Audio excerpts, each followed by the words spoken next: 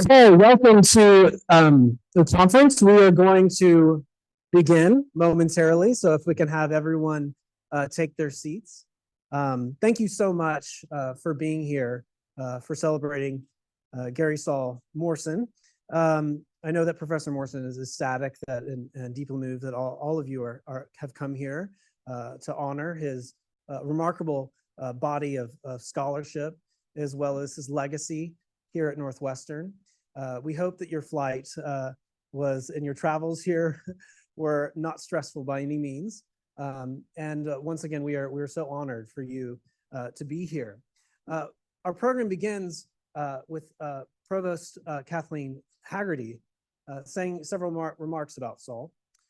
She has been the provost, Provost Hagerty has been provost at Northwestern since 2020. After serving as associate provost for faculty during the 2019 to 2020 academic year, and previously as interim dean of the Kellogg School of Management. Hagerty joined Kellogg more than 30 years ago and holds the first Chicago professorship in finance. She has earned a reputation as an accomplished scholar and respected faculty leader, and perhaps most importantly, as far as this conference is concerned, she has been friends with Professor Morrison for quite some time. So without further ado, I give you Provost Kathleen Hagerty.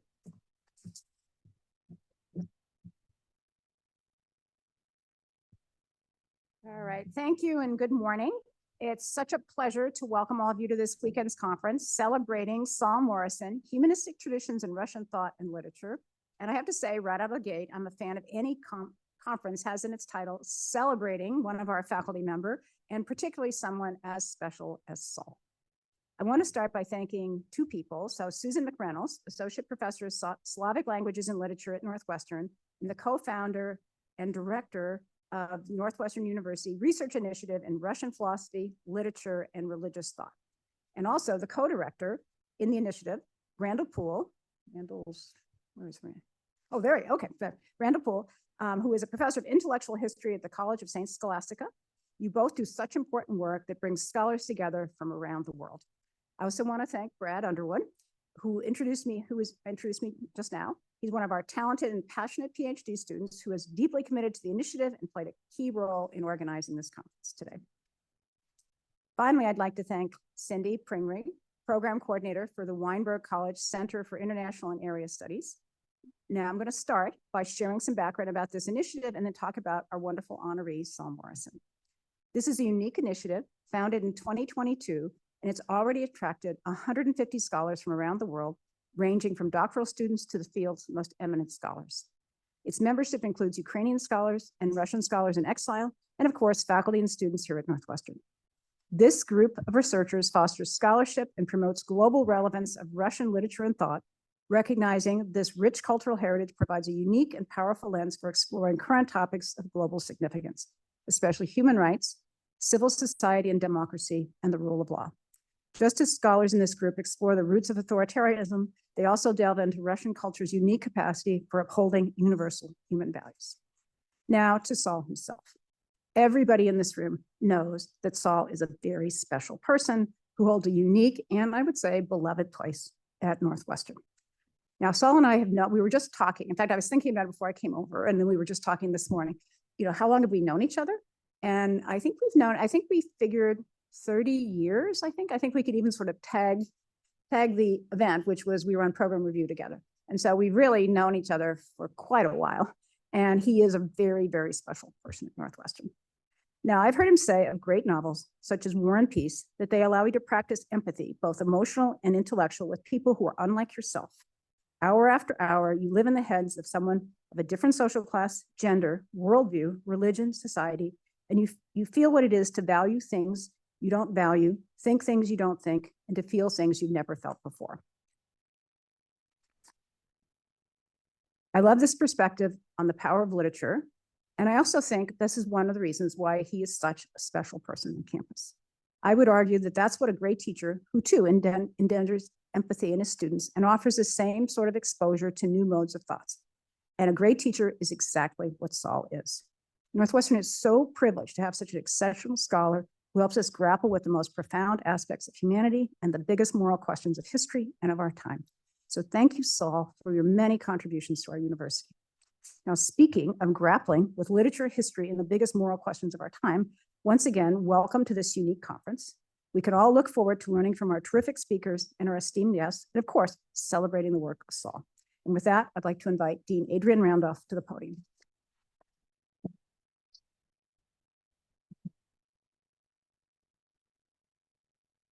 So I'm really delighted to join you here today. It's a special couple of days we have before us.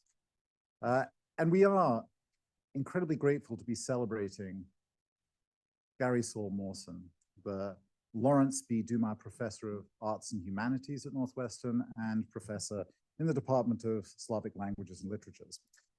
I wrote here that Saul started his academic career some years ago at the University of Pennsylvania, but I was thinking in some ways it's hard to imagine a moment when Saul didn't have an academic career. I think those of us who know him imagine him springing fully formed from the brain of some demigod or maybe a deity in his youth, somehow spouting citations from all of the great works of literature in the European and Russian traditions. But he joined us maybe at some point on this trajectory in 1986 at Northwestern. His immensely popular courses, and I'm sure you'll hear this a number of times, that he has filled the auditorium at Northwestern for more than 30 years and teaching, and I'm sure someone will mention what percentage of Northwestern graduates have experienced the Mawson pedagogical mode. He's appropriately been recognized with the Charles Deering McCormick Professor of Teaching Excellence, as well as Weinberg College's E. Leroy Hall Award for Teaching Excellence. Saul is an exemplary community member. Having been twice the faculty chair of the Department of Slavic Languages and Literatures and the director of graduate studies, he's also been the faculty chair of Willard Residential College for 20 years. And I just received an email the other day reappointing you to that position for next year. So thank you so much for that service, which often goes unnoticed in events like this. Many of you know he is the author of, it says here 125, but I'm sure by the time I finish speaking, it will be 126 or more articles and let's just say a score of books. I won't try to put a number to it because I'm sure there's publications hidden in the archive somewhere that we haven't heard about. And again, they appear at a sort of slightly alarming rate for those of us who, at least who are in administration. His work ranges, as you all know, across literary theory, the history of ideas, both Russian and more broadly European, a variety of literary genres, including satires, utopia, and the novel, of course, at the heart, in some ways, of the Mawson tradition. And of course, he returns again and again to writers with whom I assume he converses nightly, like Machiavelli conversing with the ghosts, Chekhov, Gogol, and above all, of course, Dostoevsky and Tolstoy. Mawson is a member of the Academy of Arts and Science, the American Academy of Arts and Sciences, and in his Narrative and Freedom, The Shadows of Time won Best Book of the Year awards from the American Comparative Literature Association and the American Association of Teachers of Slavic and East European Languages. For Professor Mawson, literature poses searching questions about how to live our lives and why the moral questions we face might be addressed through literary means. Mawson's has been a lifelong quest to identify those intense, distilled moments of moral dialogue in literature, and most often in the realist Russian novels that constitute the grounds for so many of his conversational inquiries. Life, he writes in his most recent magisterial, by which I mean very large and heavy, book, Wonder Confronts Certainty. Life, he says, is eternal dialogue, a world symposium that never ends. Mawson's work in this book, and indeed across his oeuvre, embodies the dialogic that has animated the Bakhtinian tradition of literary and cultural analysis.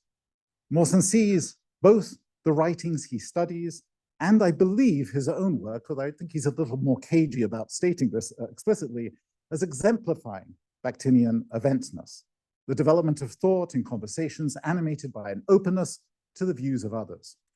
Thinking with Saul is a social event, and of course, this is too. With what truths we wish to grasp, rising through dialogue. So I look forward to seeing what ideas are going to emerge in this particular symposium. So thank you all for engaging with, I suppose, each one another, but also with Saul as a person, but also Saul as a series of texts. I assume we're both of those things when we write. So thank you very much for the energies you put into engaging with both the textual and the physical Saul Mawson. And Saul, thank you. Thank you for all, well, no, I was going to say one more thing and then you can clap for Saul, not for me.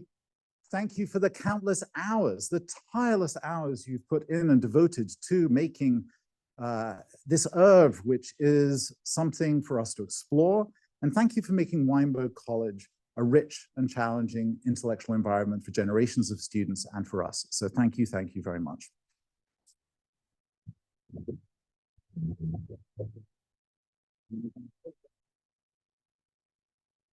You want to introduce Susan? Yeah, you can. Sure. And it's my pleasure to invite to the podium my colleague and friend, Susan McReynolds, professor in the Department of Slavic Languages and Literatures. So I want to thank you for that warm introduction, but also the fact that Dean Randolph has been a real champion and supporter of the initiative from the very beginning. Thank you for your generosity at each step of the way. I still remember very vividly when the dynamic trio came to your office and hit you up with this crazy idea of the initiative, and you were extraordinarily generous, and also for your support of this conference. Thank you. And thank you, Provost Hagerty, and also to Cindy Pingree and Liz Murray, who are here, who have worked tirelessly to make this happen. And most of all, thank you to my co-director, Randall Poole, and our associate director, Brad Underwood. They will be speaking, but I just want to acknowledge their extraordinary dedication to our common endeavor. I like to say that the initiative is something that wouldn't have happened if one of us had been missing. And this is a joke that I can only make in a group like this when I say that each one of us is necessary but insufficient. So thank you. Yeah, I know it gets a laugh here when in most places. So each of us is here because of Saul. Each of us has a story with Saul. And, you know, the storyness of our relationship with Saul is something that also characterizes the initiative. The initiative has a story with Saul as well. And so just, you know, to give you a little background on the initiative and its story with Saul, I came here to Northwestern longer ago than I would like to admit. And my personal relationship with Saul got off to a little bit of a rocky start. He claims he doesn't remember this, but at my job talk, he arrived late, and Andrew can probably maybe testify to this. He arrived late and I put him to sleep. He dozed off in the front row. Now, admittedly, he's, you know, it's not easy. It is absolutely true. Andrew is going to have to back me up. It is not easy being so productive. And so, you know, and was probably quite boring, but thank you to both you, Andrew, and Saul for hiring me anyways. And hopefully you haven't, you know, lived to regret that decision. But, you know, the reason why the initiative even became a possibility was because of what then became of an extremely meaningful intellectual relationship and friendship with Saul that I've been so honored to have over the past couple of decades. You know, being in a department where all of us are both specialists who are crazy in some way about Dostoevsky or Tolstoy or Chekhov, but we're also generalists. We're also passionate about life. And that's why we came to the field that we did, because each of us in our own way found something in the Russian tradition that speaks to us and that we feel has something valuable for everyone, no matter where you live, when you were born, who you are. And I think that the initiative exemplifies that spirit. I mean, I look around this room and we have people from business, and we have people from medicine, and we have people from high tech, and all of them have a story with Saul and through him with Russian literature. So this initiative would not exist if I hadn't been nurtured and mentored in a department that encourages free thinking and exploration and risk taking. So I'm grateful for that. And I hope, it's my humble hope that this initiative will continue to be something that grows and expands. We are already bringing in undergraduates and, you know, people from outside of academia. Our goal is to not be sequestered in academia. The group that we have here, the passion that and the excitement that you're going to be hearing about how Saul and Russian literature through him have affected and inspired their careers and their paths and so on, is something that I hope is just going to continue to grow. So thank you all for being here. We all have many things to be doing on a beautiful but cold early spring morning in Evanston. So without further ado, I'm going to turn over the microphone to my co-director, Randall Poole. Thank you.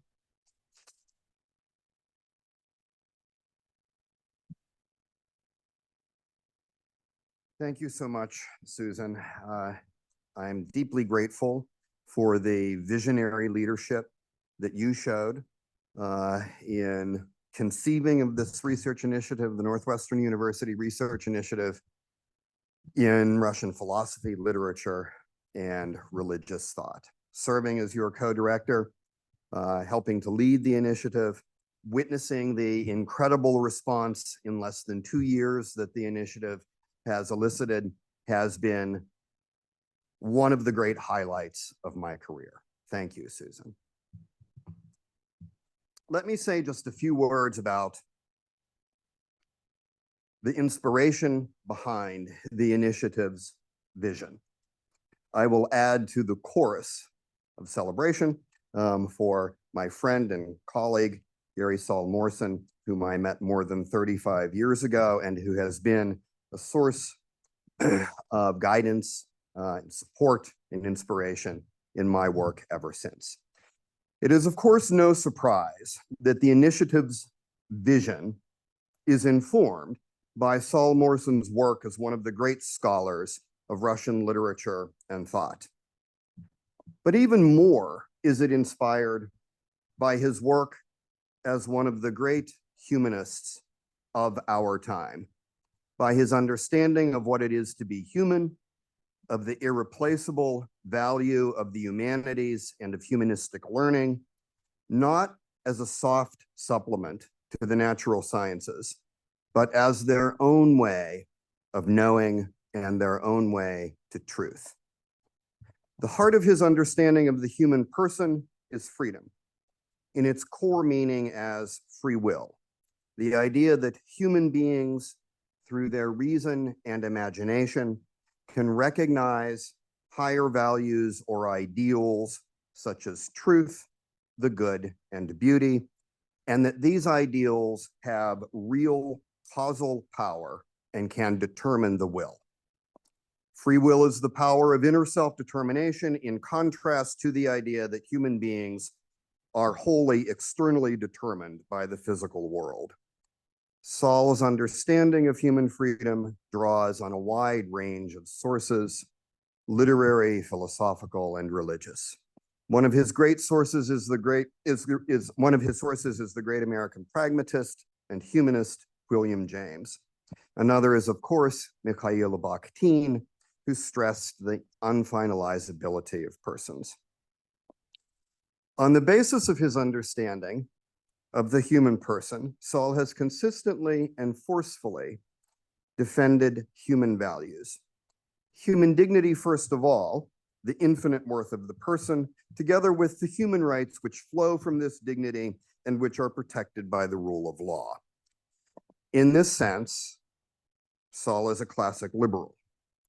He is a pluralist, but not a relativist. He believes there are universal human values that decent people everywhere can recognize, embrace, and work to realize in themselves and in their societies. We can learn about these values and how they have shaped history through studying the world's diverse cultures. In his own work, Saul has, of course, emphasized the study of literature, but he also has a keen appreciation of religion as a source of human values. His humanism informs his incisive critiques of determinism and materialism, of fundamentalism, of necessitarian conceptions of the social sciences and of freedom-denying ideologies. His work has deepened our understanding of how the totalitarian regimes of the 20th century undermined truth and sought to create a false sense of reality or even to destroy any sense of reality in order to remove the last limits on their power. Today, when the very idea of truth is under renewed attack, Saul's work is more vital than ever. As a humanist, Saul, of course, rejects scientism, the idea that the natural sciences are the only way to truth. He has developed a new approach to the humanities, prosaics, which prizes the epistemic value of ordinary human experience as a source of truth about persons and about the type of reality in which persons can emerge. That world, according to prosaics, is open and processual, not predetermined. In some of his more recent writings, Saul has drawn on the insights of process theology. Inspired by Professor Morrison's vast and deep learning, the research initiative was founded about 2 years ago. We began planning in early 2022. Dean Adrian Randolph approved our plans and gave us some startup funding in September 2022. Since then, the initiative has flourished. You can read about our main accomplishments in the brochure included with your conference materials. One important aspect of our work is our conference series, which Brad Underwood, my friend and associate director in the initiative, will now say a few words about. Thank you.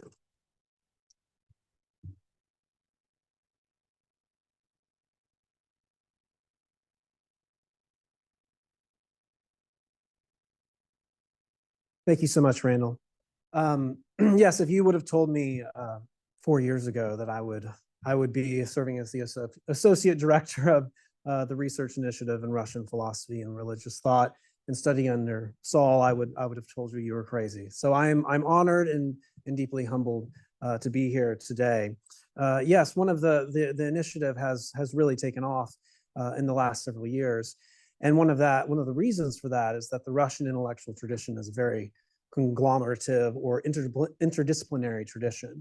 And so many of the scholars who are associated, who have an interest in this intellectual tradition, are spread out over many different departments: history, Slavics, art, divinity schools, theology, etc. And so that's one of the reasons why to have a center, to have a place where scholars can come together and talk about their interests in scholarship in one place has been one of the main attractions and one of the reasons why we've been able to attract 150 scholars in the course of only a few years. And in addition to that, incorporate so many aspects of the globe that many people wouldn't generally associate with the study of Russian literature and Russian intellectual history. For example, our first conference was in Juiz de Fora's, Brazil, where there is actually a vibrant intellectual community of scholars, often unrecognized in the global north, who were very appreciative for us to reach out to them and are participating in our initiative at the moment.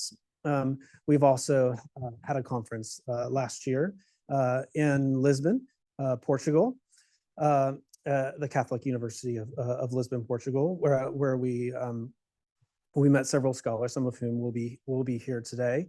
Our first annual conference was here last year, where we in true fashion, in true Russian fashion, we explored the eternal questions, as you might call them, the accursed questions. We talked about matters of atheism and matters of faith, and how the Russian tradition, Russian intellectual tradition, has much to say about that, and can help us understand some of the current debates, particularly the ones that were happening 12 years ago around the new atheism, can help contextualize those. So those are several of the conferences that we've been able to put on, and we will have one as well in Krakow in the summer, Krakow, Poland, and here before you today, we will be and this weekend we will be obviously taking as seriously as we can, which is not hard to do at all. The wealth of scholarship that Professor Morrison has given to the academy and to Northwestern. So with that, I will give you 15 minutes before our next panel, so you can step out and have a break. But we'd like for you to issue a warm welcome to this conference, and we are so honored and happy that you are here. Thank you. And one more thing. Thank you. If I could just take a minute or so more of your time, I want to recognize two more members of our team. Peter Gregory Winsky is one of the editors of our hopefully soon to be launched annual journal, Northwestern University Studies in Russian Philosophy, Literature, and Religious Thought. Peter is right over there.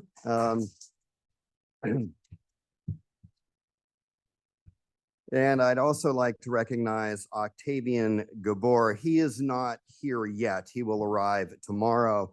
He also works with Susan, chief editor of the journal, myself and Peter as editors of the journal.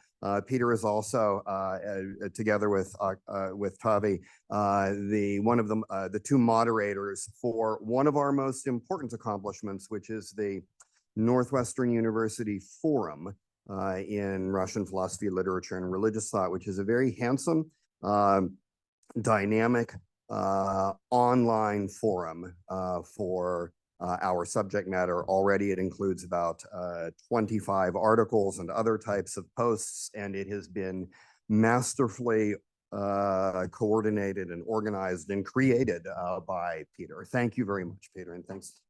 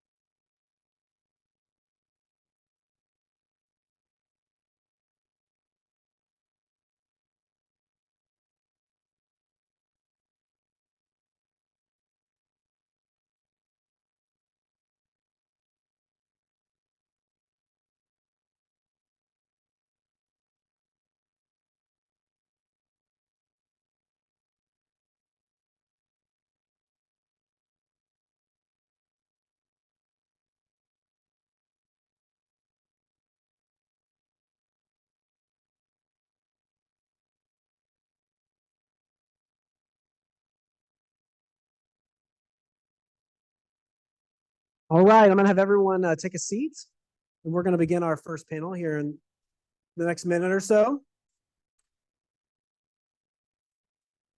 If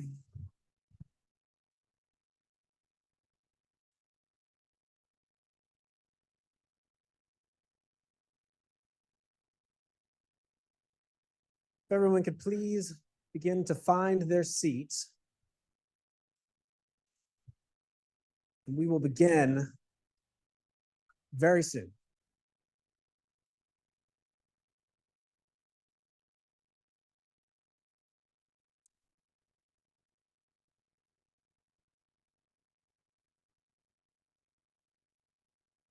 We have an exciting first panel of distinguished professors who will be presenting this morning. Donna Tussing Orwin is a professor at the University of Toronto who will be speaking. Her paper title is entitled Wonder Confronts Certainty, Main Ideas and Insights, after which Sanford C. Goldberg of Northwestern University will be presenting a paper called Reflections on Wonder and Certainty. And then after that, Mikhail Epstein of Emory University will be presenting online a paper entitled Aphorism as a Laboratory of Thinking Through the Prisms of Natural and Artificial Intelligence. The way this is going to work, so that we know the program for the rest of the conference, is that we are going to have each presenter come up one by one to this podium and speak, and then go back to their seats, as opposed to going to these chairs, until the entire panel, all of the panelists have spoken. After which you will then come up to the front, and then we will take Q&A. Again, today is a very cozy experience. This is and I know that Saul would have it no other way, having someone who has always attracted a crowd. So tomorrow we will have more breathing room. I promise you that. We will be in Guild Hall. But I hope that we can all enjoy the feeling of being close to one another in this room for today. So I will begin with Professor Orwin coming up and giving her talk once again entitled Wonder Confronts Certainty, Main Ideas and Insights. Yeah, thank you.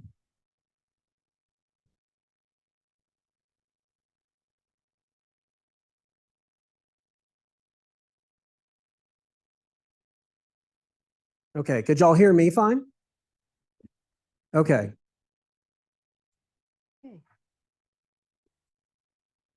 Thanks for the invitation to this wonderful event. I'm sorry I wasn't here last year, but this is very special to me to be celebrating my friendship and admiration for Saul. Since not everyone has read Saul's new book, I thought I would focus on it as a way of getting a conversation about it started. I have followed Gary Saul Morrison's career for many decades, and I'm a great admirer of his writings. What is most impressive about these, in my opinion, is the combination in them of their focus, their evolution over time, and their scope. He worries his thoughts, broadening and deepening them, the way a dog chews a bone.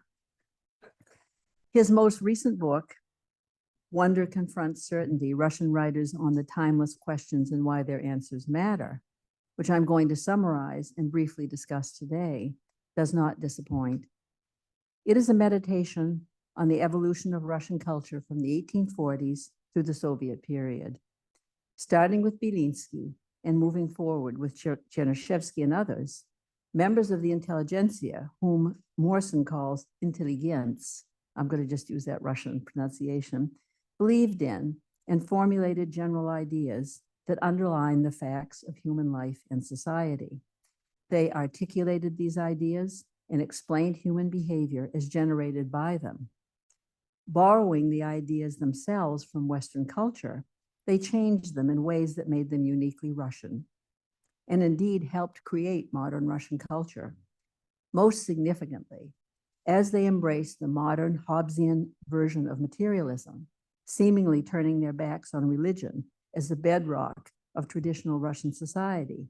They endowed that materialism with a spirituality that created their own powerful belief systems, what Morrison calls a religion of science.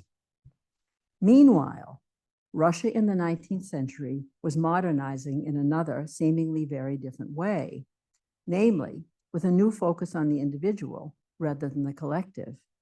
Since individualism requires freedom, it would seem to be opposed to any systematization, including a religious one, that would limit this.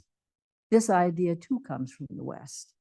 It is the peculiar contribution of Russian thought and literature to carry each idea, individualism and systems, to its extreme, thus articulating all the contradictions between them. So Morrison says, the Russian novel of ideas concerns itself with the struggle between what he, quoting Rufus Matthewson, names wonder and certainty. He illustrates this dynamic in a comment on the brothers Karamazov, quote, "The devil who visits Ivan Karamazov describes himself as, quote, X in an unsolvable equation, end quote. He exists so that surprising events can happen. I would love to praise God," the devil confides, "but I am forbidden to do so because everyone says there'd be, quote, there'd be nothing without you. If everything in the world were sensible, nothing would happen. There would be no events without you, and there must be unpredictable events." And then Morrison's words, borrowed from Matthewson, "Wonder confronts certainty." So it's certainly true of literature, isn't it? We have to have events, and they have to be bad. Unpredictable events happen because chance intervenes, but also because individuals do not behave as systems require them to do. The devil, that is their own needs and personality, affects their actions. This creates what Morrison calls wonder. Saul, I hope you're okay with my interpretation of your book so far. Okay, yeah, you'll tell me later. The systems are attempts to construct order and certainty from the chaos of chance and individual desires. The wondering individual then pushes back against this effort. Having identified these factors and their interactions, Morrison proceeds to illustrate their effect, both individually and collectively, on Russian culture and history. They evolve, as does the relationship between them. As consequences, mostly unexpected, of systems generated by ideas, those consequences become apparent, and unexpected events occur. Intelligents create updated models, and individuals react to these. The intelligents, both as creators and reactors, are themselves different, of course. Morrison divides them into wanderers, idealists, and revolutionaries. His prime example of the first category is Vissarion Belinsky, who took on and shed many ideas over his short life. Medieval history professor T.N. Granovsky, a friend of Belinsky and also a product of the 1840s, for whom, quote, ideas mattered more than practical results, quoting from Morrison, is his example of an incorrigible and highly influential idealist. Significantly, there are fewer examples of this type in Morrison's book and more fictional ones like Rudin from the eponymous novel by Turgenev, or characters created by Vsevolod Garshin and Gleb Uspensky, whom Morrison labels disappointed idealists. Russian soil, it turns out, does not nourish the idealists to whom it gives birth. This fact gives rise to Morrison's third category, revolutionaries, who are in a hurry, determined to reform society in a short time and by whatever means it takes. Its first representative in Morrison's account is Mikhail Bakunin, another friend of Belinsky and, quote, the founder of modern anarchism. The phenomenon of Russian terrorism emerges from Bakunin and his followers. Too much hurry. A prime example in the book of a founding terrorist is Boris Savinkov. Am I Russian speakers? Is that right? Savinkov? Okay. 1879 to 1925. I'd not heard of him, so it was interesting to me. who both practiced terrorism and wrote fiction and nonfiction about it in Tsarist and early Soviet times. The book looks at how systems and their creators, their advocates and their debunkers have shaped the Russian experience and Russian history over time. The actions of individuals are not necessarily predictable from the point of view of systems, but systems as embraced by the intelligentsia from Chernyshevsky on were considered infallible by their creators. Their certainty about this reflects the Hegelian and subsequently the Marxist influence on Russian thought. Quote from the book, for Hegel and Marx, history was itself an agent and as such had goals. It was a God substitute, and the enormous appeal of these thinkers for Russians lay in the substitution. No longer did atheism suggest that goals are arbitrary human constructs, end quote. Eventually, we arrive at Soviet Marxism, which, as we have noted, was more a religion than a science in the Western sense. There was no place in it, Morrison says, for the skepticism inherent in a Western Darwinian approach. When things went wrong within a system, the intelligents who created and defended it believed that this was because of some sort of mistake in it or sabotage of the ideas that they embraced. Some of the most interesting parts of Morrison's book are the descriptions of Lenin and Stalin as intelligents. I knew about Stalin, of course, about his crimes, but I was surprised to learn of the ruthlessness of Lenin, and boy, has that been important to me, who, along with Trotsky, quote, sneered at the whole idea of, quote, the sanctity of human life, end quote. Morrison writes that, and then he illustrates how, quote, for Lenin, Stalin, Trotsky, Bukharin, and their Bolshevik followers, it was leniency and soft-heartedness that were questionable. Unless one grasped that cruelty was the default position, one cannot understand Soviet decision-making, end quote. He quotes Orlando Figes from Figes's The Whisperer's Private Life in Stalin's Russia, a very good book, by the way, I highly recommend it, that, quote, the word for conscience, Sovist, almost disappears from official use after 1917, end quote, and was replaced by consciousness, сознательность, which represents the internalization of, quote, a higher moral revolutionary logic, that is, Marxist-Leninist ideology. Throughout the book, Morrison provides fictional examples of different categories and scenarios. The authors of fiction on whom he most relies are Turgenev, Dostoevsky, Tolstoy, Vsevolod Garshin, Gleb Uspensky, and Chekhov in the Tsarist regime, and Solzhenitsyn, Vasily Grossman, and Svetlana Alexeyeva in the Soviet one. Their writings depict intelligence, systems, their formations and consequences, and individuals within and reacting against these systems. Morrison's own point of view in this book, and the one he ascribes to authors whom he most admires, is informed by what he calls prosaics, to which he devotes a whole chapter called What Don't We Appreciate? Prosaics Hidden in Plain View, referencing a great book that he wrote earlier on with Carol Emerson. This is a term he and Carol Emerson originally coined to describe the literary theory of Mikhail Bakhtin, and which Morrison applied starting in 1988 to the Russian realist novel. In Wonder and Certainty, Morrison associates prosaics with what he calls life rather than systems. By this, he means the small, seemingly insignificant details outside of any larger system or story. Quote, prosaics resist utopian transformation, end quote, and hence resist plans concocted by the intelligentsia. Prosaics focus on the details of individual lives rather than on systems. Of the famous opening statement of Anna Karenina about happy and unhappy families, Morrison writes, quote, I believe that Tolstoy meant that happy families resemble each other because they lack striking events.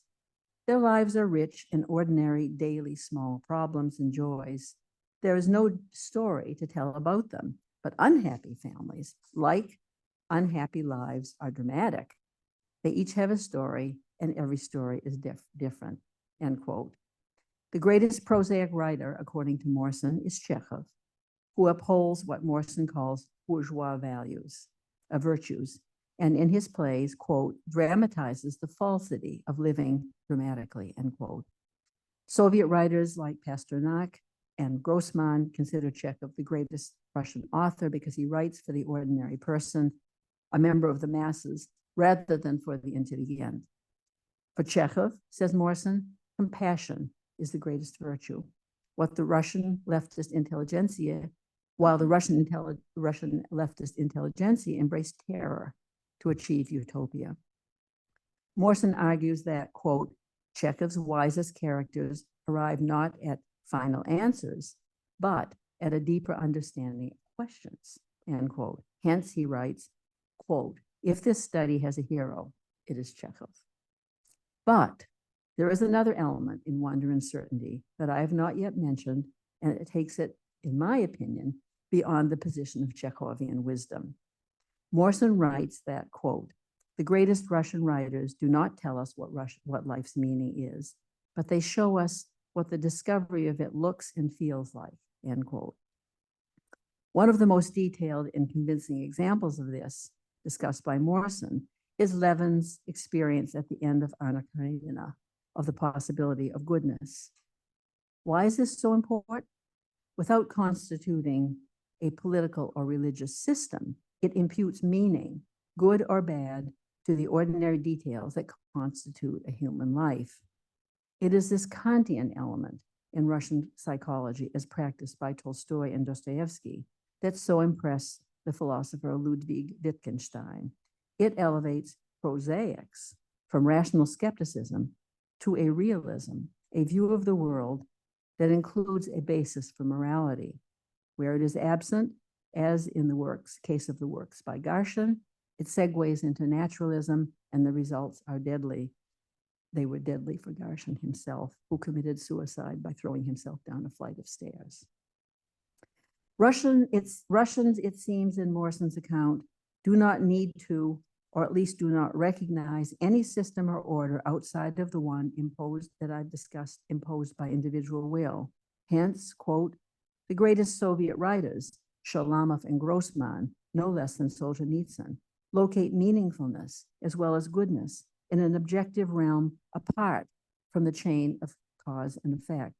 As Levin discovers, it cannot be studied by physical science or reduced to social causes. It is not something that just happens, but something one must choose and work for. It implies and depends on human freedom, end quote. This fact about Russian thought and psychology makes it attractive to an American like myself, raised in an old-fashioned part of New England in the tradition of transcendentalism. Yes, believe it or not, it was still going on in rural Maine. It is what drew me to Russian literature and especially Tolstoy in the first place. Ultimately, I learned that what is different between societies that safely accommodate individualism of the sort that I admired and those in which it has dangerous consequences is the presence in the former and the absence in the latter of moderation and compromise. These last are virtues enshrined in a rule of law that seems weak in Russia. Russians are extremists, or as Morson puts it in his introduction, maximalists, whose passionate nature is attractive but ultimately dangerous. Hence, he writes, quote, the tendency to extremism, maximalism, and urgency had this one benefit. It allowed Russians, and incidentally us, to see the potential consequences of ideas and actions usually taken only part way, end quote. Great literature, but terrible politics. That is the story of Wonder Confronts Certainty, Russian writers on the timeless questions and why their answers matter. That's the story it tells. Thank you very much.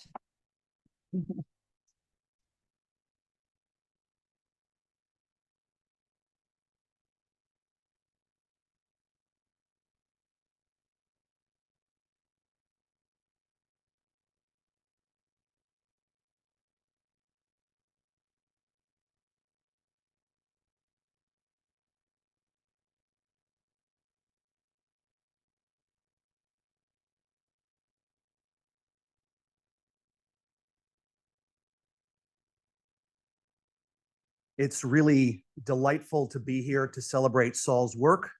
I arrived at Northwestern 18 years ago, and Saul was one of the first persons I met, and I am a philosopher by training. I hope you will forgive me that. This means that I like to argue, and I like to argue with Saul, and I'm going to use this opportunity to do so. Here's what I propose to do today. I want to do three things. I want to set up the conversation by talking about the rules of engagement. These are Saul's rules of engagement. Then I want to have the conversation that I'd like to have with Saul. This is going to be my key take on key claims in the book. And then I want to draw some conclusions. I want to begin by talking about Saul's views on the engagement of philosophy by Russian literary culture. And we just got to, Donna, I want to thank you very much because you gave an overview of the kind of thing that I'm going to focus on one small part of. The part that I want to focus on is Saul's characterization of Russian literary culture as a deeply philosophical one, representing it as an ongoing Russian culture-wide conversation. I love this idea. And both describing that conversation and, albeit sometimes a little bit in a cagey fashion, participating in that conversation. My goal today is to reflect on Saul's participation in that conversation. When Saul is setting things up, he's talking about the Russian literary culture as a deeply philosophical one, and he talks about three dimensions of that. I want to highlight all three. He begins with some comments on Russian literary criticism. He says the following. He says, the most influential Russian philosophical thought developed outside philosophy departments. Beginning in the 1830s and 40s, it often took the form of literary criticism. Even those Russian critics who disparaged tendentious analyses in favor of aesthetic or formal readings could at times not help expressing an overall philosophy of life. And then finally, criticism of Dostoevsky's works contributed an important philosophical genre, to which many of Russia's greatest thinkers contributed. So you have a sense that philosophy in Russia, at least in the 19th century, and it goes into the 20th century, is taking place not merely, and perhaps not especially in philosophy departments, but among Russian literary critics. And soon historians, intellectual historians, get into the mix. Here's Saul's take on the histories of Russian philosophy. Histories of Russian philosophy differ markedly from their English or American counterparts. They more closely resemble intellectual histories of influential thinkers. Aesthetics, politics, and ethics weigh much more heavily than logic and epistemology. By the way, I'm an epistemologist, so I'm at a loss here. This is outside of my realm of expertise. And then a third comment, perhaps the most important comment that Saul makes, is on the Russian literary tradition itself and its contributions to philosophy. And here, one quote among all others stands out from Wonder Confronts Certainty. And here's the quote. Beginning with the great period of Russian literature, Russians argued about ultimate questions. Once defined, those questions persisted, provoking responses again and again. The earlier statements retained the power to speak as if their authors were still present. And when later thinkers found earlier views mistaken, they contested them as they might have done in a face-to-face confrontation. I love this, and in particular, this. The idea is that philosophy in Russia is a generations-long conversation that's taking place largely in the Russian literary tradition and the Russian literary culture, whereby even if you are born into a culture 50 years down the road, you can still respond to people who spoke 50 years ago. I am in a happy position where I want to be able to confront Saul in this way, and I don't have to use the subjunctive tense. Because I can say, it's not I'm confronting Saul as if I might have done if he were not here. I can do it in his presence. So here we go. I propose to treat Wonder Confronts Certainty in just this way.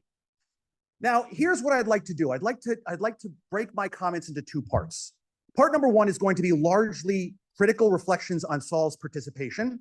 That's the part that I'm getting into right now. And the second part of it is going to be my admiration for some of what I'm going to call the deep insights of Wonder Confronts Certainty, insights that I find not just deep, but also moving. That's going to be the second part. Criticism first, the stuff I find moving second. In Wonder Confronts Certainty, we have this idea of a grand conversation on ultimate questions. And one of the things that Saul does in a really lovely fashion in this book is he critically examines the Soviet intervention into some of these conversations. Donna talked a little bit about this a few moments ago. I'm going to talk much more about it.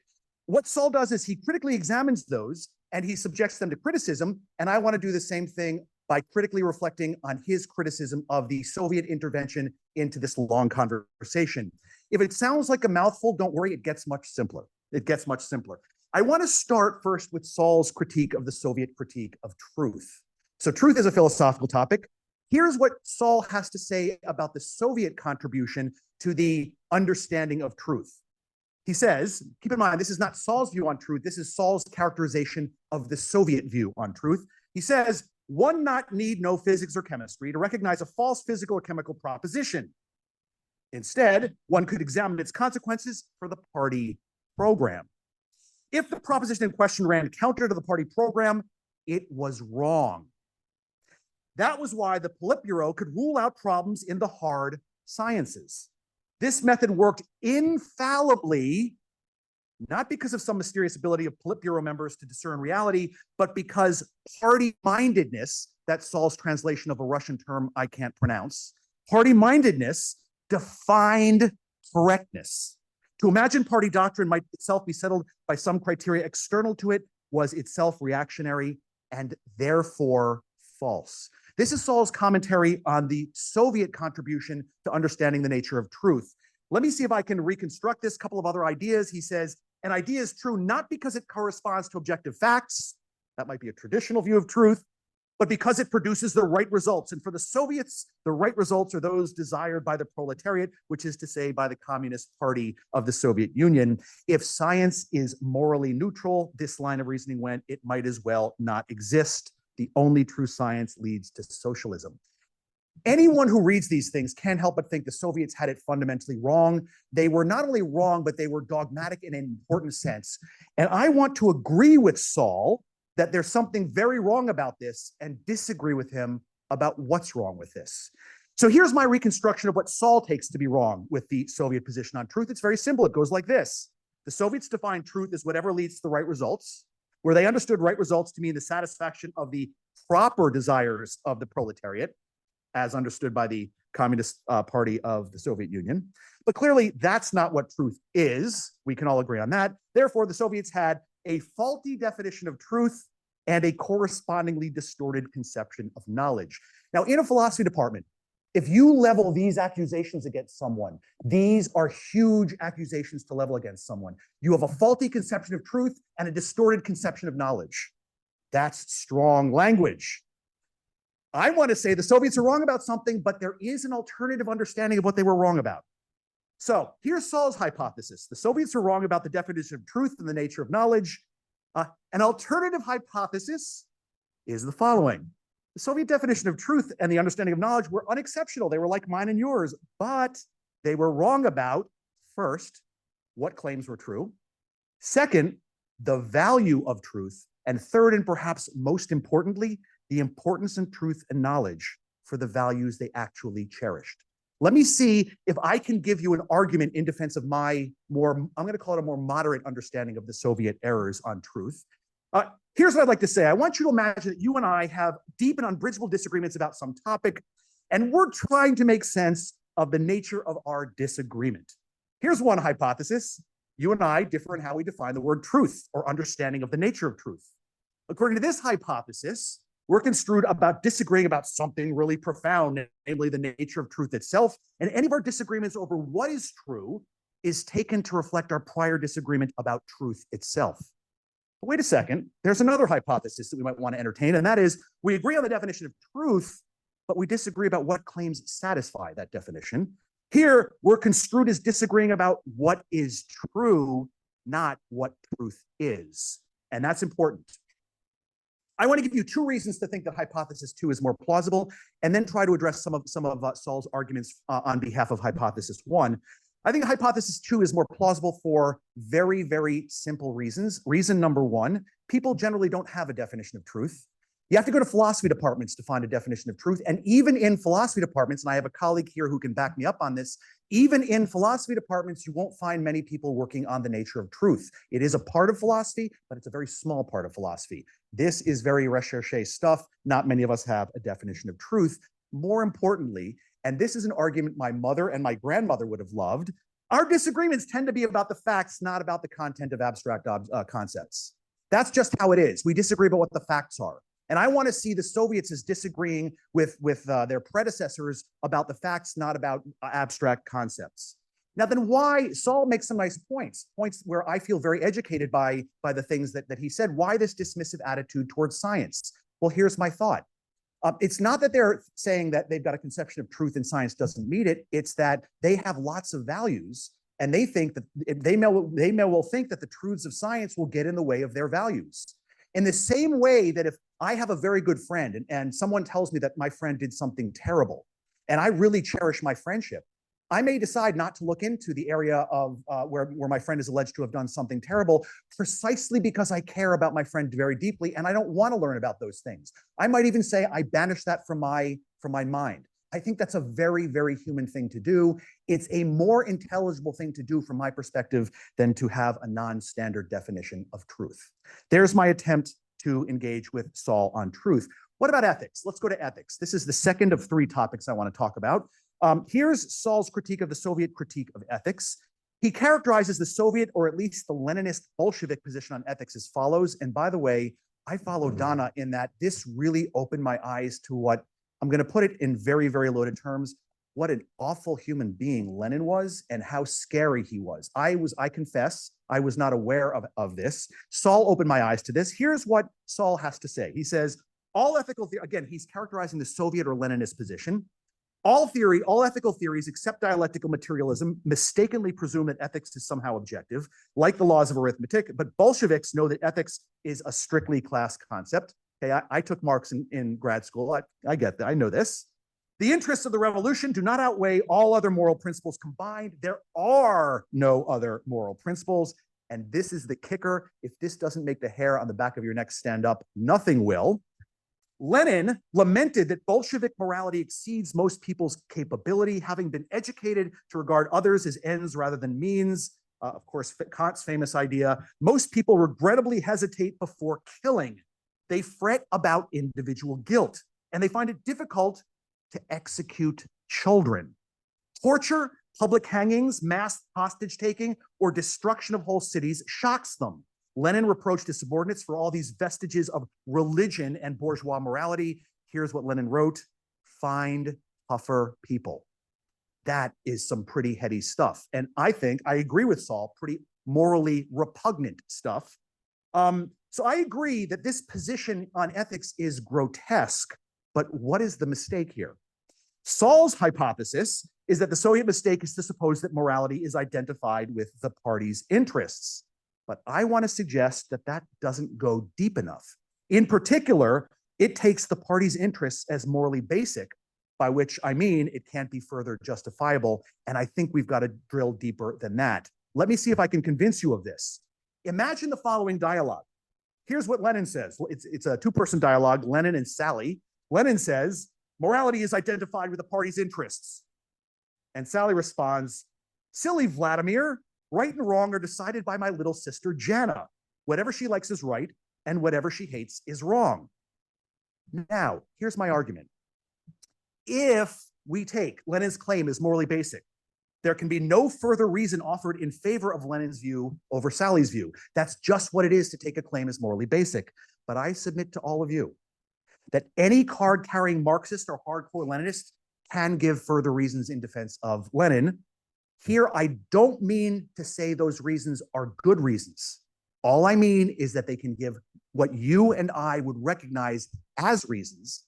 And if that's true, Lenin's claim isn't morally basic. And if that's true, Saul's answer doesn't go deep enough. We need to go deeper if we want to understand the nature of the Soviet error on ethics. So I contend. One final point where I want to see if I can generate an argument with Saul is on his comments on the Soviet critique of free will. Free will is, and I've read enough of Saul's other books to know that this is an obsession of many, many people in the Russian tradition. It's also an obsession of mine. I love to talk about this. Here's Saul's characterization of the Soviet, or at least Lenin's position on free will. He says, Lenin was attracted to the materialism and the amoralism of Raskolnikov's statement in Crime and Punishment that all is permitted. And then Saul makes the following remark, that position that Lenin found attractive can be supported in at least two ways. Here's the first line of reasoning that supports the amoralism of which Lenin approved. To begin with, science describes the world in terms of cause and effect, acting on purely material objects. There's no room in science for moral categories. If I drop a stone, it falls at 9.8 meters per second. Is this behavior moral or immoral? The question obviously makes no sense. But if people are just complex material objects, it makes no more sense to ask about morality of their behavior. Everything is as it is, and that is all. That's the first argument that's supposed to support immoralism. Here's a second argument.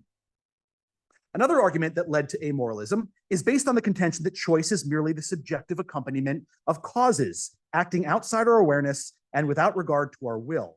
Our will, in fact, is itself the product of those causes, so that even if we could choose what we will, we cannot will what we will. In that case, it makes no more sense to blame people for their behavior than to blame Mars for traveling in an elliptical orbit. So these are Saul's attempt to characterize arguments that he takes to support the view that Lenin found attractive, namely that everything is permitted.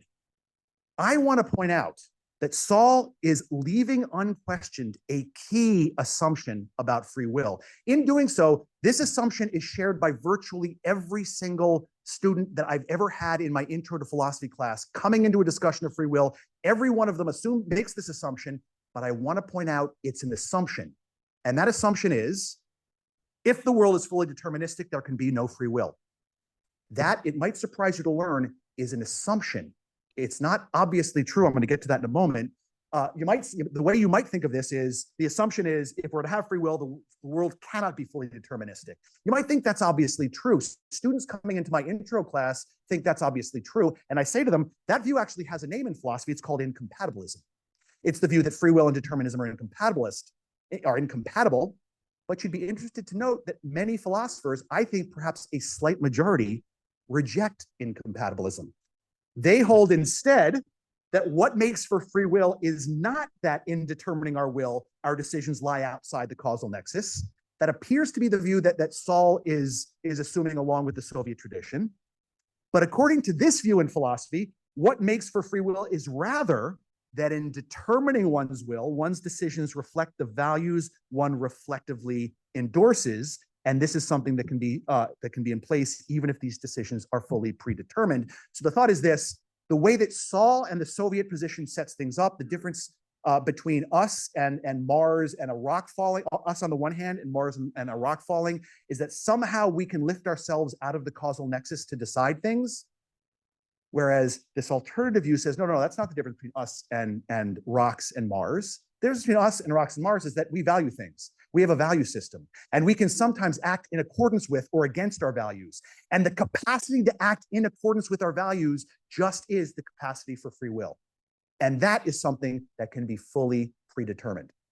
So what I want to suggest from all this is that perhaps the problem with the Soviet Leninist position on free will is the very assumption that Saul appears to share with them. Now, quick review. I've been suggesting that there are various ways in which, when Saul characterizes the Soviet position, entering into the Russian philosophical discussion, Saul's position itself is subject to criticism, but I'm hoping that all of you at this point are wondering, who cares about this? This is just the philosopher who's standing up, showing that there are more philosophical positions. Why is this important? I now want to speak to those of you that are skeptical, and I want to try to convince you should agree. But most importantly, I want to convince Saul that he should agree. That's my real target here. I'm going to give you 3 reasons, the last of which is the reason that I really want to push on Saul. I really want to push on Saul because I think it's a reason that Saul's book predicts. First reason, for those of you, if you're philosophers in the audience, and I count one of you, there may be others, there you go. You might care because you care about philosophical topics themselves. I'm glad, I think I saw Adrian, our dean here. I think he was here. I'm glad to say this. I want to say this in front of him if he's here. Philosophers do care about the truth, and we also care about why it's true, what reasons we have to think about that it's true. And a corollary of that is we care about what's false, and we want to know why what's false is false, what reasons we have. And you might want to care about these things, and that's why it's important not just to care about that the Soviets were wrong, but why they were wrong. So that might impress you if you're a philosopher, which is to say one of you in the audience. Intellectual historians in the audience, here's an argument for you. You might care about the full range of options open to the Soviet philosophers and the full range of the ways they might have gone wrong in their philosophizing. If you're an intellectual historian, your job is to reconstruct exactly the range of options that were available. And what I'm suggesting the range of options available to the Soviets were larger than what you'd get if you just read Wonder Confronts Certainty. That's a second reason you might want to care about this. But here's what I'm going to call the Saul Morson reason for wanting to care about the comments that I just made. You might care about the Great Russian Conversation itself. Here's what I have in mind. I'm making some important assumptions. First, conversations. I want to take Saul's notion of conversation seriously. It also happens to be an obsession of mine in philosophy, the nature of conversation. I want to say that conversations are better when each party is and is seen by the other as a rational participant. And here's the kicker. This is especially true when the conversations involve deep and potentially unresolvable disagreements, and that we're not doing ourselves any favors when we characterize a participant as making a silly error or reasoning in an oblivious way or endorsing an easily refutable view, because when we represent them like that, we're not seeing them as fully rational. And I think it should be a very strong assumption that participants in a conversation are fully rational. That assumption should only be given up if there is no other alternative. There are people who are irrational, but that should be your last go-to, not your first go-to. And I say this is something that I should appeal to Saul, because I think this last reason picks up on one of the really, truly lovely ideas in Wonder Confronts Certainty, and it's this.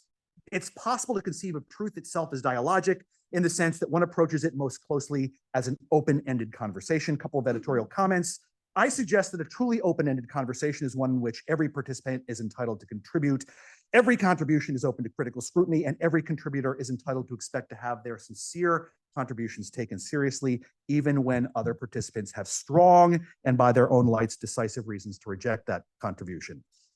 Two thoughts here. When you're representing a conversation that takes place across generations, as Saul is doing so beautifully in this book, there are lots of models. I want to highlight two.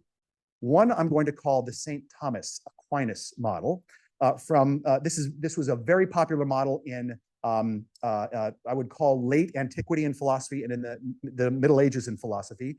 If those of you who know the Summa Theologica, St. Thomas's Summa Theologica, you'll know that in that book he does preserve the opinions on the other side. He absolutely does. And he does that because he wants to show you that he can refute them. They are not just false, they're decisively false. That is one way to represent a conversation. That's what I'll call the St. Thomas way to represent a conversation. And against that, I'm going to contrast another tradition that Saul mentions twice in the book that I happen to find more congenial, and I'm going to call that the tradition of Judaism's Talmudic tradition. In the Jewish Talmud, you do get both sides of an argument. Sometimes you get more than both sides of an argument. Two Jews, three opinions. We know that one.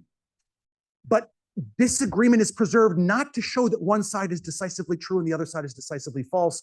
It's preserved to show us what we were thinking and what resources we might have as we try to rethink these things in future generations.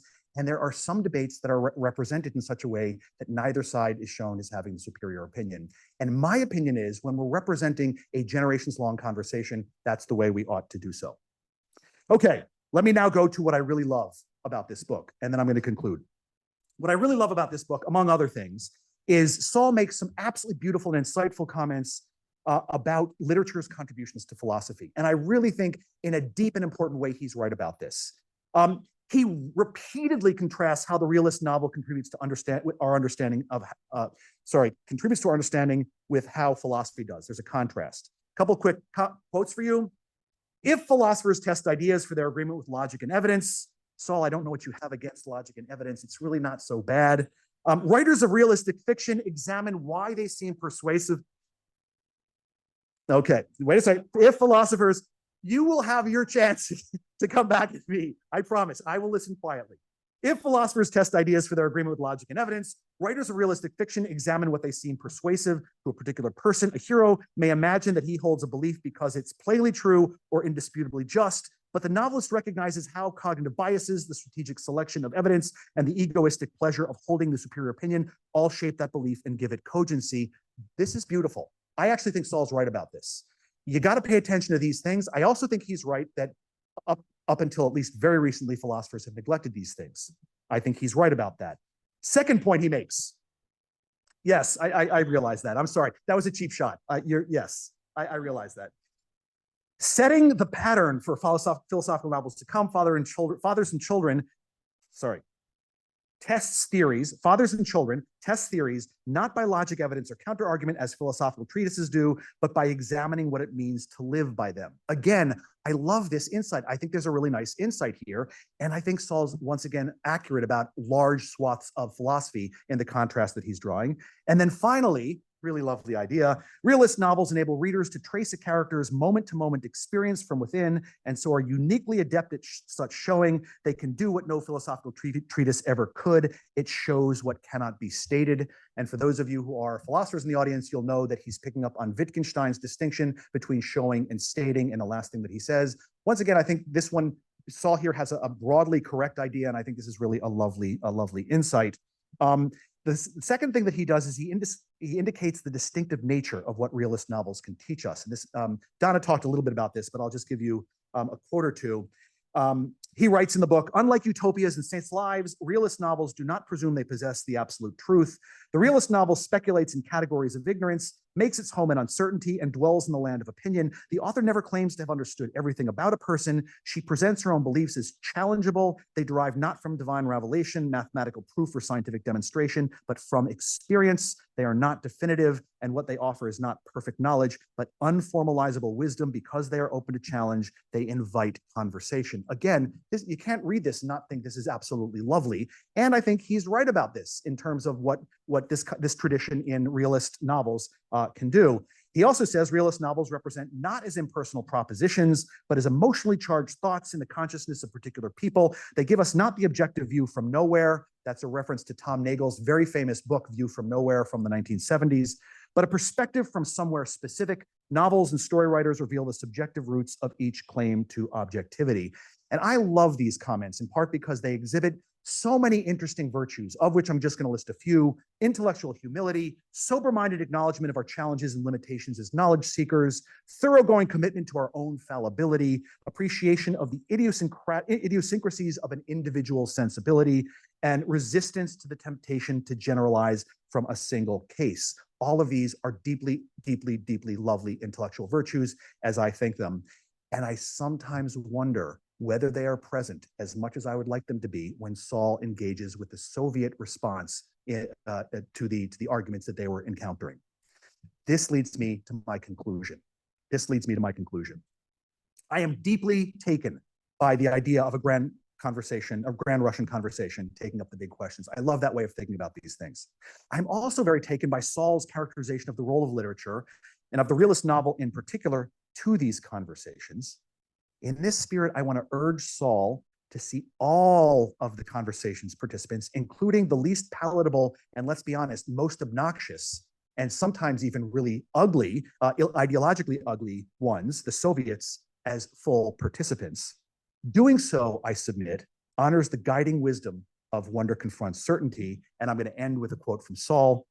The greatest literature advances understanding not by supplying final answers to eternally open questions, but by revealing new depths to the questions themselves. Wisdom begins with better questions posed more thoughtfully, and literature, if it accomplishes what it should, leaves the readers wiser. The conversation about ultimate question remains engaging and endless. Let's keep the conversation going. Thank you very much.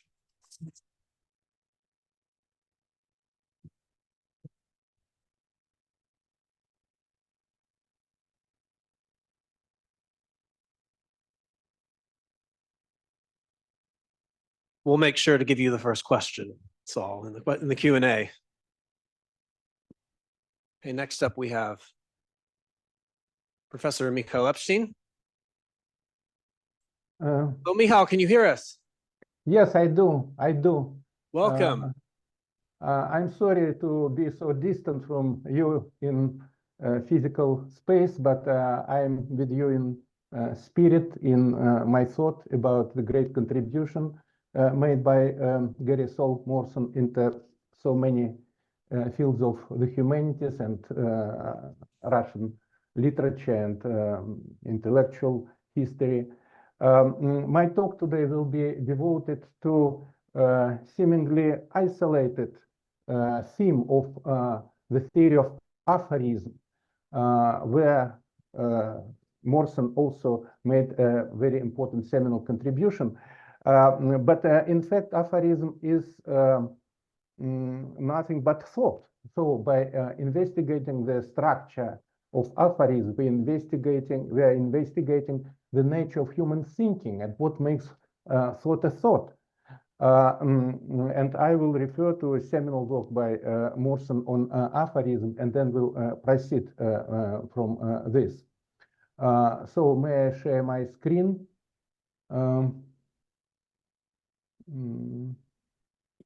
I'm not allowed to do this now, but I will do it later when I am technically allowed. Yes. You can do it now if you would like. I can do. Okay. Yes. Host disabled participant screen sharing. What it says. When Try it one more time. Okay. Okay. Okay. There you go. Okay. How can I go to the end, to the beginning? I'm sorry.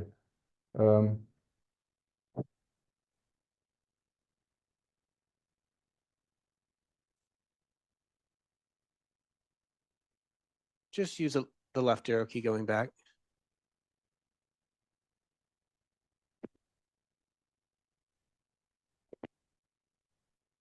Okay. So my presentations is aphorism as a laboratory of thinking through the prism of natural and artificial intelligence. And mostly I will need this PowerPoint presentation for demonstrating aphorisms and their structure. The major part of my presentation will be just oral. The aphorism, a captivating literary genre, embodies the principle of the greatest in the smallest. It condenses universal truths into minimal form, combining broad generalization with concise structure, much like a white dwarf of the intellectual cosmos. In his seminal 2003 study, The Aphorism, Fragments from the Breakdown of Reason, published in New Literary History, the distinguished American literary scholar and thinker, Gary Sol Morrison, explores the distinctive worldview inherent to the genre of the aphorism. In his analysis, Gary Sol Morrison partly adopted Mikhail Bakhtin's methodology, which describes the novel's worldview as open, searching, and evolving, a stark contrast to the epic's noted completeness. Morrison differentiates between two types of generalizing statements: dictum, which is more like epic, and aphorism, which is more like novel. The dictum, encompassing definitions, maxims, sententia, slogans, and imperatives, simplifies a phenomenon, distilling it to its essence and offering solutions. A typical example cited by Morrison is from Marx and Engels: the history of all hitherto existing society is the history of class struggles. This is not aphorism, this is dictum, according to Morrison's classification. By contrast, an aphorism, according to Morrison, hints at a mystery without providing a solution. It doesn't exhaust the phenomenon's essence, but rather harbors something unspoken, lying beyond the words themselves, thus setting thought on a potentially infinite journey. Wonder confronts certainty. This is how aphorism confronts dictum. So this is part of this great topic. Wonder confronts certainty. Aphorism is wonder, dictum is certainty. This can be illustrated by the aphorisms of Lao Tzu, for example, as Morrison shows. The way that can be spoken of is not the constant way.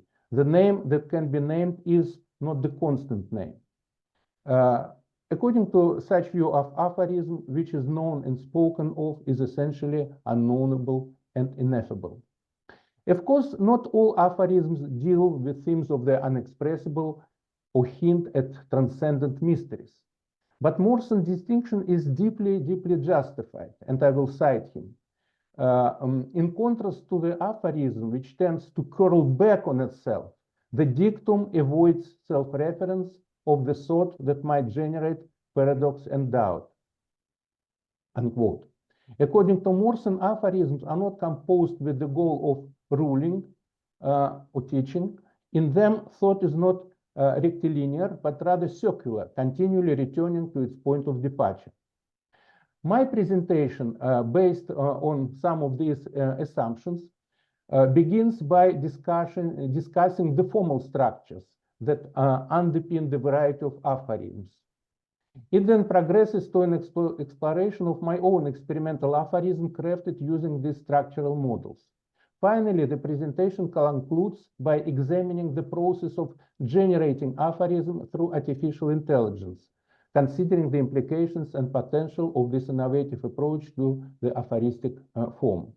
And there will be a shortened conclusion on the poetic and prosaic in aphorism.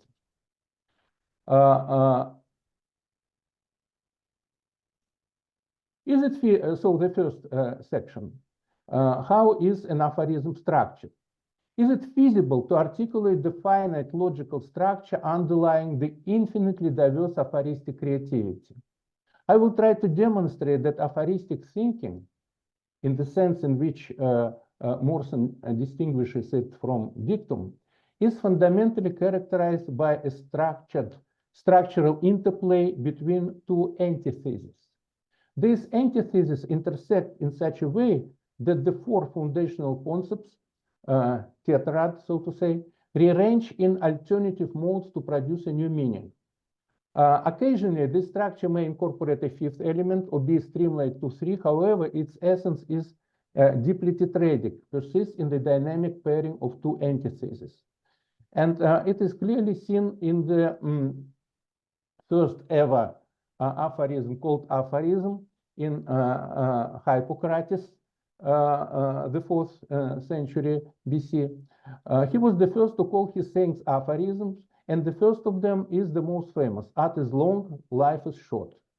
Like its famous Latin paraphrase, vita brevis ars longa, it consists of 4 words paired with each other: life, short, art, long. This represents the deployment of two antitheses: life, art, short, long. Thus, this aphorism consists of 4 elements, word concepts, and 2 antitheses, the members of which are paired. If we denote life as plus A, then its opposite will be non-life, that is art in this context, or A minus. If we denote longevity as plus B, then its opposite will be transience, or minus B. Pluses and minuses here are not to imply any evaluations of the particular concept, but only to designate their opposition to one another. So the formula for this aphorism is the cross-shifting of opposite signs, plus minus B minus, plus A minus B, or minus A plus B. Another saying of the ancient Greek sage and ruler Solon: learn to obey before you command. It also combines 2 antitheses: first, then, obey, command. Goethe's famous aphorism follows the same pattern. To create something, one must be something. First, then, be create. The aphorism of William Blake, joys impregnate, sorrows bring forth, also consists of 2 antitheses: joy, sorrow, impregnate, bring forth. The presupposition is that joy is preferable to sorrow, but the aphorism affirms, transforming the presupposition that sorrow is no less fruitful than joy, since it generates the new and is a force of creativity. That of aphorism lies in taking common presuppositions grounded in language, in cultural stereotypes, and transforming them to unveil novel perspectives to deeper insights. By challenging and subverting these accepted notions, aphorisms provoke thought and question conventional wisdom.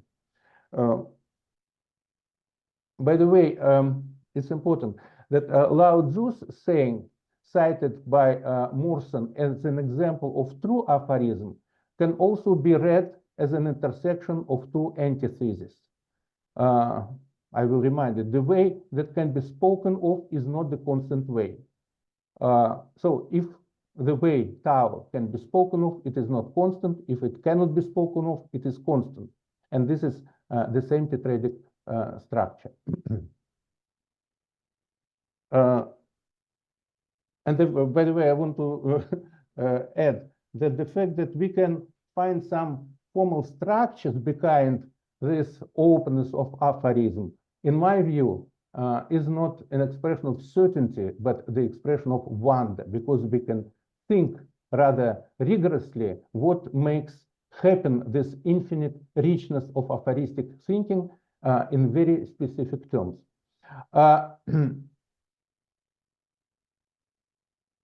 So in aphorism, concepts depart from their accustomed pairings and become embedded in other combinations. An aphorism transforms established ideas, defining the infinite and giving voice to the unspeakable.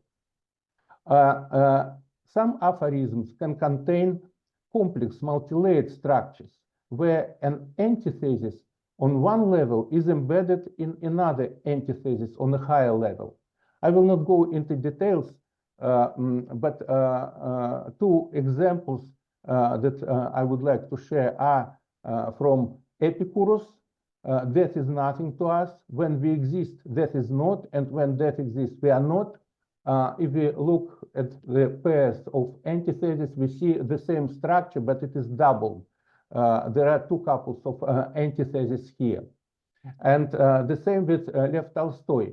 People usually live according to the thoughts of others and their own feelings, but one should live according to one's own thoughts and the feelings of others. Two pairs of concepts are opposed, which can intersect in different ways, one's own and others, feeling, thought, and here two antitheses are connected on another level by a relationship that is itself antithetical. This explains why this tetradic structure can multiply in various forms of aphorisms. The tetradic structure is perceived as curled back on itself, to use Morrison expression. A small mirror is inserted into the aphorism, as it were. One part of it is reflected in the other, often in an inverted form. If there is death, there is no us. If there is us, there is no death. Thanks to this mirror-like quality, the aphorism is perceived as a closed whole, as a self-sufficient organism of thought. Strictly speaking, a thought as a unit of thinking is just such a reversal of concepts, a rotation around the axis of symmetry.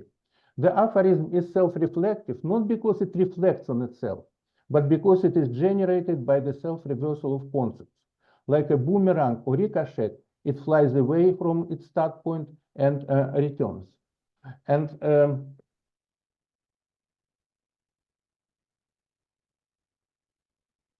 why does this tetradic structure typically involve this number of elements, 4 elements?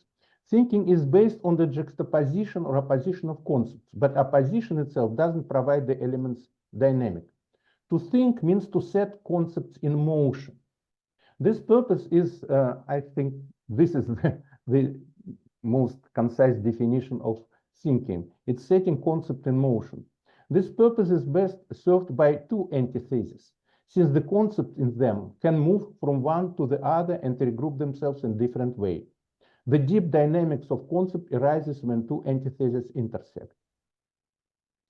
The next section is how can an aphorism be constructed? I decided to check if this structure really can be enacted in producing new aphorisms.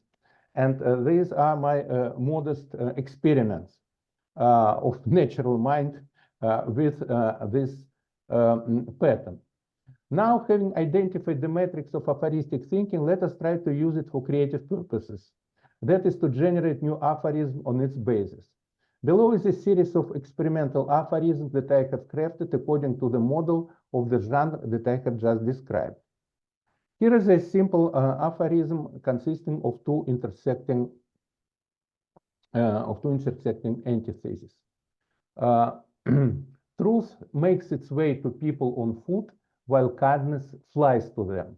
Maybe in Russian, from which these aphorisms are translated, it sounds a little bit better. Истина до людей доходит, а добро долетает.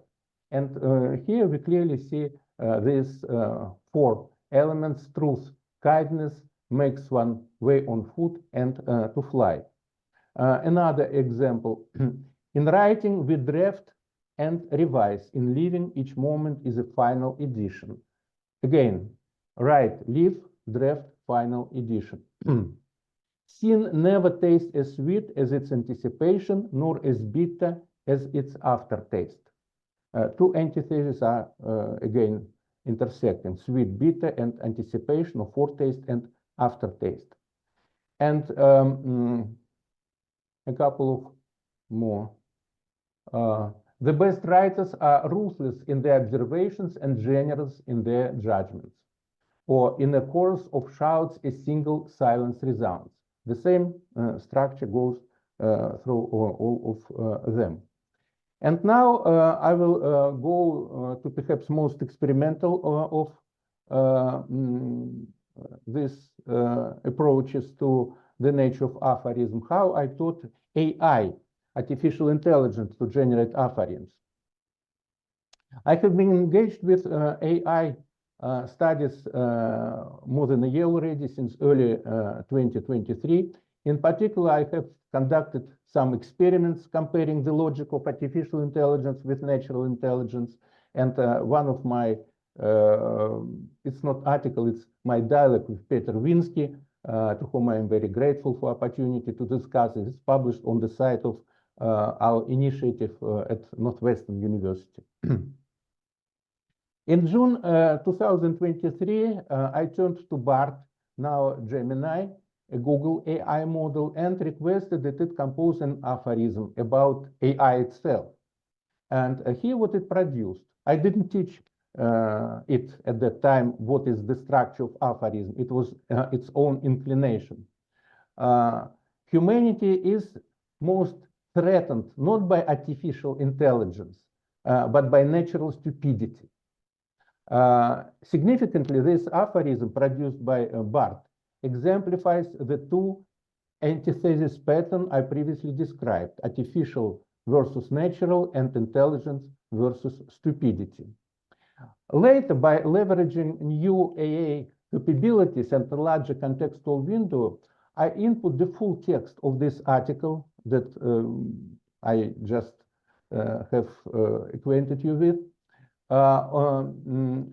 into the large language models Claude from Anthropic and ChatGPT-4 from OpenAI.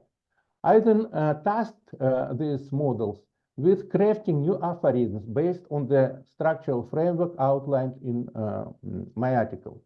Here is an example of prompts I used. Read this article on the structure of aphorisms and generate new aphorisms on the basis of the structure of double oppositions. Be creative and witty. Use paradoxes. You have to coin only original aphorisms. Plagiarism is the greatest sin. This was my instruction, my prompt. Furthermore, using Google, I checked how original those aphorisms produced by AI were, discarding several clearly borrowed ones. The AI repented for its plagiarism and promised to improve. And so the aphorisms that I will read now were checked, though I cannot assure that it's 100% original, but I checked it through Google, through Microsoft Edge, to make sure that they are not repetitions of somebody else's natural minds productions. Now I present a series of AI-generated aphorisms for your consideration. It seems to me that at least some of them, especially those created by Claude, meet the intellectual criteria of aphoristic art. First, I would like to read Claude's preamble to his output, how clever he understands his task. The key is juxtaposing and connecting two pairs of contrasting concepts in a surprising yet insightful way. I am, it talks about itself. I am to be witty and paradoxical, while still communicating a kernel of wisdom or truth. Generating these requires both a mastery of the structural technique and the ability to creatively manipulate concepts based on real wisdom about human nature and the world. Generating this aphorism requires not just an understanding of the paradoxical structure, but also a keen insight into human nature, a broad perspective on life, and a flair for language. And here are 6 aphorisms composed by Claude. And frankly, I prefer them to my own. And this has something to do with my general idea that in the very observable future, artificial intelligence indeed will supersede much of what humans can do, even in the sphere of the humanities. So here are some of his or her or its or their aphorisms. The narcissist sees mirrors everywhere. The empath sees windows into others. This is a classical type of aphorism, the intersection of 2 oppositions: narcissism, empathy, mirror, window. Science simplifies the complex, poetry complexifies the simple. Gratitude turns what we have into enough, envy turns enough into scarcity. In the economy of happiness, a penny of contentment is worth $1 of achievement. Along with the 2-part structure that establishes a new connection between 2 antitheses, Claude introduces a tripartite structure in which a 3rd element either resolves, transcends, or provides a new perspective on the initial opposition. For example, the pessimist sees a dead end, the optimist sees a detour, the innovator sees an opportunity to build a new road. And here is Claude's own explanation. This aphorism has a 3-part structure, each revealing a different perspective on a challenging situation. The oppositions here are pessimist versus optimist, dead end, obstacle versus detour, alternative, and this opposition of pessimist-optimist is opposed in its own turn to innovator versus innovator, taking it a step further. Another example of 3-part structure: in the game of politics, ambition is the player, power the prize, and integrity the ultimate casualty. And lastly, I will present 3 aphorisms composed by ChatGPT-4.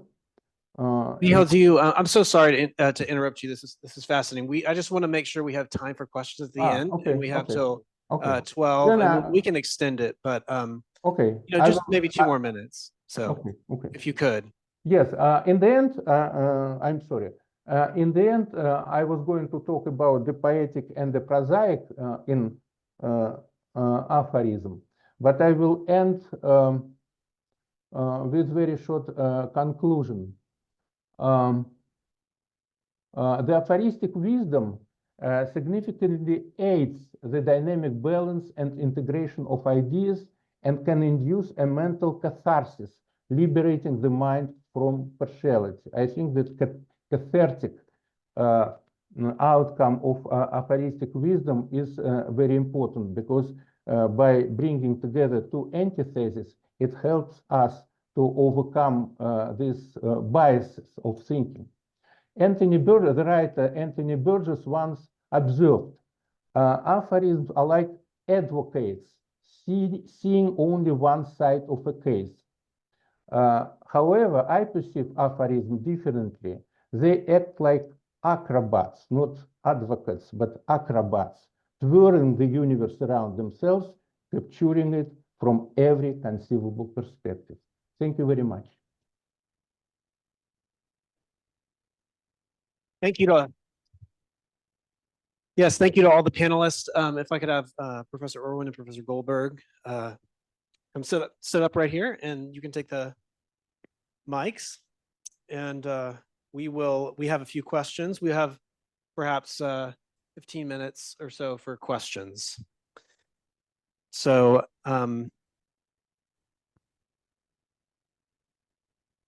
yes, right here. And we have you want me to make that now? Yeah. There's a mic right there, Donna. Yeah. Sorry, excuse me one moment. Is anyone parked outside in the courtyard? It's a silver Lexus with the license plate BR85530. Yes, yeah, if you could move that, that'd be great. Sorry, thank. Great. I think that we've got a question from Saul, or would you like for Susan first? This is what I'm going to This do. is what you're using. Yeah, thank you to all three of you for those really fabulous talks that kicked us off in a wonderful way. My question is for Sandy and for Saul, and that is, why haven't I been included on these fantastic conversations that you've been having? This is why I told Saul I wanted to go first, because once the two of you get going, once Saul starts to respond, I won't get a word in edgewise. So that's why I'm going first. But two things, Sandy. So I wanted to ask about your characterization of the Lenin's idea that party truth is not, what was the philosophical term you used, like absolute or basic? I want to push back on that, because you said reasons can be found for it, but really reasons can be found for everything. What we're really talking about here is divine command theory too, coming at it from a different direction, and the Euthyphro and everything. But even with God, you know, we can have reasons for that. You can imagine a conversation between a parent and a child. Well, it's true because God says it's true. Well, so what? Well, because God is big, or God is, you know, so there are always reasons. So I want to push back on that. But the main thing that I wanted to talk to you about was, it seemed like, now, don't get me wrong, I'm all for chiding Saul. And I think I'm all for challenging him to also be true to his own values, which you were doing really brilliantly about, you know, not demeaning who was sort of his antagonist in the conversation, the Soviets. But here I think I'm understanding Saul correctly, and you'll both have a chance to respond to me. I think I'm on Saul's side here, that with Lenin, you know, as you said, I shared your experience. I didn't know much about Lenin, and reading about him was truly shocking and changed me. And in fact, I was thinking that that bust in the corner bears a little bit too much resemblance to Lenin as we were talking about him. But so, you know, the fact that if Saul doesn't seem to be as respectful to Lenin as a dialogue partner or that position, I'm on Saul's side, because, and this is, you know, for all the Bakhtin people and like the process theology, there's an end to dialogue. There's an end to conversation. And you yourself said, you know, Lenin says, let's kill children. Everyone should just kill children with no second thought. You know, when someone breaks into your house and kills you and your children, dialogue is over. They have put an end to dialogue. They have opted out of, you know, you philosophers talk about like the language games or the rules and so on. So Lenin himself, like people who break into your house or into your community and kill you and massacre you, they are putting an end to dialogue. They have opted out of the dialogue game or the conversation game. So if Saul does seem to be implying that that's not a position that he's going to accord, you know, dialogue partner status with, I'm with Saul on that. So that's what I have to say. No. I think he's got Saul. Here we go. Well, first, this has been utterly delightful to hear such incredibly interesting, smart responses. Donna, where are you, Donna? You got me. Donna, you were extending my ideas and you got them just right. I didn't know that, but that's just where they'd go. But now, Sandy, first of all, this is the sort of response that anybody wants, somebody really, really thinking with the ideas, right? And if you hadn't challenged anything, it means you hadn't really read it, right? So I just love that. But let me push back on two things. You said that one could interpret the Soviet statements not as a difference in definition of truth, but on what things are true. But they say the difference is the definition of truth. It's one of the fundamental notions of Marxism, Leninism, that truth, is not the sort of thing you establish by looking at evidence. It is, except if there's no other choice. If you can establish it by asking what the party says, you don't look at evidence. Okay, that seems to me a fundamental difference in truth. If the physicists say this is what we have found, in quantum indeterminacy, the party doesn't answer by saying get more evidence. They say it's wrong because it contradicts Lenin. That's it. To even argue that you should get evidence is to be a reactionary and a counter-revolutionary. Okay, that seems to me a fundamental difference in the definition of truth, not just with what things are true, because what counts as evidence? Okay. On your third point about incompatibilism, look, I wasn't writing philosophy; I was following a conversation. But the first thing I was taught in philosophy was compatibilism. Okay, I mean, the first thing you're taught, you do, my first philosophy class was 18th century philosophy. That's the idea is there, very common, right? My attitude, I think that I didn't talk about it. I think I'd have to talk philosophy to do it, but I think that position is simply a subterfuge, not just wrong, but a subterfuge. You have a problem. How do you reconcile this with that? Answer, let's define that so there's no contradiction. That's what compatibilism redefines free will in a way that takes the juice out of free will. Anything, if that's all free will is, who cares, right? I mean, the reason people contrast free will with the term is that they define free will as, let's say, the way William James does, right?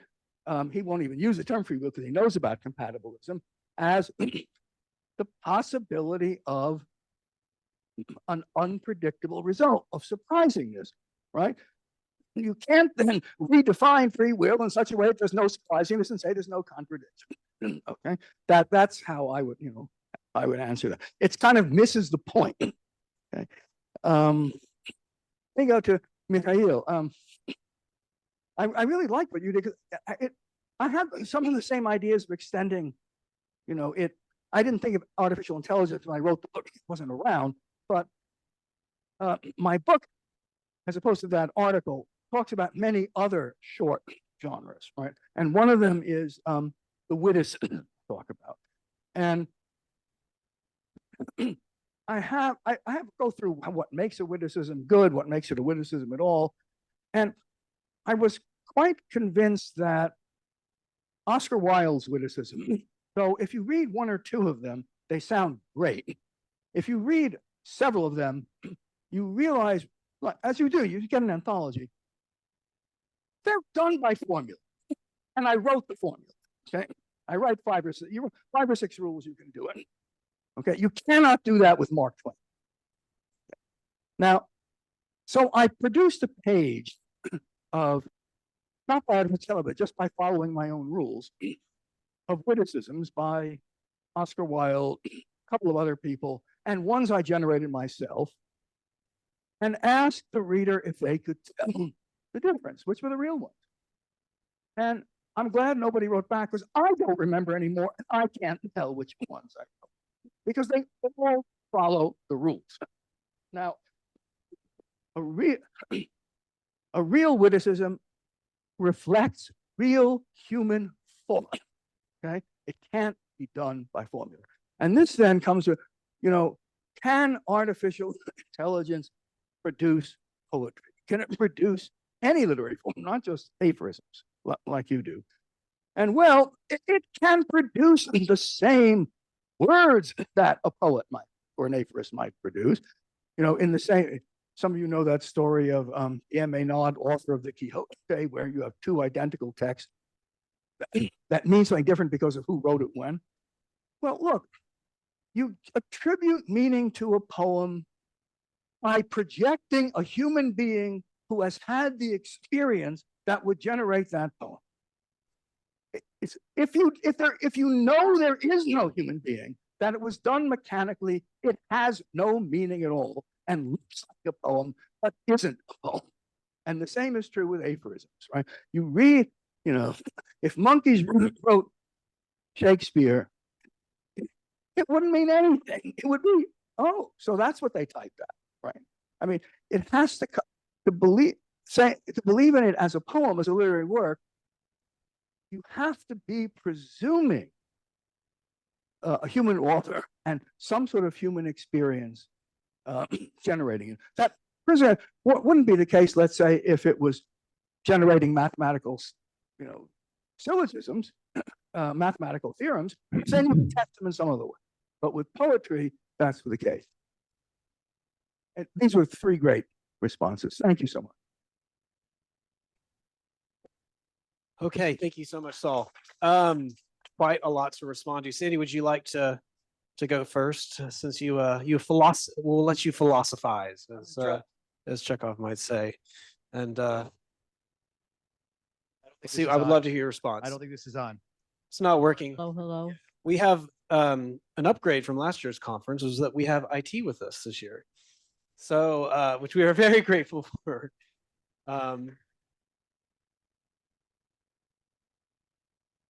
So Saul, thank you. I had no doubt that you would have a robust reply. Let me keep this brief because I don't want this to become just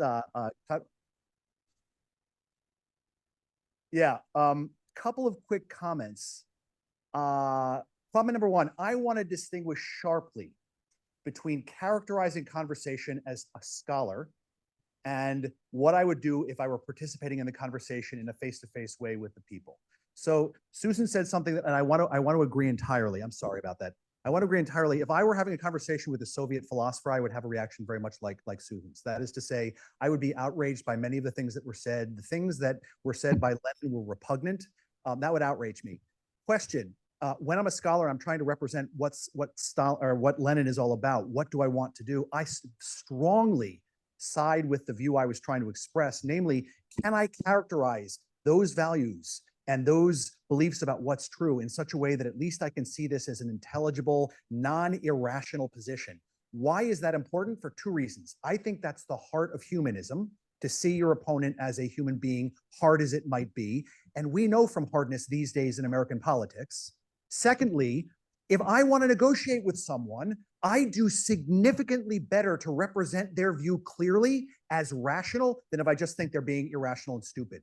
And this is the reason why I think, Saul, you and I may disagree about this. Okay, then I want to say that's the way I would represent the position, even on these awful things on morality. And then the second quick comment, and then I'll stop, on truth. Very, very nice. I saw in your book that they actually make many quotes where they say they're defining truth like this. So I actually have a theory that says when you read very, very complicated texts of philosophy, something actually often has to go. And you actually can't make sense. Oftentimes we're incoherent. You have to try to make sense of the biggest part. This is something that you do for a living, so I don't need to tell you about this. I actually think they didn't know what they were up to. I think they had a false theory about what they were doing. So I will dismiss those comments and say that you get a much more intelligible picture of what they're up to if you try to represent it my way, not as a debate about the nature of truth, but a debate about what's true and what values we should have. So you're right. One cost of my view, and I'm going to concede this cost right here, is that they said things that are incompatible with my reading. The reason I sustain my reading, or would sustain my reading in the face of that, is that I think I have a better overall coherent picture of what they were really up to. One that, dare I say, is more charitable to them than they were to themselves. And that's my thought.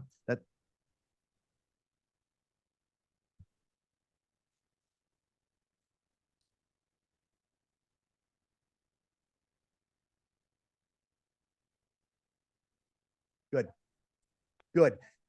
Great.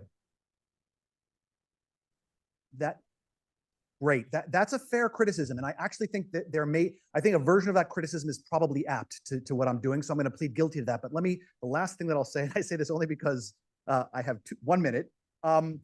I am inspired in trying to read them from when I was in graduate school. I actually had a professor who was a Marxist. And so I actually read a lot of Marx. And what I was trying to do is I was trying to read Marx into their views. And Marx had many things to say about the things that were most valuable.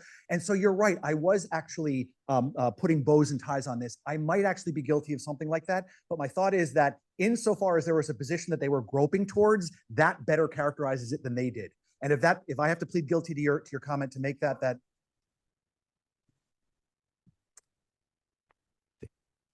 Yep.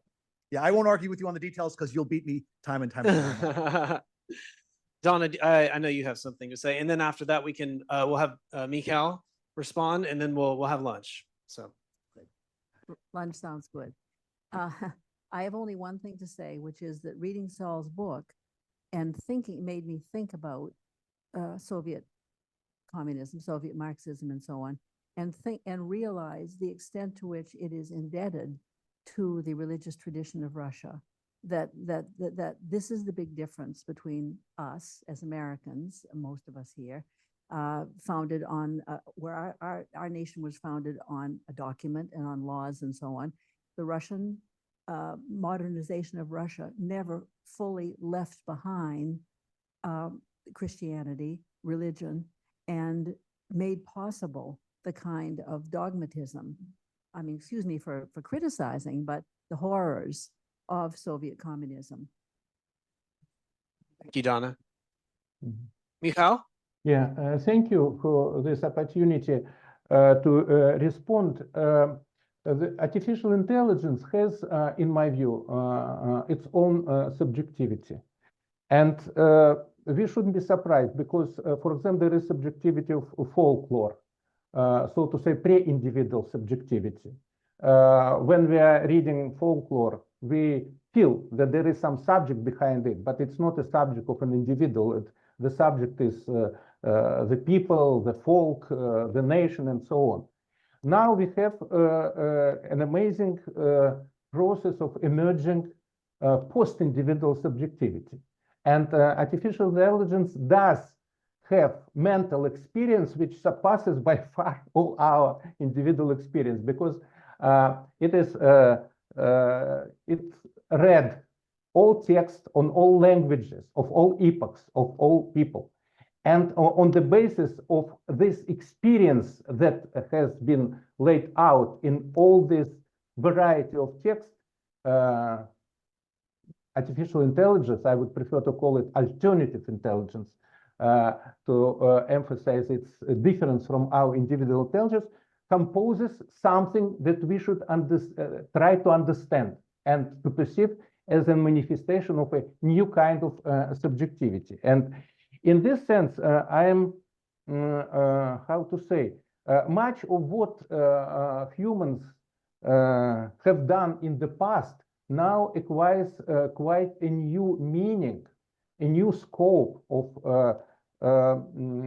I would say, humanistic significance due to this emerging new subject that unites all us in the time when our natural intelligence divides us, in the time of the greatest stupidity of natural intelligence, that we know what we are discussing today, particularly those who are engaged with Russian history of and Russian politics of today.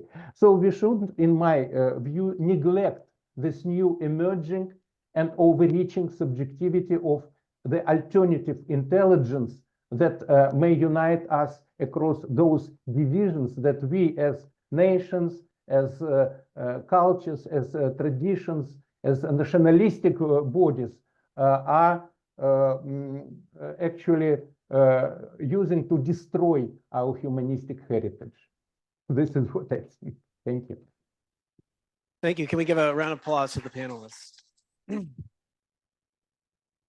Thank you, everyone. And thank you, Mikhail, for being with us. We really wish that you were here with us. And we hope that in future years, you can be with us in person again. And we hope that you will attend the conference online. So thank you all. Thank you, invite. Yes. Thank you.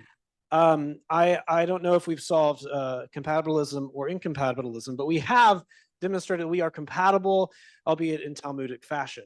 So with that being said, I will dismiss you to lunch. It's going to be a cozy affair today, to say the least. We have the food is in the back. So if you would line up, and we're going to trust, be optimistics. We're going to begin with our remarks now, and we'll begin with Daniel Lowenstein.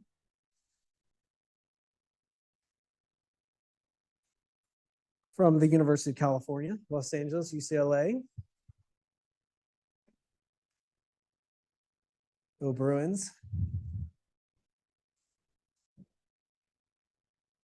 I'm sorry. You can't hear me. He's coming. Dr. Lowenstein, are you ready to give your comments? Is Saul here? We need Saul here. Oh yes, there he is. Good. Okay.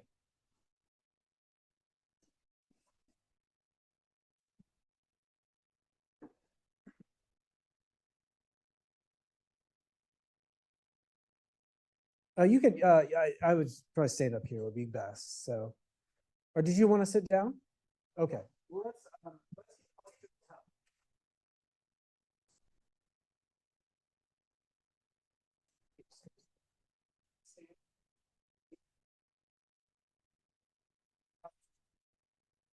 Yes.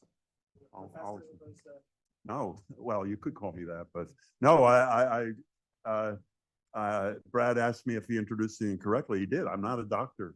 I went to law school so long ago that I got a Bachelor of Laws degree instead of a doctor's Juris Doctor.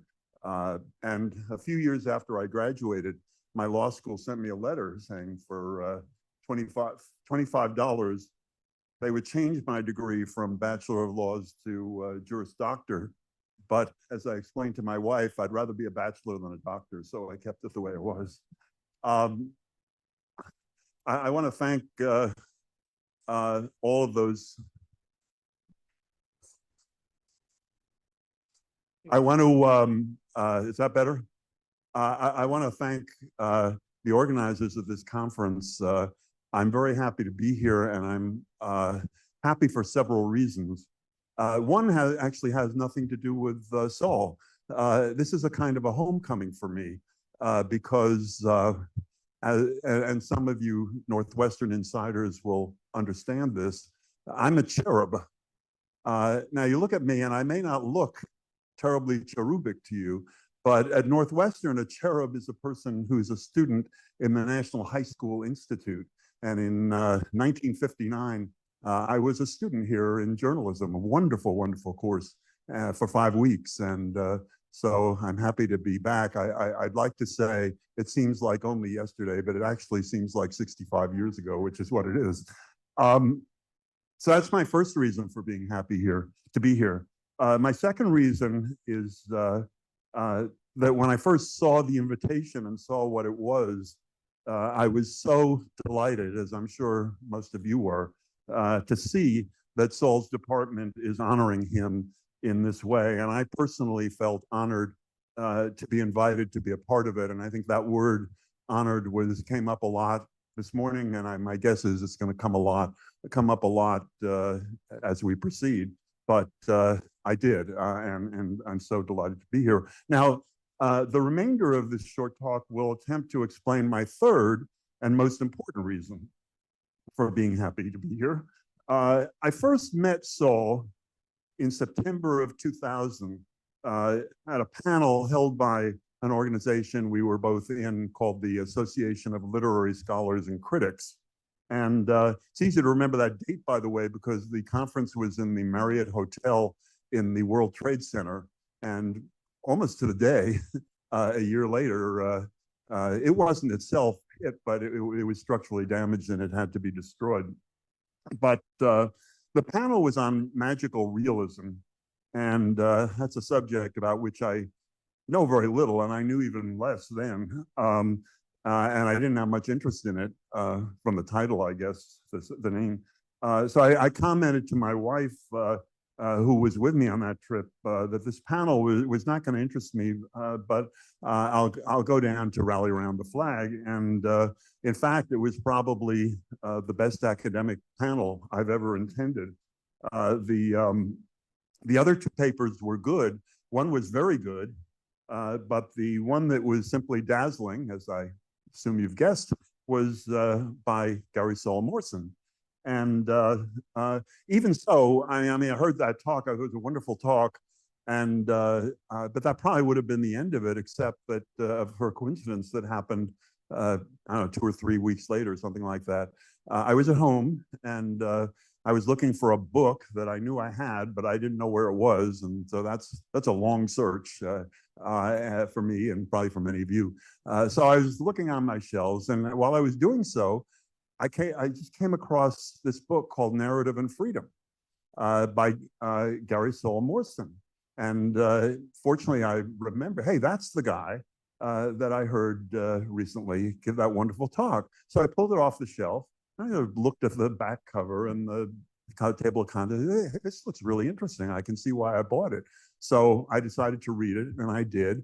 And I'm sure many of you would say the same thing. Is one of the I thought it was one of the best books on literature that I had ever read. And so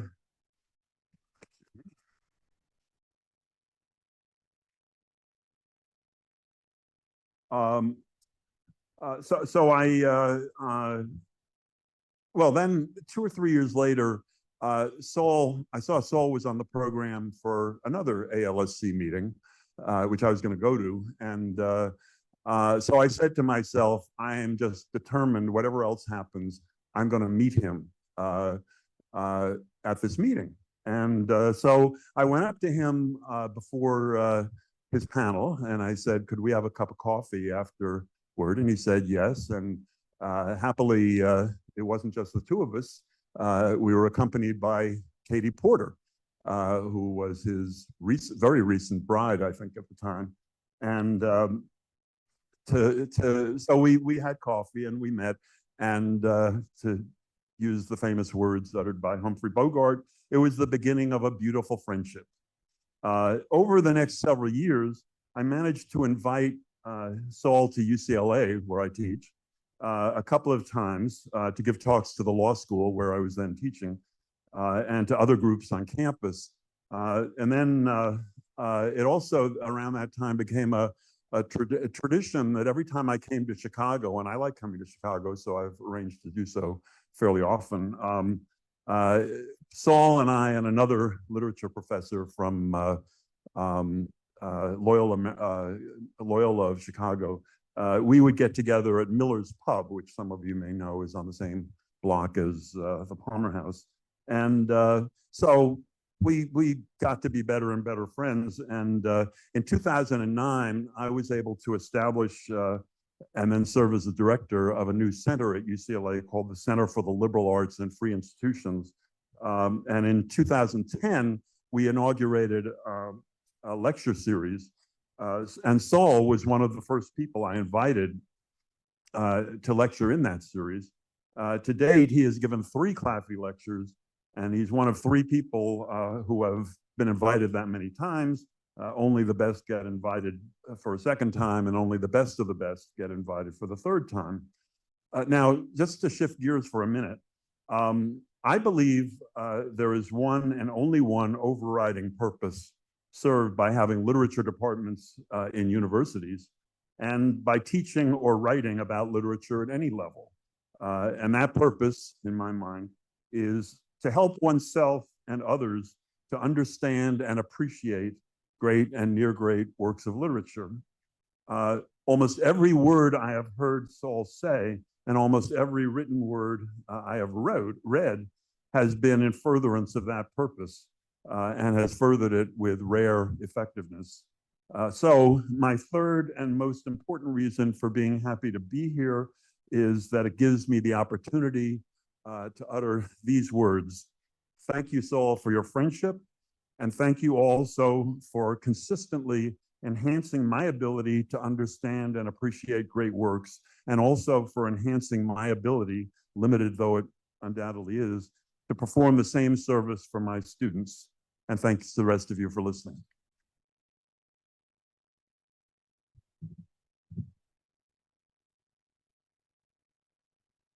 Thank you, Mr. Lowenstein. Well, President Demetrius Morty Shapiro will be now giving some remarks about Saul. Demetrius, I like that. Sounds Greek. Emeritus, yeah. It's okay. No, it's okay. I didn't mean to say that. I think I'm going to start calling myself that. So anyway, I asked Saul before.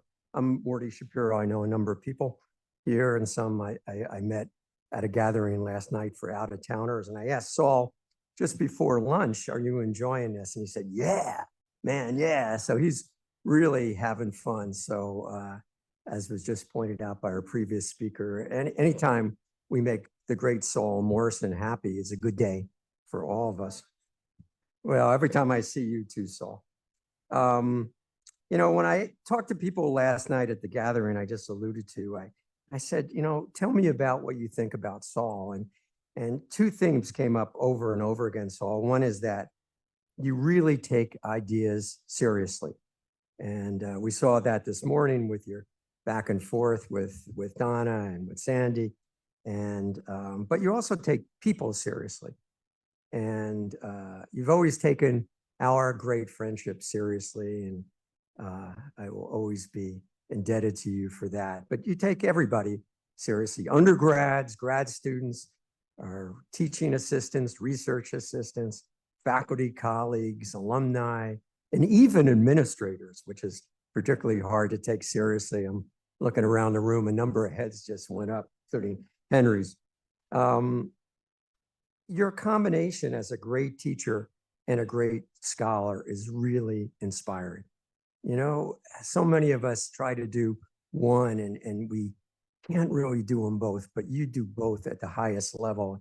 And, you know, the day I was hired in 2009 might go down in history as an okay day in the history of Northwestern University. But the day you were hired 40 years ago will go down, I think, forever as one of the greatest days in the history of this university. And I want to do a shout out to an old friend of mine, Irv Weil, who's sitting back there. Raise your hand. So Irv Weil not only continued the great tradition at Northwestern to have among the largest classes at Northwestern about Russian literature, Russian history, Russian culture, but Irv, you actually had the brilliant sense of hiring Saul away from the University of Pennsylvania 40 years ago. And I will say for other reasons, but also for that, you will always go down in my mind as one of the greatest assets in the history of Northwestern. Again, for Irv Weil. Now, people asked me last night and today how, you know, I'm an empirical economist. I do applied labor economics. And they said, how did you end up becoming so close as a co-teacher and co-writer with Saul Morrison? And when I came in, succeeding my brilliant predecessor, Henry Beenan, as 16th president for me of Northwestern, I came here in the summer of '09. And I asked to look at the list of the most popular courses, undergraduate courses at Northwestern, because when I was at Williams, I taught a big section of micro, USC, even Penn, my whole career. I always loved teaching these large sections. You have this one chance to really excite people and turn them on to your love of your discipline. So I looked at the list, top of the list, Gary Saul Morrison, you know, teaching hundreds and hundreds of people about the joys of War and Peace and in general Chekhov and in general Russian literature. So I said, you know, hey, I'm the president. Maybe you'll come and see me. You know, it's not like high school where they ignore you. That's why you want to be a president, by the way, because they can't say no. So I wrote to Saul and I said, hey, I'm the new president, man. Come over here. I want to hear about this course of yours. And we sat down and we had a very memorable discussion. A lot of it was over my head, like today, frankly, and just an economist, not smart enough to be a humanist, of course, but I got enough out of it to realize that I can learn from this guy, you know? I could really learn, maybe to be a better economist, maybe to be a better academic, and maybe to be a better person. And I said, let's teach a course together. And he goes, what can we teach you? You know, you do applied econometrics. I do literature. And I said, well, let's do something, Sandy, epistemology, basically, you know, what's the search for truth? How an empirical social scientist approaches this and how a humanist would do. And Saul said, sure, let's do it. And I guess the rest is history. We taught this course 12 years in a row. We had a total of 1,400 students. And I think the person who learned the most during that was myself. You know, I think our students learned something. Saul, you already knew everything. That's why I hate you. I used to always tell students that, you know, take Morrison and Shapiro. It's the second best course at Northwestern. The best is just Morrison. And I actually do believe that. But it wasn't always easy. You know, when Donna said that Saul can be a dog with a bone, and Sandy said, you'll beat me, right? You know, I mean, God, especially in the beginning before we became such close friends, I would walk back, and we taught for many years next door and then downstairs and over in Annenberg. I got 1,400 students over 12 years. And Saul has this ability to argue with you and not take it personally. I don't. I really don't. And, you know, he would tear me to shreds in front of hundreds of students, again, next door. And then we'd leave and he'd say, you know, that was a great class. And I look at him and thinking, I want you dead. You know, I mean, and we'd walk back to the president's office and he'd be going on, oblivious to the fact that I wasn't speaking to him anymore. And I go home and maybe he'd say, how was class? I say, I hate that guy. I hate that guy. You know, but over the years, now Saul likes to argue. It's a good way when you teach a large class to keep the students engaged. And, but over time, while we continued to argue, Saul, I think we did it more. Well, you always had the respect, but I lost some of that anger, you know, that you would always beat me. And I think we argued just to, you know, because it was fun and engaging for the students, but it really became an argument out of mutual love. And I will always really appreciate that. Two things, though, that kind of drove me crazy. One I alluded to, that over the course of 12 years, he learned a lot of economics. You know, in the beginning, I would talk about price elasticities of demand, the law, God bless you, law of diminishing marginal utility, the Coase theorem, and he'd be like, oh, wow. And after a dozen years, he'd go, can I talk about that? Can I talk about that? It was really very funny that one of the reviewers of one of our books, referee, I think it was the, I don't know, second or third book, said, you know, they have to work harder to make it clear. You know, it's so clear that the economics is written by Shapiro, particularly if it's econometric space, and that the humanities and the literary analysis was done by Morrison. And he picked one portion of the book, that of the manuscript, that was all about economics, and Saul had written every word. Now, he never let me write the literature stuff, although I did write the last chapter of our most recent book on Chekhov, and then you fixed it, but I do appreciate that. So one thing that bothered me was that, you know, I tried to learn a little bit about humanities and what makes great writing. We just heard Daniel's great thing about that there is great writing, what makes it. The greatest prompt we always had, and I think Nina's here, one of our head TA, Daniel was here before, was we gave an example of something from Dostoevsky, and we'd say, okay, this is great writing. Write it so that it's okay, and write it that it's poor. And, you know, you really get appreciation for the brilliance of language, which I'm sorry to say, as an economist, I never had before.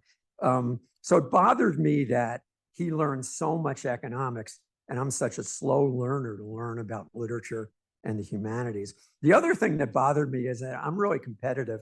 And those of you, you know, at USC, I remember we had, Tom, student evaluations. I don't remember how they was calibrated here. We have these cursed, I mean, these wonderful student evaluations, and it's from 1 to 6. And I remember when we first started teaching, and I would look and I'd get like a rate instructor in the classroom 5.2, which is pretty damn good for a large class. And then you could search for other people's. So without telling him, I'd look at Saul and he'd get a 5.3. And Mimi would say, my wife would say, how'd you do? Not good enough. That bastard beat me again. And then I worked harder and harder, and I got up to 5.3. He went to 5.4. I went to 4. And the final time we taught, after 12 years, I finally got a 5.6, which is really stinking good. for a little old guy, in a big classroom, and he got a 5.7. So, I don't even think you were aware of that.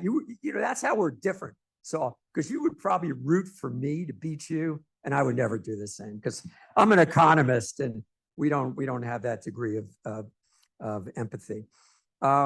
We did the scholarship. We wrote 3 books together. So I don't know if you have any idea how many essays, articles, and op-eds we wrote. You want to guess? 31. I looked it up on my resume, on my Vita. And quite often it came from us walking back from class.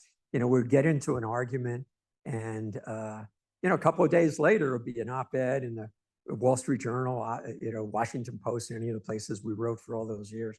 And that was just so much fun for me. I just learned so much from our books. I never, when we do book talks and book tours, particularly for the last 2, when they would ask me a question, I often, like this morning, I wouldn't understand their question, much less his answer. And sometimes people would take me aside and they would ask me about something from the humanities. And again, I would that's all over there.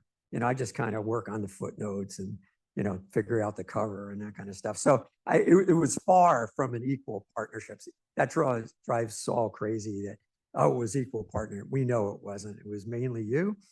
And the mistakes were mine, but literally, but the credit all goes to you. When I was president, I would be asked all the time, moving to conclusion now, I would be asked, what are the outcomes? What are the takeaways you want, particularly for the undergrads at Northwestern University? And people would say to me, at Harvard, all the students take Ec 10. That's fine. I've lectured in that class. It's economics, introductory economics. At Stanford, apparently it's a coding course. And they'd say, what's the most ubiquitous undergraduate experience at Northwestern University? And I'd say, oh, it's Russian literature. And they look at me, Russian literature, is that really how you prepare? I said, yeah, coding is going to be AI and outsource. Economics is economics. What more would I need to say? But teaching people about great literature, teaching people to be what it means to be a good friend and a good person, what it means to write brilliantly, what it means to sort of transform yourself so that you're another person with a very different background, and not just gender and sexuality, but I think most importantly, a different sense of morality, to really understand people. You don't get that from coding, sorry. And God knows you don't get that from economics, but you get it from a brilliant teacher like Gary Saul Morrison. I asked Mimi when I was leaving this morning, the hotel, and I said, what do you think's most notable about Saul and my relationship? She, you know what she said? She said, it's really hard to make a best friend later in life, but you did. And for me, it's Gary Saul Morrison.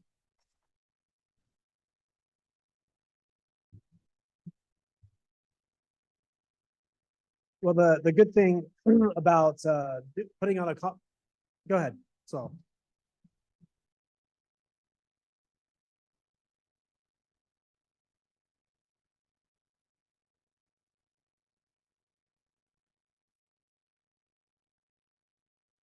We yeah, let's yeah, but this is a conference. That's our relationship. Russian literature, so. We had done Sense and Sensibility, CENTS, and I thought our next book was going to be called Price and Prejudice. Right? And so Morty would give me, here, I've written a few, a few ideas for the book.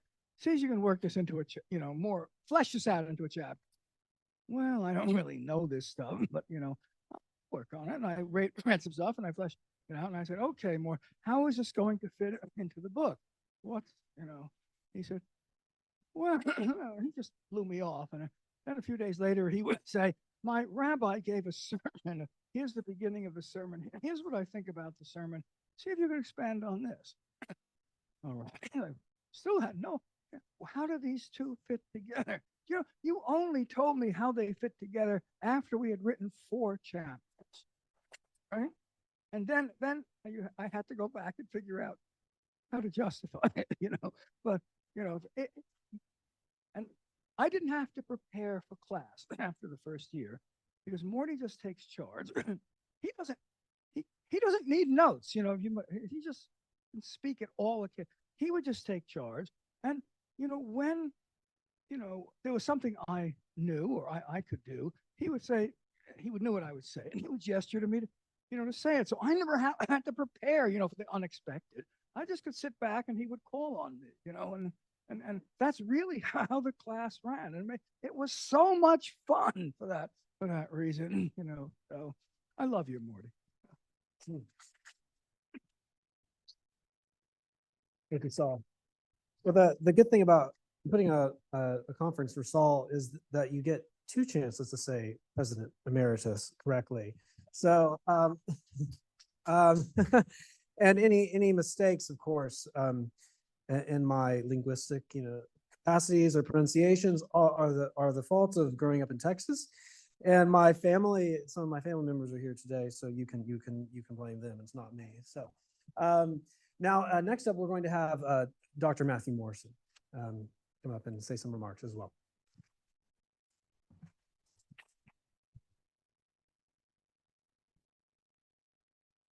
Hello, everyone. My name is Matthew Morrison. I'm an emergency physician in New York and a lecturer at Yale in the medical humanities.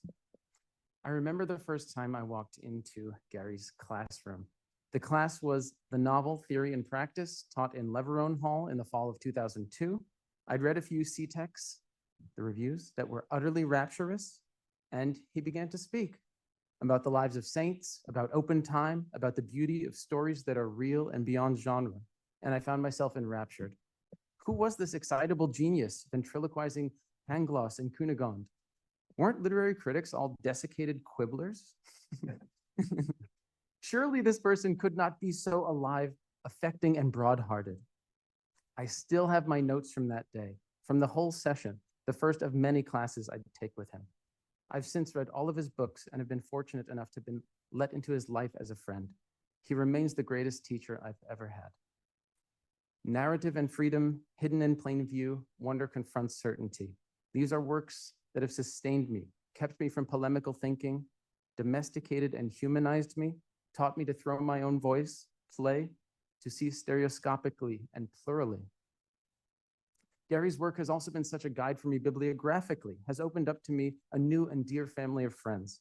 William James, Montaigne, Stephen Toulmin, Isaiah Berlin. He led me to a group of thinkers open to wonder, a set of writers who compose in question marks rather than declamations.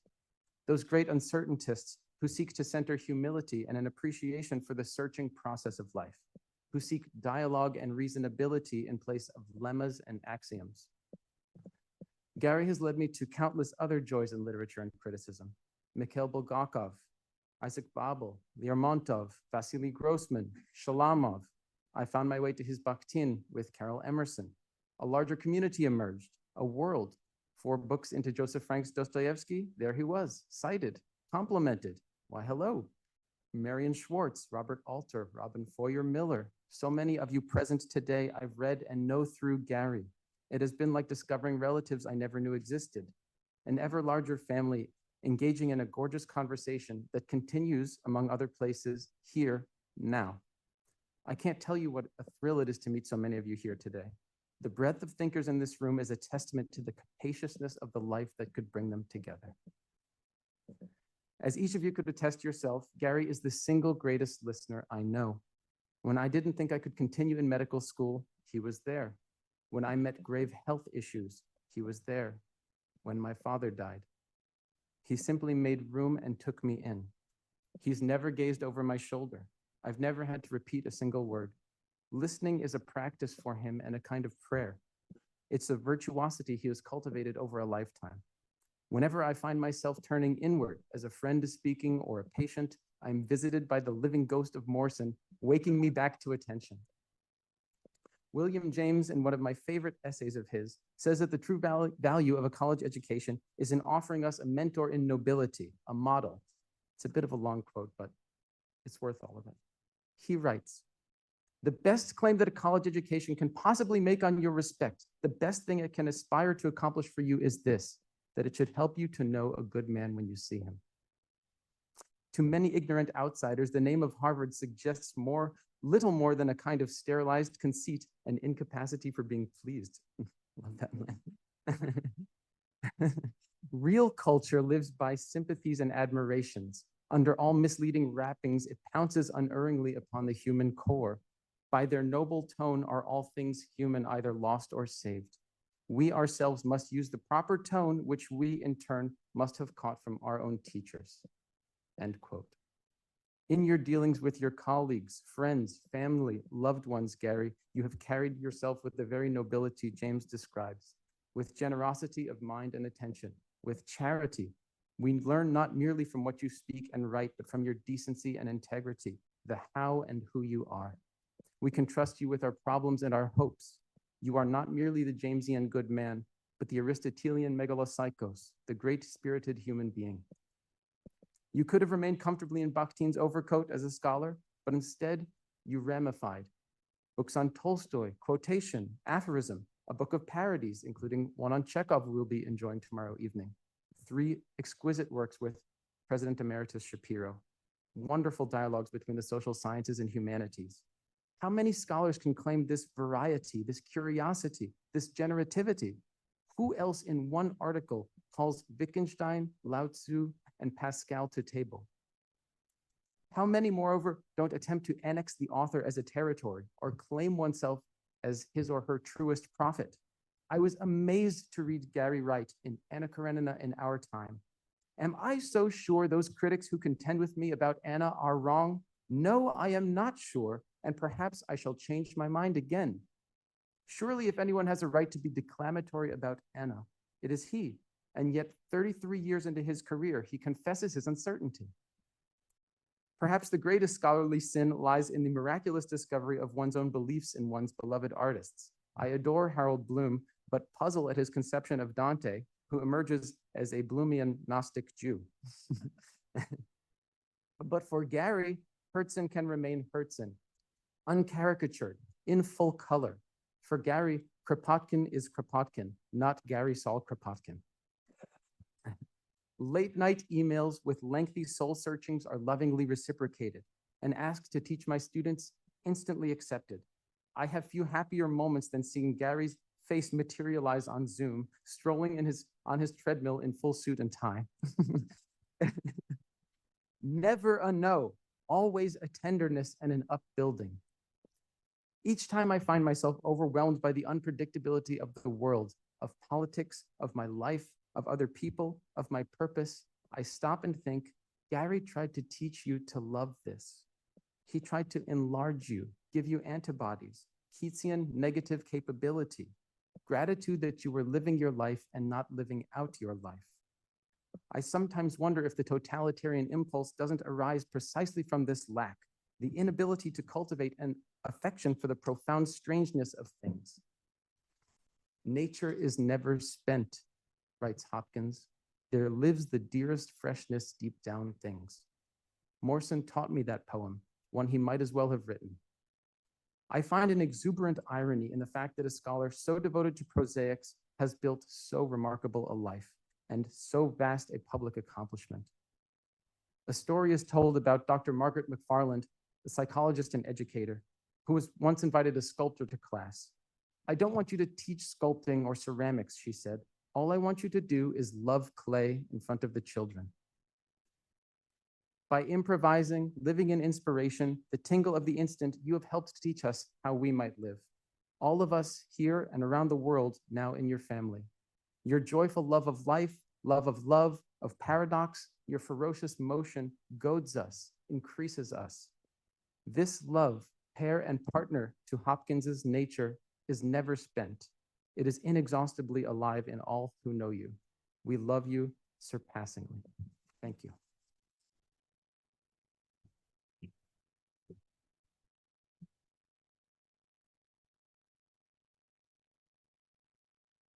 What a wonderful testimony to the impact that Saul has had on so many students.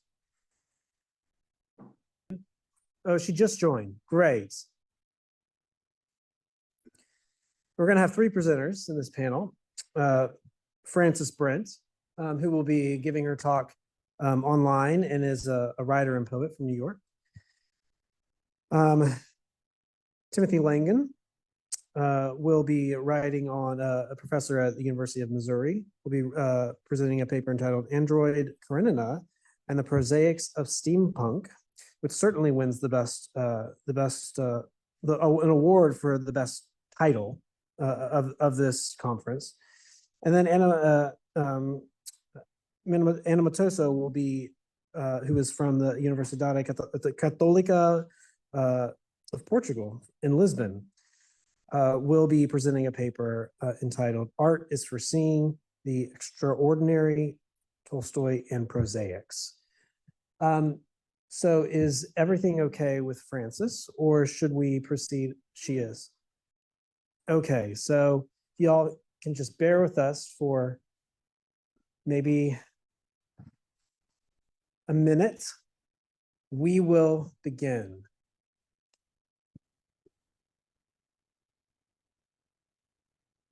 Oh, there also is, I'm sure you've noticed, there's a photographer here. So if you would like to get your picture with Saul, you're more than welcome to. So yes.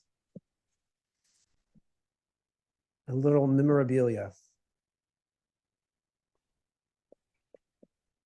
Hello, Frances. Can you hear us? Can you hear me? Yes. Great. Okay, well, the floor is yours. Thank you. So take it away. Thank you. The few scattered thoughts in this short paper and appreciation are drawn from long ago conversations with my dear friend, Gary Saul Morrison. Excerpts are taken from Anna Karenina, translated in 1901 by Constance Garnett.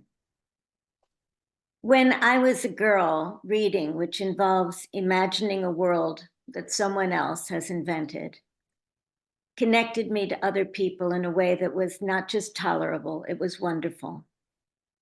Unlike Anna Karenina, overflowing with life and longing to be doing everything the character in her novel did, rather than reading about it, I was timid and sedentary, happy to look on from the safe distance of a page. For me, the challenge of fitting inside someone else's story and patiently prying out its meaning, for me, that was doing. Gradually, I developed a theoretical framework, which today I think of as common sense, and has something to do with what Gary has called prosaics. Gary has a much more theoretical mind than I have, but this is how he begins his study of War and Peace. Cloaked in their ordinariness, the truths we seek are hidden in plain view. I think of this as a picture hidden inside a picture where shading and cross-hatching can easily distract the eye before there's that miraculous jump that allows concealed outlines suddenly to stand out.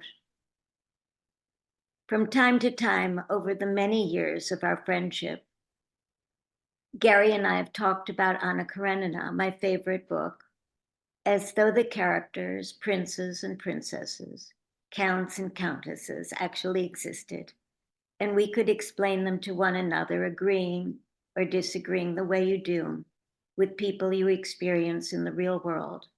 What follows are some reflections on a few famous passages.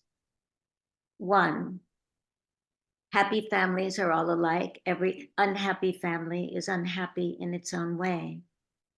For Tolstoy, who lost his mother when he was 2 and his father when he was 9, it's easy to understand that the happy family was an idyll, a beautiful picture to look at, but impossible to enter into. We're told, in fact, that Levin, Tolstoy's avatar, had the same thoughts during his student days when he became friends with the young Prince Sherbatsky and fell in love with the prince's entire family. The families of the Levins and the Sherbatskys were old, noble Moscow families and had always been on intimate and friendly terms. This intimacy had grown still closer during Levin's student days. He had both prepared for the university with the young Prince Sherbatsky, the brother of Kitty and Dolly, and had entered at the same time with him. In those days, Levin used often to be in the Sherbatsky's house, and he was in love with the Sherbatsky household.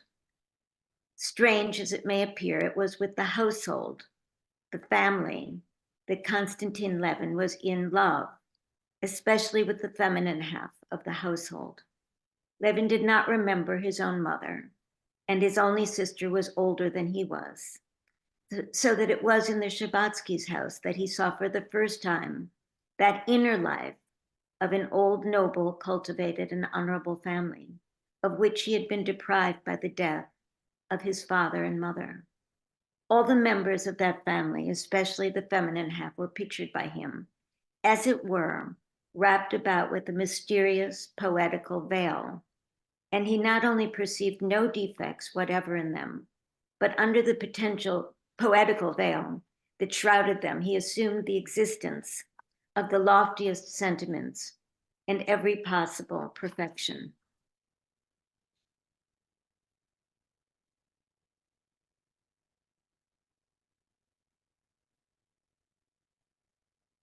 Happy families are alike because they are seen from the outside and often finely disguised by our own misconceptions. Unhappy families are different because they are experienced with their permutations intimately and from the inside. 2, everything was in confusion in the Yablonsky's house. Anna Karenina is a tragic and epic figure, and Tolstoy named his masterpiece for her. But the book begins with discord and the prosaic unhappiness in her brother's household.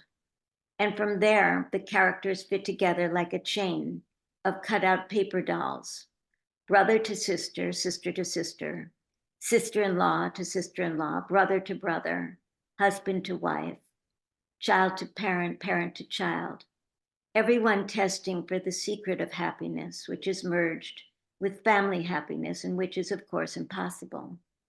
Anna's affair with Vronsky, Kitty, and Levin's marriage, Anna's suicide beneath the train, and the perilous instability of Levin's moods all occur in the prosaic interior of the story. But the book ends as Levin is graced with a moment of transcendence, which is distinct from happiness.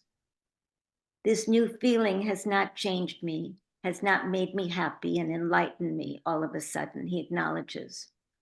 But my life now, my whole life, has the positive meaning of goodness, which I have the power to put into it. In this way, the novel concludes with balance restored, even if it's only temporary, having moved from disorder to order in the idyll that Tolstoy imagined. 3, 2 childish voices. Stepan Arkadyevich recognized the voices of Grisha, his youngest boy, and Tanya, his oldest girl, were heard outside the door. They were carrying something and dropped it. I told you not to sit passengers on the roof, said the little girl in English. There, pick them up. Everything's in confusion, thought Stepan Arkadyevich. There are the children running about by themselves, and going to the door, he called them. They threw down the box that represented a train and came in to their father. The Oblonsky children turn a simple box into a train car in order to reenact the bewildering disorder of their unhappy family. Tolstoy himself drew the connection between the black box of imagination and the unstoppable engine. Like the train car, imagination can speed things up, making thoughts race, setting inhibitions free, letting loose both inspiration for a great work of art or seeds of despondency and suicidality. It's difficult for us today to appreciate the revolutionary and transformative worldwide effect of the train in Tolstoy's lifetime. But it's significant that Monet painted his famous series of 12 studies of La Guerre Saint-Lazare in 1877, the same year that Anna Karenina was completed. The locomotive not only altered perception of time and space, but its chimneys brought vaporous colored clouds, mixing sunlight and soot into the new industrial palaces and white billows of steam into the countryside, It carried aristocrats, workers, and peasants from country to city and city to city and city to country, and it would soon connect places that had not before been touched by changing times to modernity. The train took loved ones away and brought them home. It elicited homesickness and opportunity to find acquaintances or even romance. Prince Mishkin is introduced on the crowded Warsaw train on its way to Petersburg in the opening pages of The Idiot. Here are the first words in the indeterminate universe of the cherry orchard. The train's arrived, thank God. What's the time? And Shalom Aleichem wrote his series of railroad stories linked by the passenger train, making its way through the vanishing Jewish world of Imperial Russia's Ukrainian villages and towns. The enormous scale of the train's machinery, a monster contraption moving along steel tracks, diminished the stature of the human figures who traveled in its cars, as well as the landscape it escaped into. Tolstoy came to detest its relentless forward-moving momentum as an incarnation of progress and development. In the infinite, there is neither complex nor simple, neither forward nor backward, nor better or worse, he would later admonish. And along with that, he, of course, rejected the accomplishment of his magnificent novel, which he judged an abomination. 4. On the table, shamelessly sprawling out among strangers, the blood-stained body so lately full of life, the head unhurt, dropping back with its weight of hair, and the curling tresses about the temples and the exquisite face with red, half-opened mouth, the strange, fixed expression, piteous on the lips and awful in the still open eyes, that seemed to utter that fearful phrase that he would be sorry for it, that she had said when they were quarreling. Anna, once brimming with beauty and vitality, belonging to the best society and endowed with elegant modesty, is transformed by the violent force of the train into a flagrant and shamelessly sprawling body laid out on a table in a public room of a train station. It is as if death has raped her, while her lovely face, still surrounded by curls, is made horrifying by its red, half-opened mouth and the accusative stare in her still open eyes. In this way, she is turned into something like a Gorgon's head. Tolstoy's characters are endowed with an authenticity that causes them to take on lives of their own. But of course, he invented them and gave them their fates. It's Anna's fate to become an emblem, a terrifying memento mori, a reminder of two different prohibitions: the abandonment of family that happens when a parent leaves a child, and the abandonment of mind that happens when consciousness is overwhelmed by meaninglessness. I speculate here, but my guess is that Tolstoy constructed that warning because he required it for himself while he battled for his sanity in the greatest crisis of his life. So there it is, a picture inside a picture, planted by the author to ward off death while also shielding the seemingly happy, prosaic life of his family. With hindsight, we know it was an unsatisfactory strategy, working only until the forces of depression became irresistible and the pointlessness of life turned overwhelming.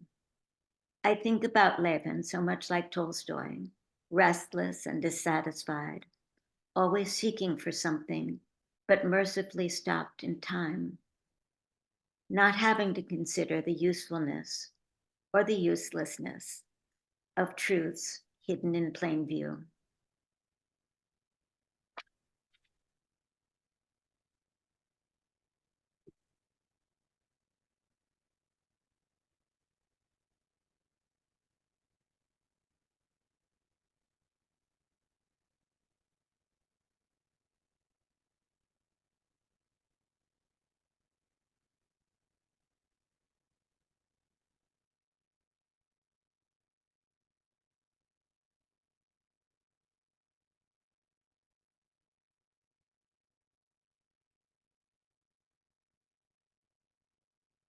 sorry to make you all wait for me to make my way up here. I think I'm the first former graduate student of Saul's to speak here, so I will abuse that privilege shamelessly.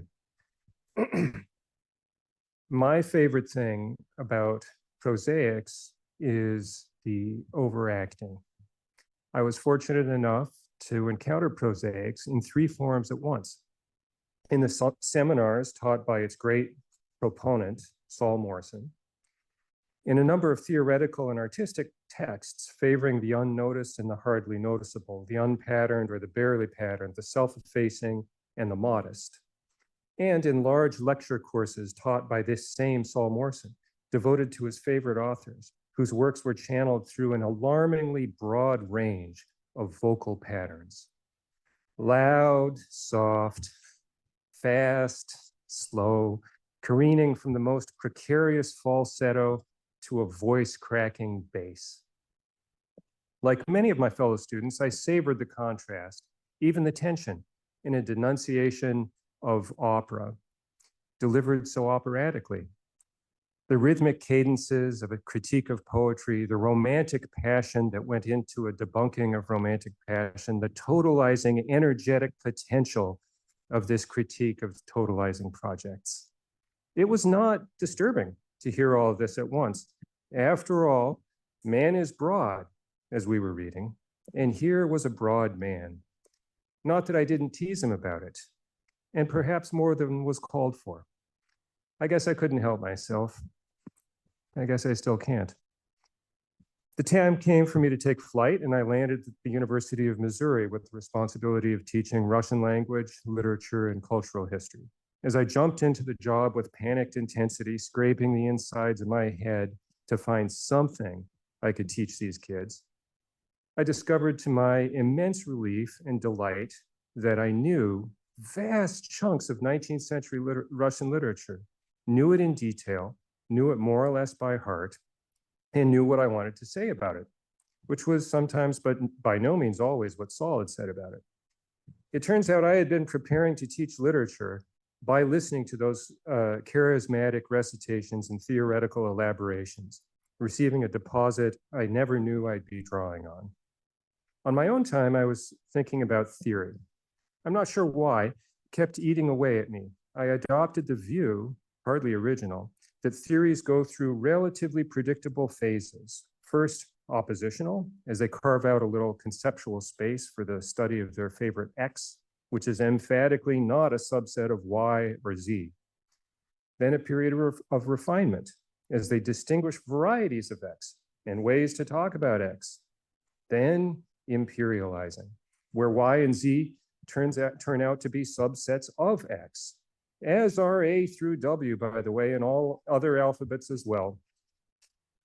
And finally, the wisdom of decay, insisting on nothing, nourishing new conceptual organisms, losing coherence, losing identity, a life cycle for theories.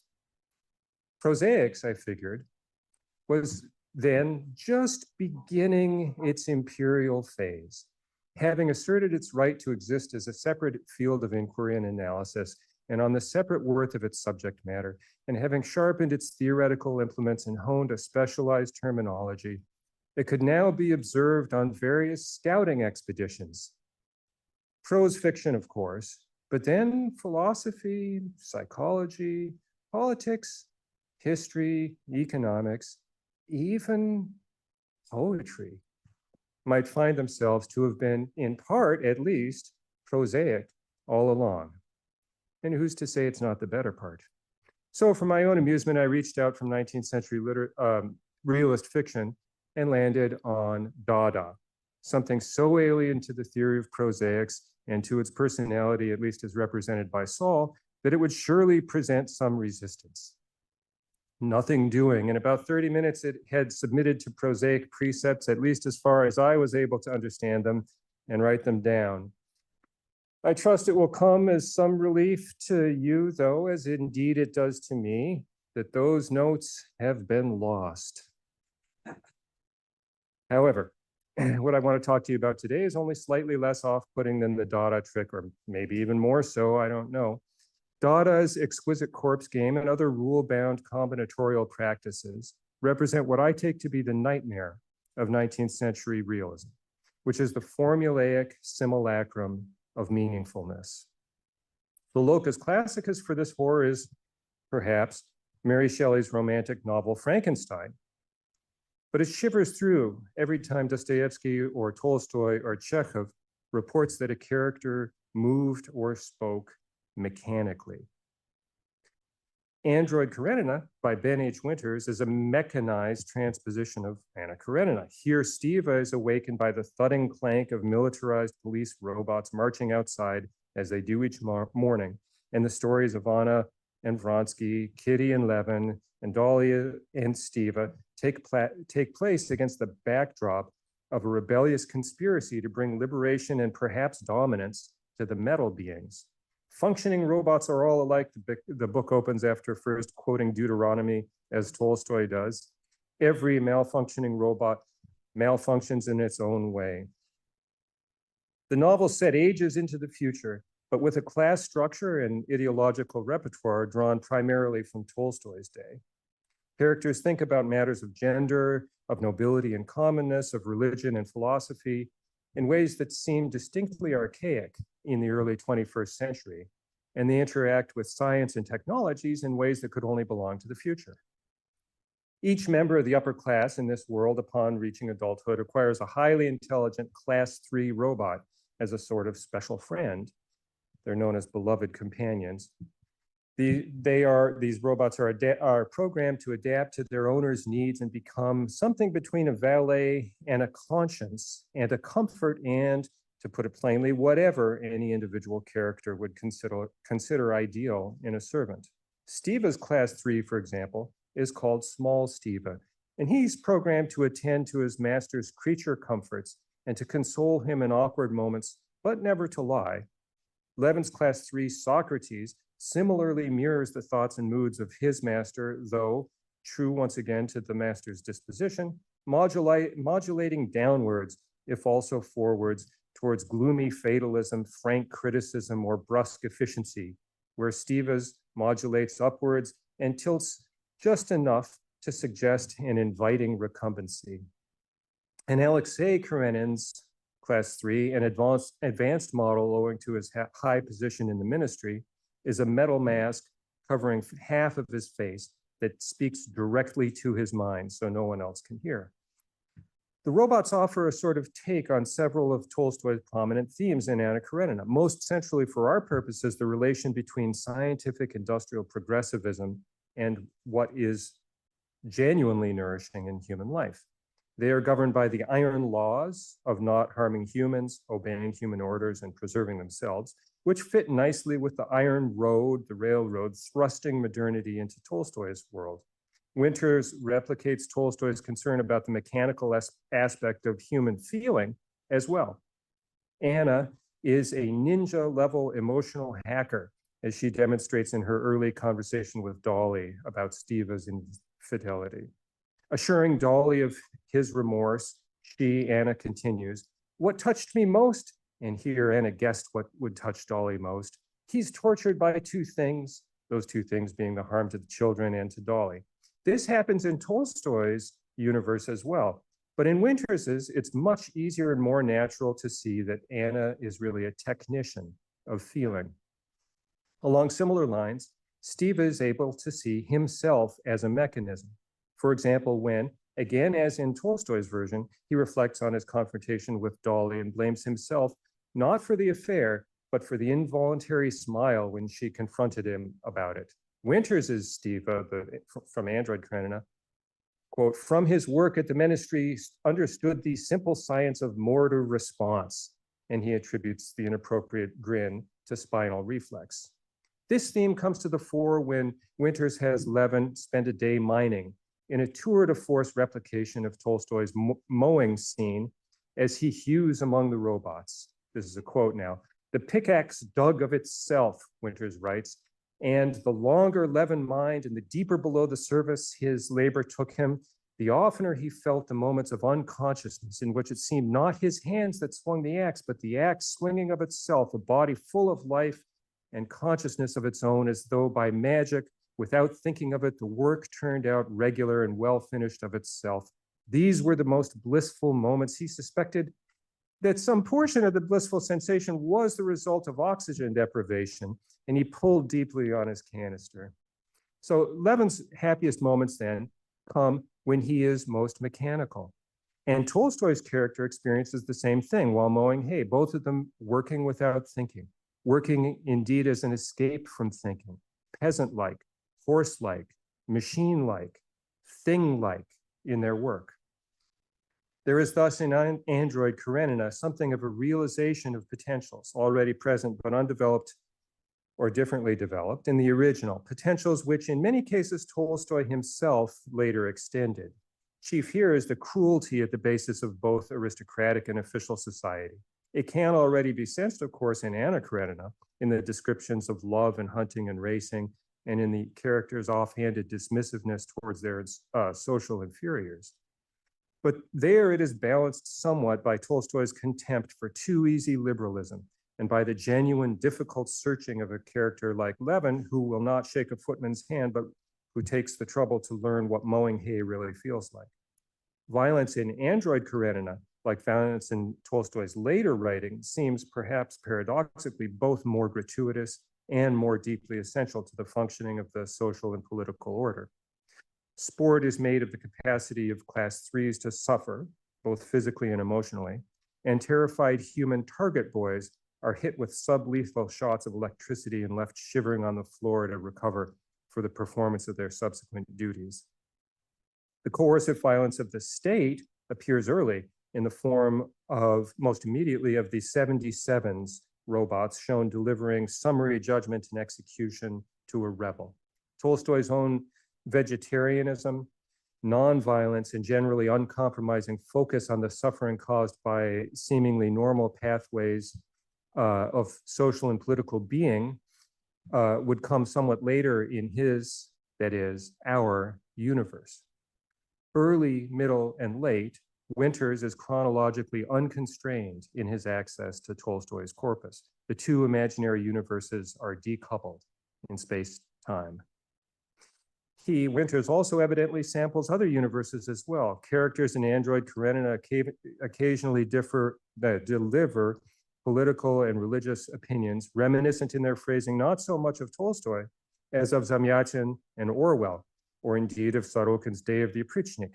The iron laws are clearly derived from, in fact, plainly duplicative of Isaac Asimov's 3 laws of robotics. At midpoint in the novel, a huge worm robot emerges from the earth to attack Levin and Dolly and her children in an unmistakable tribute to Frank Herbert's Dune. And once we start thinking this way, one realizes that the way Karenin's Groznyim is a miracle metal in this novel, half-faced talks to him, pushing him to bring Anna into line, is distinctly reminiscent of the butler Grady talking to Jack in The Shining, telling him to discipline his son and his wife. In the multifaceted and modulating relations of robot to human throughout Android Karenina, one hears echoes of the daemons of his Dark Materials, the androids of Star Wars, the house elves of Harry Potter. The state presents itself to characters in the form of an enormous penetrating eye that one can't help thinking of as Sauron from The Lord of the Rings. In case I haven't made it thuddingly obvious yet, I will now. Winters is doing more or less the same thing with Tolstoy's work and the broader fantasy and science fiction corpus as I was with Saul's, taking it out for a joyride, squeezing the original for every bit of associative and combinatorial fun it might yield. Is all of this, though, to say that Android Karenina is in fact nothing but postmodern pastiche, mashing everything together to enjoy the undifferentiated pleasure of difference and sameness? Well, first, a word in defense of fun. Part of what I'm trying to say is that while Prosaics was indisputably and even polemically serious, anti-frivolous, I might say, it was also a lot of fun. And the relation between its fun and serious aspects was, I thought, and still think, one of its central life-giving mysteries. It was not the prosaic postulates and conclusions that lodged so much 19th century Russian literature in my brain.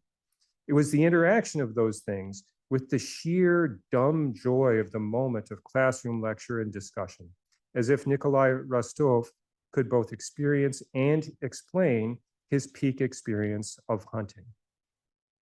Yet none of this really answers the question of whether Ben Winters has something worth saying in Android Karenina. As we know, Tolstoy had different opinions about art throughout his life, but he generally does seem to favor the notion that the artist should have something to say. Art should communicate something. Having something to say, though, is an interesting issue when it comes to Tolstoy. If a drop of wax completes Mikhailov's vision, did he really have that vision before? Did he have something to communicate, perhaps in a somewhat inchoate form? Was his message some amalgam of something deep inside him, deeply human, plus an equally human openness to surprise and wonder? Whatever it is, it seems resistant to decoding. Tolstoy insisted, Wittgensteinishly, that the meaning of Anna Karenina is everything that the author meant to say in the form in which he said it. But that, of course, returns us to words and texts. And Tolstoy consistently and contemptuously criticizes everyone from Speransky to Beaumont, I infer, who gets too caught up in the fun of words and texts. They are too mechanical. Saul has proposed an ingenious solution to the question of meaning in literary texts, with the suggestion that every work of fiction begins with the implied phrase, for example.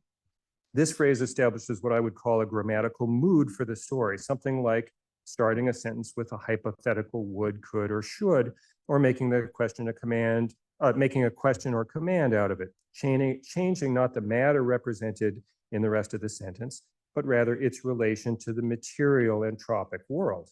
Perhaps there are several possible implicit prefatory phrases. For example, might signal an ethical or realist direction for the work to follow. Other works, like Android Karenina, seem unsatisfying when read in that sort of mood. The operative mood for those works, it seems to me, is indicated by a different phantom opening, what if, which is the signal for speculative or experimental fiction, playful and or algorithmic, juvenile and or arbitrarily formal. For example, forms a nearly statistical gesture towards typicality. What if gestures away from the norm towards the possible, the plausible, or the barely conceivable? I would suggest that the what if mood complements the for example mood in the humanistic project to which Saul has devoted his career.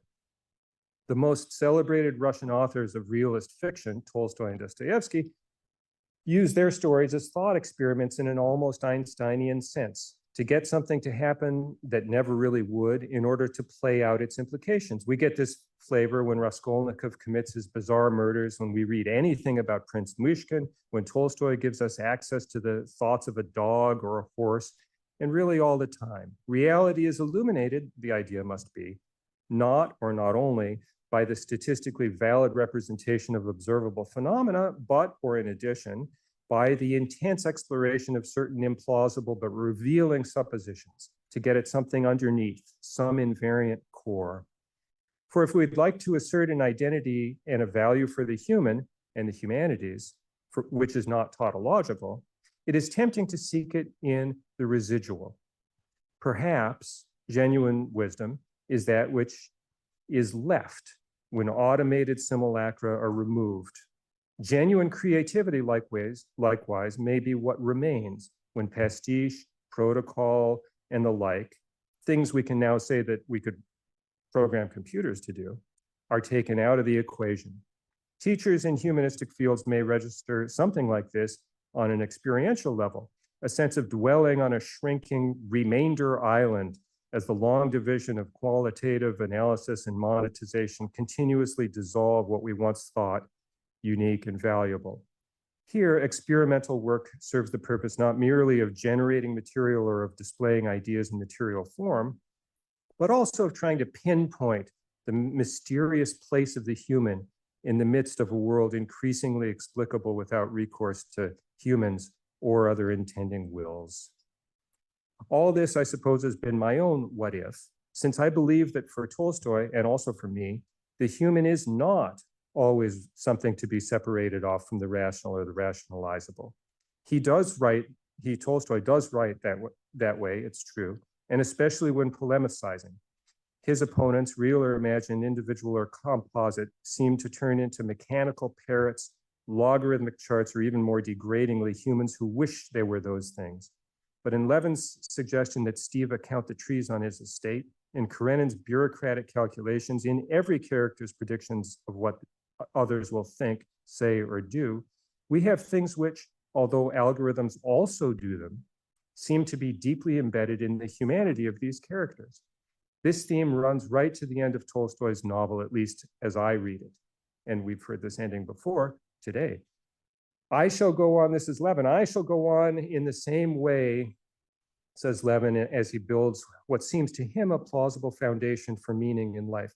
There will still be the same wall. I shall still go on. I shall still be as unable, and I shall still go on.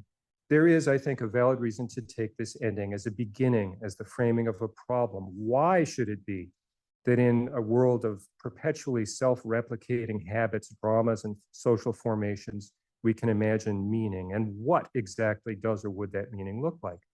And it need hardly be stated, yet I can tell I'm sure you can tell I'm about to state it now, that the humanistic question of the nature and perhaps even the reality of meaning and intention is at issue not only in Tolstoy's Anna and Winter's Android, but also in our own historical moment. Would Tolstoy's Karenin pass a Turing test? Would we? Or would anyone or everyone else in the age of generative artificial intelligence? This may be our version of the same void that the young Tolstoy would jump around to try to catch before it disappeared.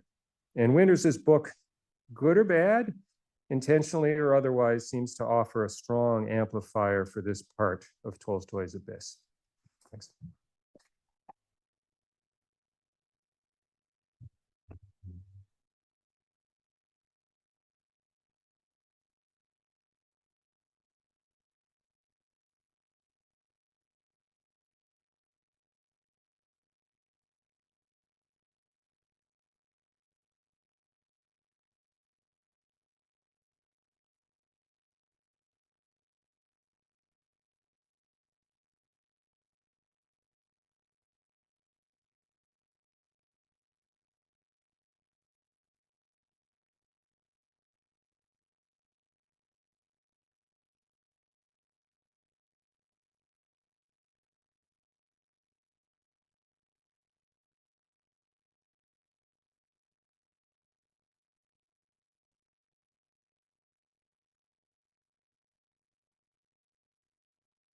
So first of all, I'd like to thank the initiative for inviting me to be here to celebrate in my own modest way Professor Saul Morson's work. It's a great honor for me to be here.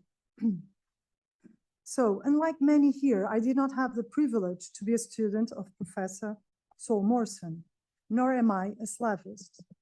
Portuguese universities do not yet offer Slavic studies degrees, but I had the good fortune to go back to one of my first literary loves, Russian literature, and in particular Tolstoy, during my master's and PhD studies in the Theory of Literature program at the Faculty of Letters of the University of Lisbon, which represented then the gift of an interval, to use Oakeshott's beautiful expression for the humanities.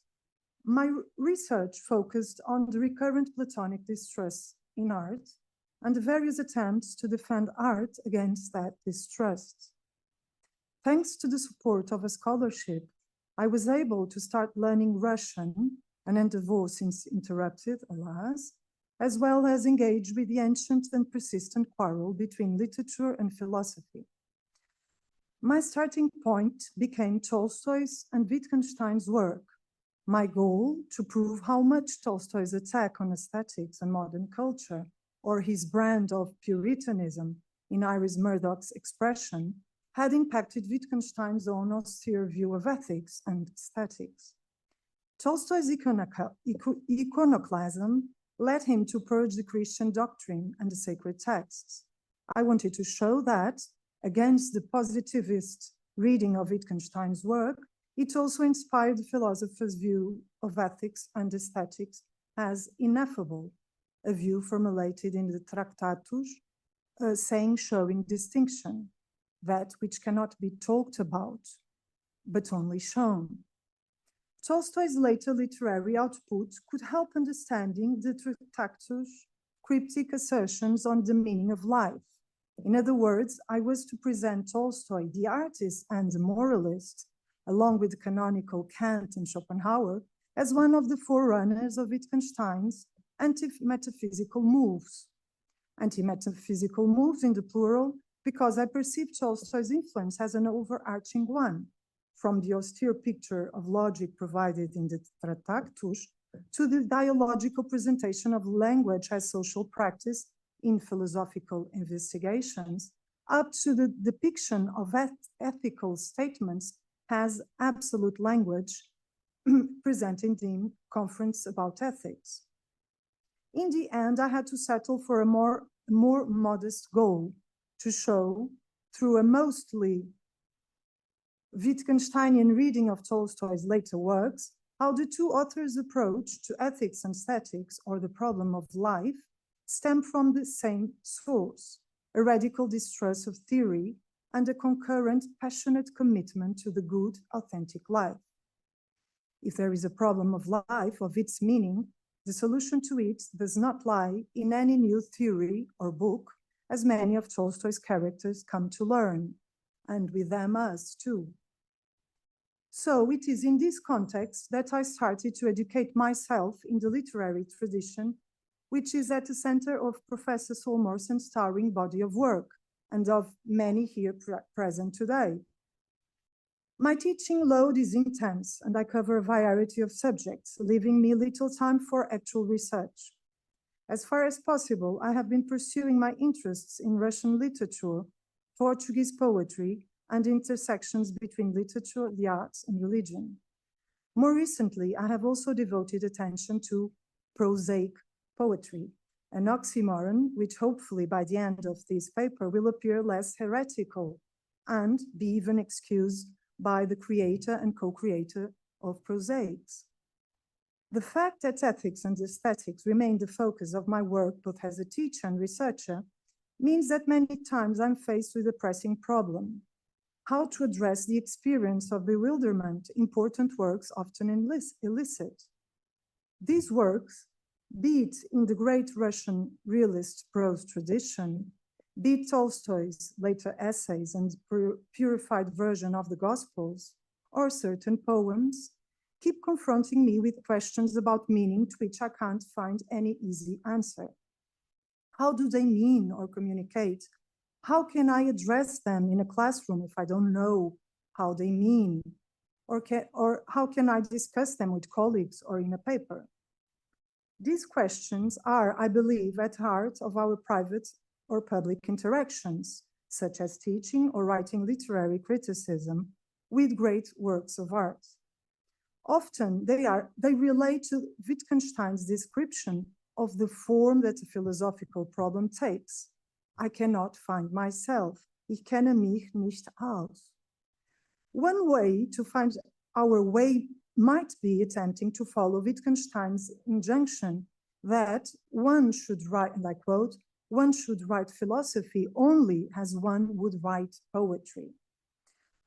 Leaving aside the question of what poetry, Dichten, might consist of for Wittgenstein, if one is not cut out to change how philosophy is made, one can try to learn from a different method, albeit also Wittgensteinian at its core. I'm referring to the method Stanley Cavell forged after grappling with the meaning of philosophical investigations. More than an object of interpretation, Wittgenstein's catalogue of grammatical descriptions in that book, with its dialogical structure and sparseness of theoretical terms, became for Cavell a means of interpretation. These means of interpretation afford him a way out from his conceptual disorientation by adopting Wittgenstein's method of perspicuous presentation, that is, the presentation not of the causal relations between phenomena, words and meanings, facts and descriptions, but of the complex network of connections between them. Cavell reinserted philosophy into the mess of culture, quote. Ultimately, it enabled him, and I quote, on principle to get from anywhere, any present desire to anywhere else that I find matters to me, end of quote.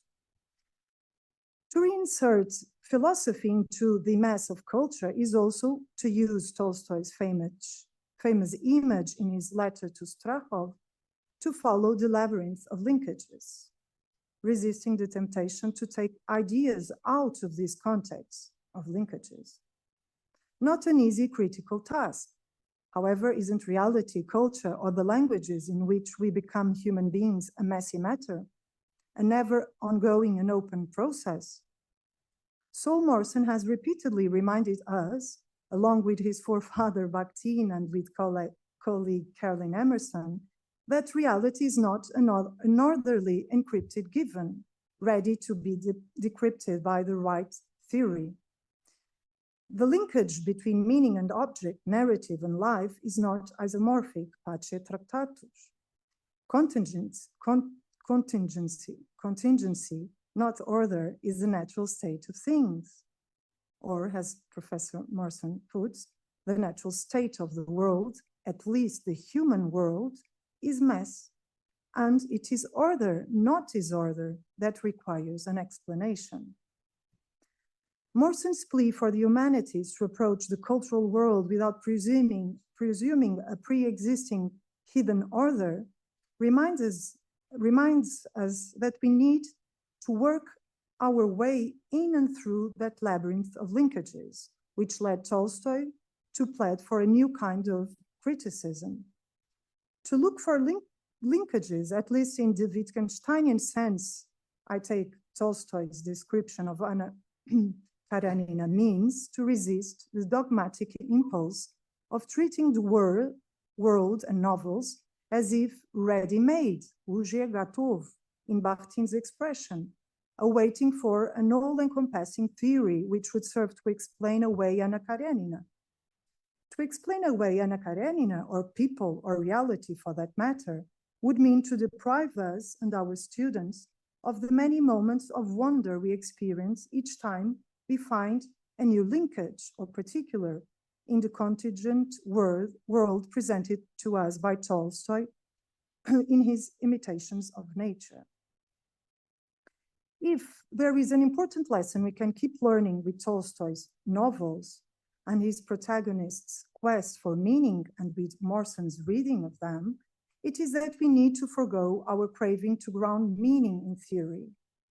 Be the result of this craving, the semiotic totalitarianism worldview, beats the village relativism denial of any meaning. Cavell's quest for the ordinary is grounded on Wittgenstein's and Austin's attention to ordinary language. Gary Saul Morson's equally formidable approach is grounded on prosaics.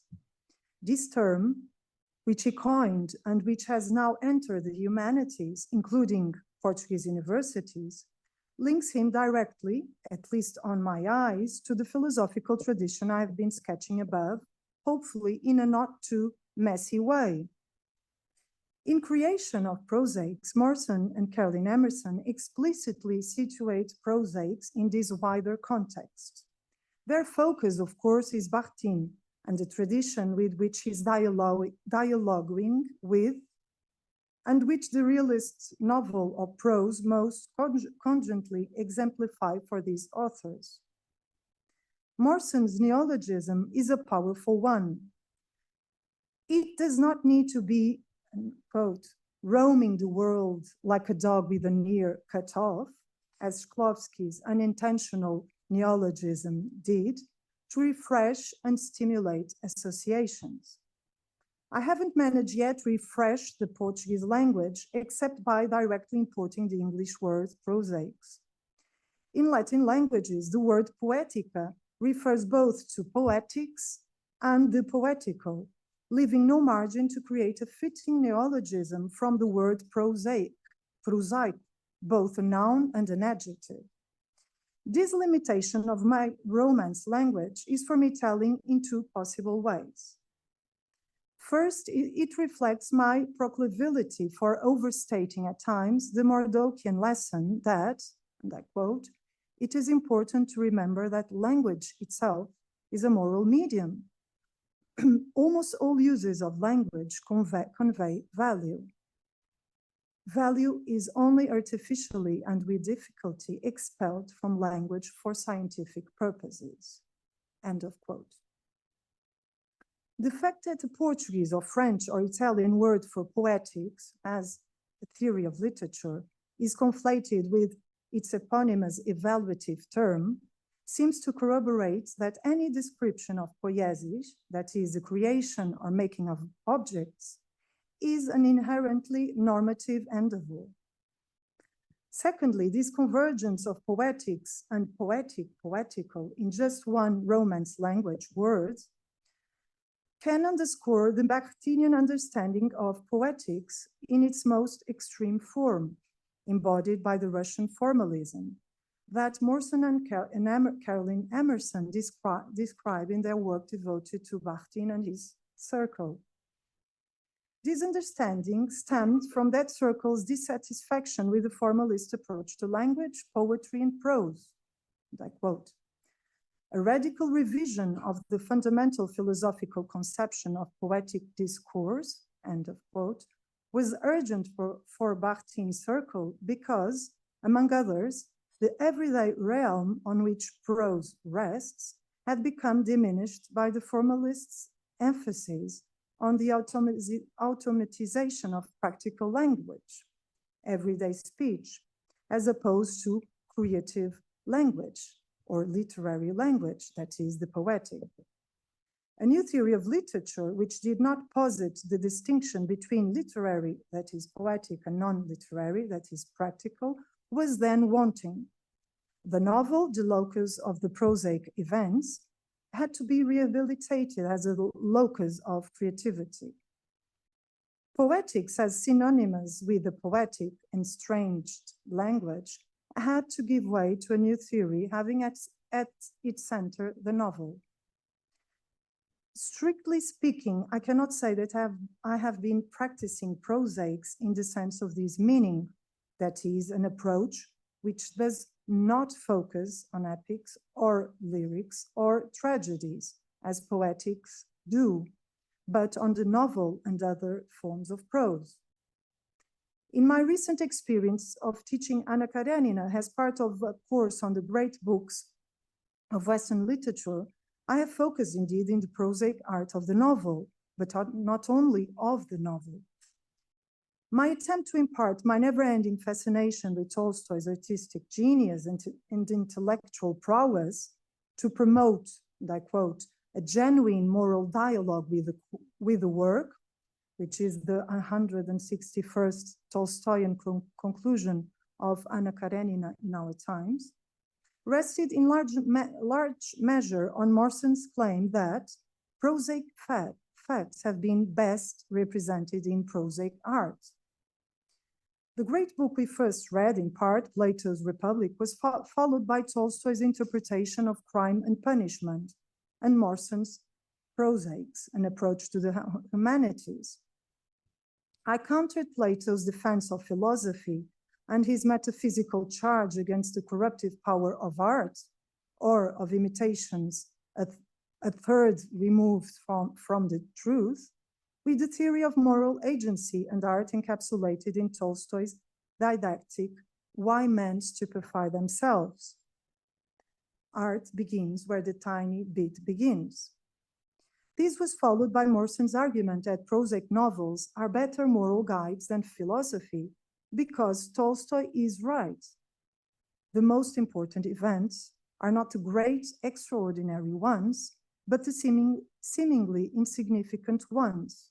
which are lying hidden in plain sight. Tolstoy's works show or assert these in different ways. In Anna Karenina, Levin formulates this moral lesson at the threshold of a new understanding of life, of his life. And I quote from the end of the novel. And I watched for miracles, complained that I did not see a miracle that would convince me. A material miracle would have persuaded me. And here is a miracle, the sole miracle possible surrounding me on all sides. And I have never noticed it. End of quote. I will spare you more details about my syllabus. I want to explain my heterodox use of prosaics as a conceptual tool to approach reality, works of art included. Even though I recognize that realist prose provide a special way of thinking about the world before our eyes and the ethical problems we constantly face, from Tolstoy to Dostoevsky, Chekhov, or Nadir the Mandelstam, I discern in other literary genres this very same quality. Prosaics, in the sense of a way of thinking that presumes the importance of the everyday, the ordinary, and the prosaic, has offered me ways of interpretation, of striving to, I quote, liberate the potential meaning, to follow Bakhtin's phrase, of Anna Karenina in my class. But it also served me as a means to approaching, for instance, Tolstoy's biographical confession, The Death of Ivan Ilyich, Catherine Mansfield's short stories, and Thornton Wilder's play Our Town. At the end of the Great Books course, I was surprised by the students' adherence to prosaics as a quest for the ordinary. Dolly became the unquestionable hero of Anna Karenina for one of the students, not only because she understood to be the character who occupies the dramatic foreground, but also for being the one who most closely embodies the author's values, like Morrison claims. Another student was almost ready to see the selfless Varenka, forever absorbed in her daily tasks, as the secret hero, despite this character's insignificance, and, as the narrator says, lacking in that fire. On the other hand, I have placed prosaics, a way of thinking which focuses on the minute bits, at the center of my understanding of a poetic tradition or family, which has one of its first formulations in Wordsworth's plea for writing poetry as a man or a woman speaking to man or woman. What I now call prosaic poets, whom a colleague of mine calls modest poets, that is minor poets, is a concept that contrasts with the Bloomian idea of the mercurial poet who forges her voice in and through her fight with the strong poet preceding her. These prosaic or pedestrian poets, a loose agglomeration of disparate voices, from Anna Akhmatova to Louise Gluck, Mary Ruffle, the Portuguese poet Adília Lopes, or the Brazilian João Cabral de Melo Neto, address in their deflated poetic voices those ultimate questions or cursed questions which Russian literature poses with so much urgency. What's the meaning of life? What is the nature of love? How do we come to bury our dead in the same ground as we bury our trash, seeds, and plants, as Ruffle meditates in one of her prose poems? How can we, for instance, resist the terror which swept a whole country and culture, as Akhmatova asks, most authentically and disturbingly in Isaiah Berlin's assessment in her cycle of narrative poems titled Requiem? Or does it mean to disobey the Lord's law, as Akhmatova also asks, by reclaiming Lot's wife's humanity against the Old and New Testaments and Origenes' figural interpretation, her Lot's wife may not be redeemed, but by foregrounding her domestic life, her tall house, her spinning shed, the song sang for her children, Akhmatova's biblical figure is a powerful testament to the emotional importance of prosaic facts. And what about the words we use in our daily interactions without paying any attention to them? How can they mean or come to mean what they mean? Adília Lopes, one of the most singular Portuguese contemporary poets, a physicist who turned to natural language to, in her neologism, disentropy herself, to offer her own critique of the common language, revisits those questions in many of her poems, some of them already translated to English by Richard Zenit. In their questioning of the limits of language, this family of poets or poems, in their representation of prosaic facts in a deflationary idiom, insert ordinary language into the realm of the poetic, and these while also tending to the narrative poem form, and at times even abandoning verse altogether, instead privileging prose as the best means of expression. In this sense, these poets may even be seen as accomplishing what Tolstoy, in his literary beginnings, deemed as the best of both worlds in one of his early diaries entry, and I quote, "A dream, that is poetry, has a better side than reality, that is prose. Reality has a better side than poetry. Complete happiness would be a combination of the two," end of quote. I would like to finish by mentioning that I have participated in a project based at the Faculty of Theology of my university dedicated to creating a vocabulary around Pope Francis' encyclical letter Laudato Si, on care of our common home. Francis' letter, released in 2015, takes its title and inspiration from St. Francis of Assisi, Canticle of the Sun, a song he composed in his Umbrian dialect to praise the Lord's creation. I approached Francis' letter through a tripartite conceptual framework: attention, home, and common or commonality. The logic is thus grounded on prosaics and on prosaic writers. My aim was the same that orients my research, that one of the most important lessons why I choose not to follow Wittgenstein's injunction to keep silence about what cannot be said, but only shown, is that art, taking seriously presentness, impels us to marvel at what we tend to forget while living, that life is indeed extraordinary. Thank you very much. We have the panelists come sit at the front, and then is Francis still there? And we have about 15 minutes for questions.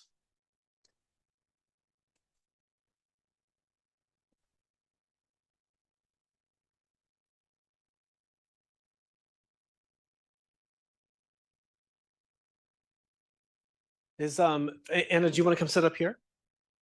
And then you'll take questions up here. Okay.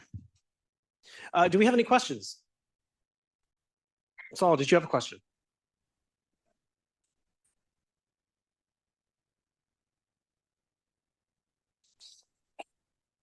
Fran, you have to hold it down here. Here we go. down here? Yeah. These papers are all, That's good. okay.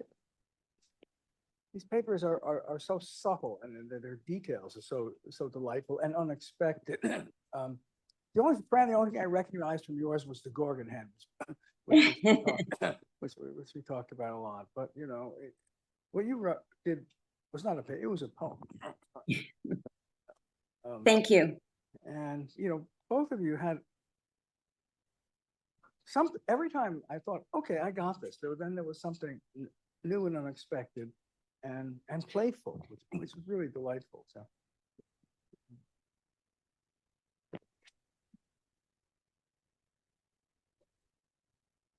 Do we have any other questions from the audience? Yes.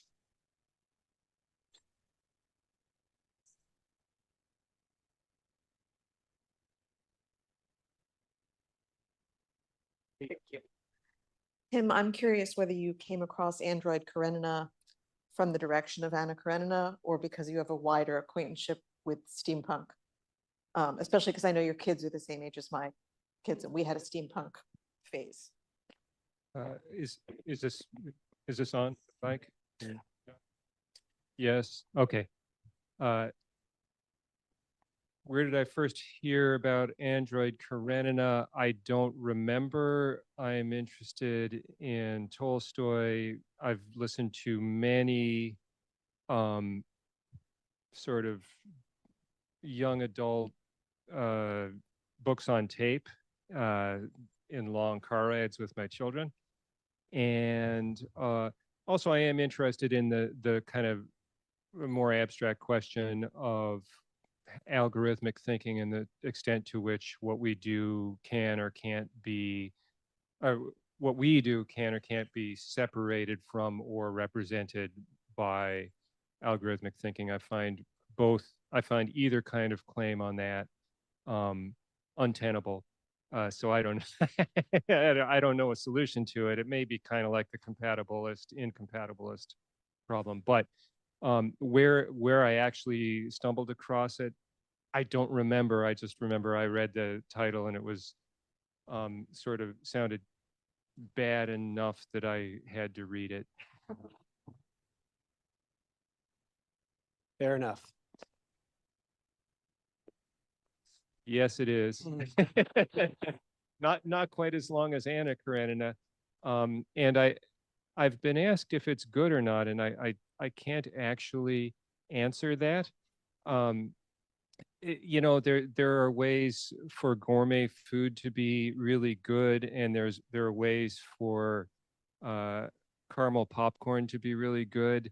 And caramel popcorn, I don't know if you can actually defend one being better than the other. It may just be kind of what grabs you. So this one sort of grabbed me. I keep thinking about it. I don't know that it's good, but yeah, about 500, 600 pages.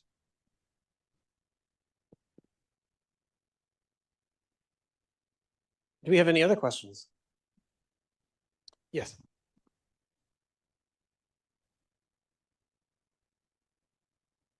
Okay.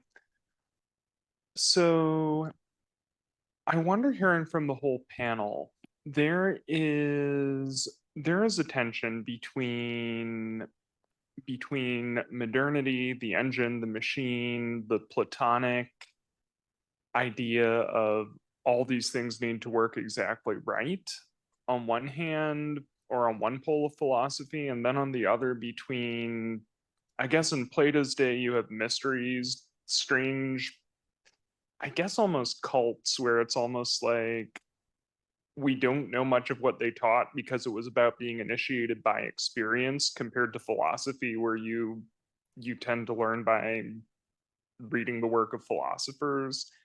And Tolstoy in Tolstoy's day, juxtaposed to kind of the logic of machinery, you have the logic of, here's this strange, beautiful experience that is almost known as it is lived. How as people in a time where we live lives that are so characterized by conformity to an economy where things work on the machine, do we really preserve and live out these prosaic truths that are very hard to articulate but very evident in their living?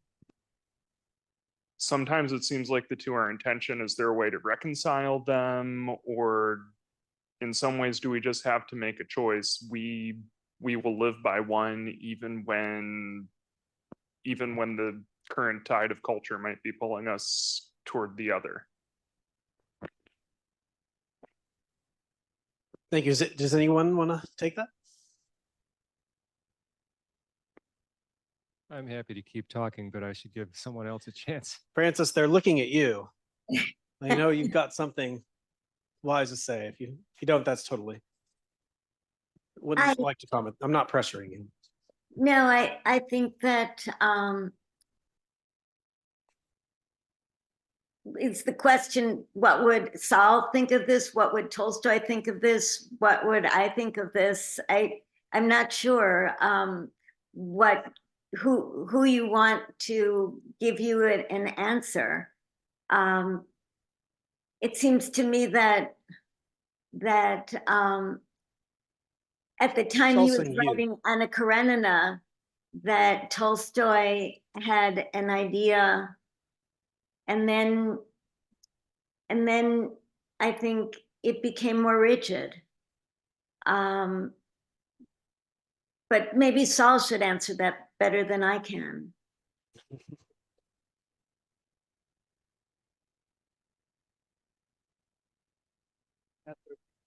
You have to work through part of the rigid conception, which you start with about not liking Anna for simple reasons, and then gradually developing more and more respect for her, so we had to dislike her for more sophisticated reasons, right? And that's part of the drama.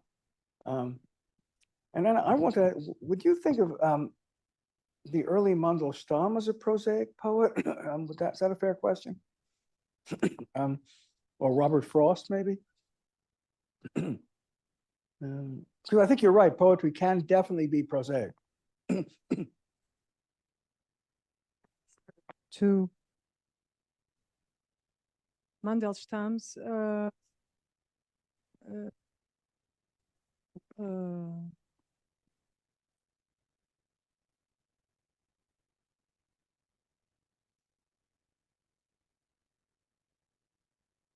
Because he has a statement about the world is a good place, and we were, given it to not to transcend, but to love. Is that a fair, rough paraphrase, buddies?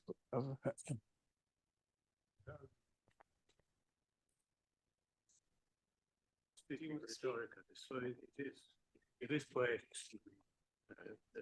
For the children, he's very conscious of his art whenever he speaks about life and so forth. So this makes him not qualifying as a prosaic poet, in my opinion. I think the point is that with the novel has a new audience. The novel has an audience of bourgeois readers for the first time.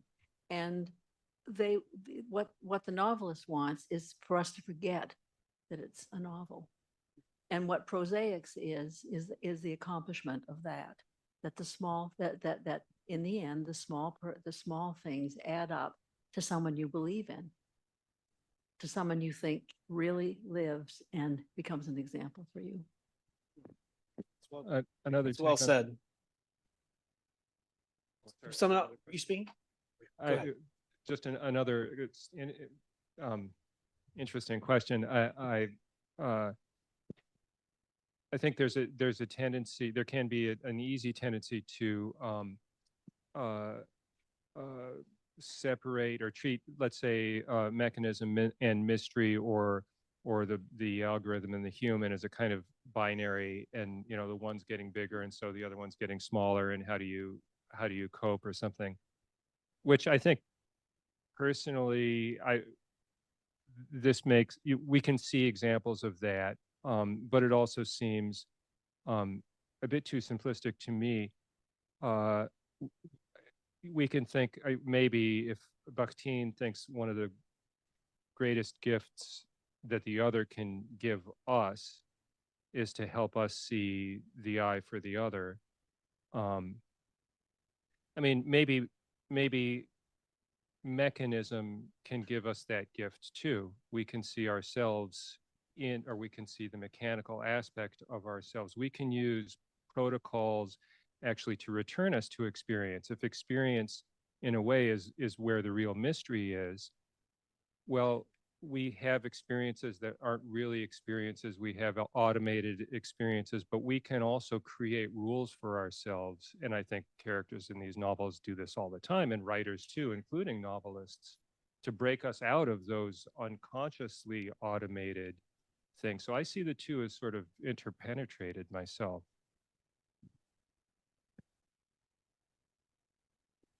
Yes.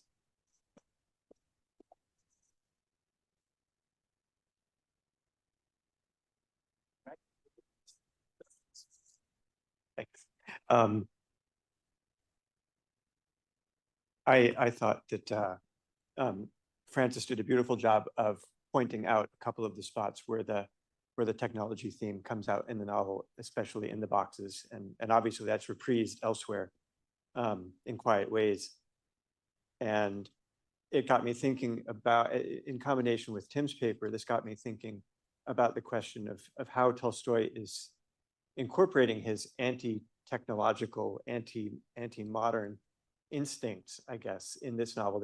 I suppose there's still instincts when he was working on Anna Karenina, and then they grew into a full-fledged ideology and life path for him very, very soon after. But I'm wondering, Tim, what do you think? I mean, in Anna Karenina, it's a novel in which the anti-technological path is present, and the theme is present, and it's not paradoxical in the way the novel is structured. And yet I would think that in Android Karenina, suddenly there's a paradox involved, right? In the fact that everything's situated in a technologically advanced form, embodying a technologically resistant author.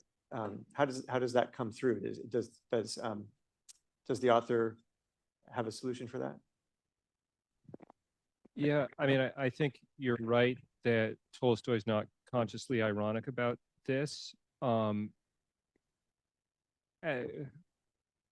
Presumptuous, arrogant as this is, I feel it's there anyway, and that there's some irony operating behind his back when he, I mean, this thing with even just Levin mowing, you know, that this either just every single thing is a mystery and completely unanalyzable. And yet Tolstoy himself uses the mechanisms of argumentation. He uses quite identifiable techniques of kind of juxtaposition of, you know, one hypocritical person and then a sort of authentic kind of person. I mean, I think he can't do without it. So I agree he's moving towards this more or less straightforward view that you are describing. I think in Anna Karenina, he's still in touch enough with whatever, some oppositional complexity that he still includes these things that make it somewhat problematic. When Levin at the end says, I'm still going to do this, I'm still going to do that, I'm still going to do the other thing, we all initially think, wow, this is really profound. He's going to, his life doesn't have to be different for him to find meaning in it. But then as I read it more and more times, I think, you know, this is underlined how repetitive all of this stuff is over and over and over. It's going to happen the same way. So I don't know. I think it's operating their belief beneath the level of Tolstoy's conscious rhetorical vigilance, but I think the artist in him wants it to be there nonetheless. Great, we'll take one more question. Any other questions? Okay, well, if not, then we will take our break, and we will have coffee for the next half hour, and then we will return here at 3:30 for the next panel. Let's give them a round of applause.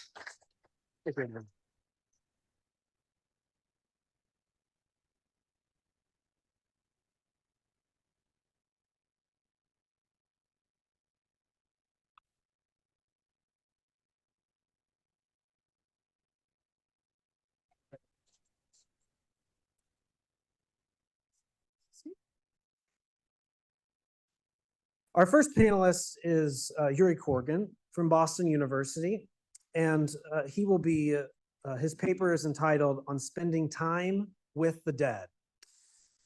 Take it away, Yuri. Of course. So it looked better when I put it. They looked kind of tagged on there on that picture. I was I think I was reader B at the press for Saul's book. And somehow it got through anyway. But no, I'm joking. I'm joking. No, no. I was really? No, that can't be. Because I think I even said in the thing that it's rare that when you evaluate that you're honored. Oh, they were good. Okay, okay, good. Well, it was a profound honor, and it made a huge effect on me. And it's a beautiful thing to be here with everybody celebrating Saul and his career and his way of looking at the world. And I want to just start with the opening pages of Wonder Confronts Certainty, where Saul tells us the genre of his book. The genre of his books is dialogues of the dead. And I think the implication of Saul's method is that the work of the scholar is to get to know the dead really well so that you can orchestrate their voices, introduce them to each other, and listen in on their conversations across time and space. So I think the method of Saul's book reminds us that as literary scholars, we spend a very large amount of time with dead people. And if you think about it, it really adds up. All the hours and days and months and weeks, years that we spend over these books thinking about these people who are not alive or not with us. And many of us spend at least as much time with the dead as with the living. So it raises a series of questions, I think. What effects does this kind of companionship have on us? Are there dangers involved? Should we be cultivating theoretical awareness of this aspect of literary scholarship? How might we do that? When you read about pre-modern communities, one thing you often see is this practice of looking after the dead. It's often a specific faction of an indigenous society whose work it is to clean the bones, to tend the graves, to preserve the stories. And I don't mean in this sense worship of the dead, which one encounters as well, but maintenance of the dead, people working for the dead. And since we don't have a sector of society that works on this in the modern world, it might be one way of thinking about the inherent nature of the humanities, what we're all engaged in. Because to keep something alive, this idea of keeping memory alive, you have to resuscitate it in new ways. The point is not to memorize or to mummify, but to reimagine and resurrect. So does it help to conceive of literary scholarship in this way as maintaining or tending to the dead? If so, are there healthy or productive ways of interacting with the dead? And in keeping with the genre or the practice as conceived by Saul in his book, I want to listen in on a conversation between Nietzsche and Dostoevsky about this problem. So both thought extensively about the problem of the life of the mind in the modern period. Both defined modernity roughly as the problem of one's inner world being disconnected from tradition, from convention, from the life of others. And for both thinkers, one's relationship to the dead is possibly the greatest challenge and danger of inner cultivation. So I'll start with Nietzsche, who had very little interest in other people if they were alive. The dead that manage to remain in our memory, he submits, are not only more insightful, more interesting than living people, they're actually more lively. And he says, by comparison with such great people who are dead, do we even have the right to live? Or he says, when we live with the dead and in their dying die along with them, what do our neighbors matter at this point? We grow more solitary. We gaze upon what surrounds us as if it had been some more indifferent and shadowy. The dead, he says, are the thinker's substitute for the living and even for his friends, these dead being the best who ever lived. So for Nietzsche as a pagan, the underworld is something we carry within us and which we visit continually in our contemplative lives, in our reading and our thinking. And he says, I have been in the underworld like Odysseus, and I will go there again. I will be there again. I have not only sacrificed rams in order to be able to speak with some of the dead, but I have not spared my own blood. There were 4 pairs, he said, who did not deny themselves to me the sacrifice: Epicurus, Montaigne, Goethe and Spinoza, Plato, Rousseau, Pascal, and Schopenhauer. So Nietzsche was a professor. This is his bio, right? It's not, I study the intersections of modern and ancient. It's, I spill my blood at the entrance to the underworld so these thinkers can drink my blood and speak with me. He says, oh wait, where are we? Oh yeah, he says, oh yeah, that's more there. He says, may the living, these are the ones, I just skip that. May the living forgive me if they sometimes appear like shadows, so greedy for life, whereas those seem alive to me as if they now after death could never again grow weary of life. But it is a matter of eternal liveliness. For what do eternal life and life in general matter? So for Nietzsche, it's, as a pagan, it's not eternal life, but eternal liveliness. that one can hope for after death in the minds of others. But there is also a huge liability here. And the problem for Nietzsche is the toll, the cost that these friendships have on us. What the dead need from us, he thinks, to stay alive is specifically our blood and our energy. He says these works can continue to live only if we give our souls to them. It is our blood that first lets them speak to us. So as a result, we have to be very selective in determining how worthwhile it is to bring the dead to life.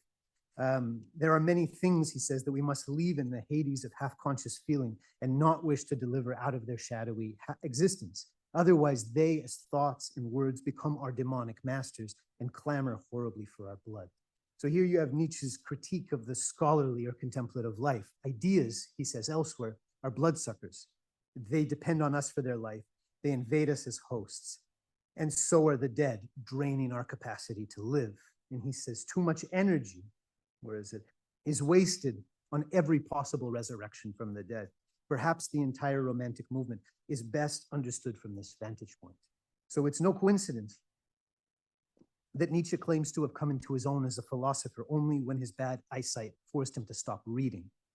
So he stops giving all his blood to the dead and finds that he has the resources to live and think with greater power and freedom. And I like this point that he says, to read a book early in the morning at break of day when you are fresh at the dawn of your strength, I call that depraved. This is later, when he's no longer giving his blood to the dead. So in retiring from academia, he becomes more skeptical about the value of the scholarly life of the mind, especially as practiced in the inwardly overstuffed modern era, in what he calls the noisy sham cultivation of this age, where our blood is being continually drained by what we read. In this age, the inner life is a kind of affliction. He says the modern human being drags around him a huge number of indigestible stones, which make a racket in his stomach. Knowledge consumed in excess of hunger, even in contrary to one's need, is like a chaotic inner world in every modern human being, with peculiar pride designates his own characteristic inwardness. Much like the snake that swallowed a rabbit's foal and now lies peacefully in the sun, avoiding all unnecessary movement, every passerby can only hope that such cultivation does not die of indigestion. He says, the dead then, as demons and vampires sucking our blood, contribute to a general sense of inner bloat. And the critique of inner overstuffedness obviously can be applied very readily to our internet age as an extension of the information revolution that Nietzsche is critiquing, in which we're all overstuffed with information to the point of stupefaction and almost insensibility. And he says that a surfeit of history in a given age, which is the surfeit of data that we all carry, is inimical and dangerous to life. The massive influx of impressions is so great, surprising, barbaric, and violent things pressing so overpoweringly. This is TikTok, balled up into hideous clumps in on the youthful soul, that it can only save itself by taking recourse in premeditated stupidity. So Nietzsche's description of our bloated inner underworld, the surfeit of history, the blood-hungry vampiric dead, can help us understand Dostoevsky's parallel meditation on these problems.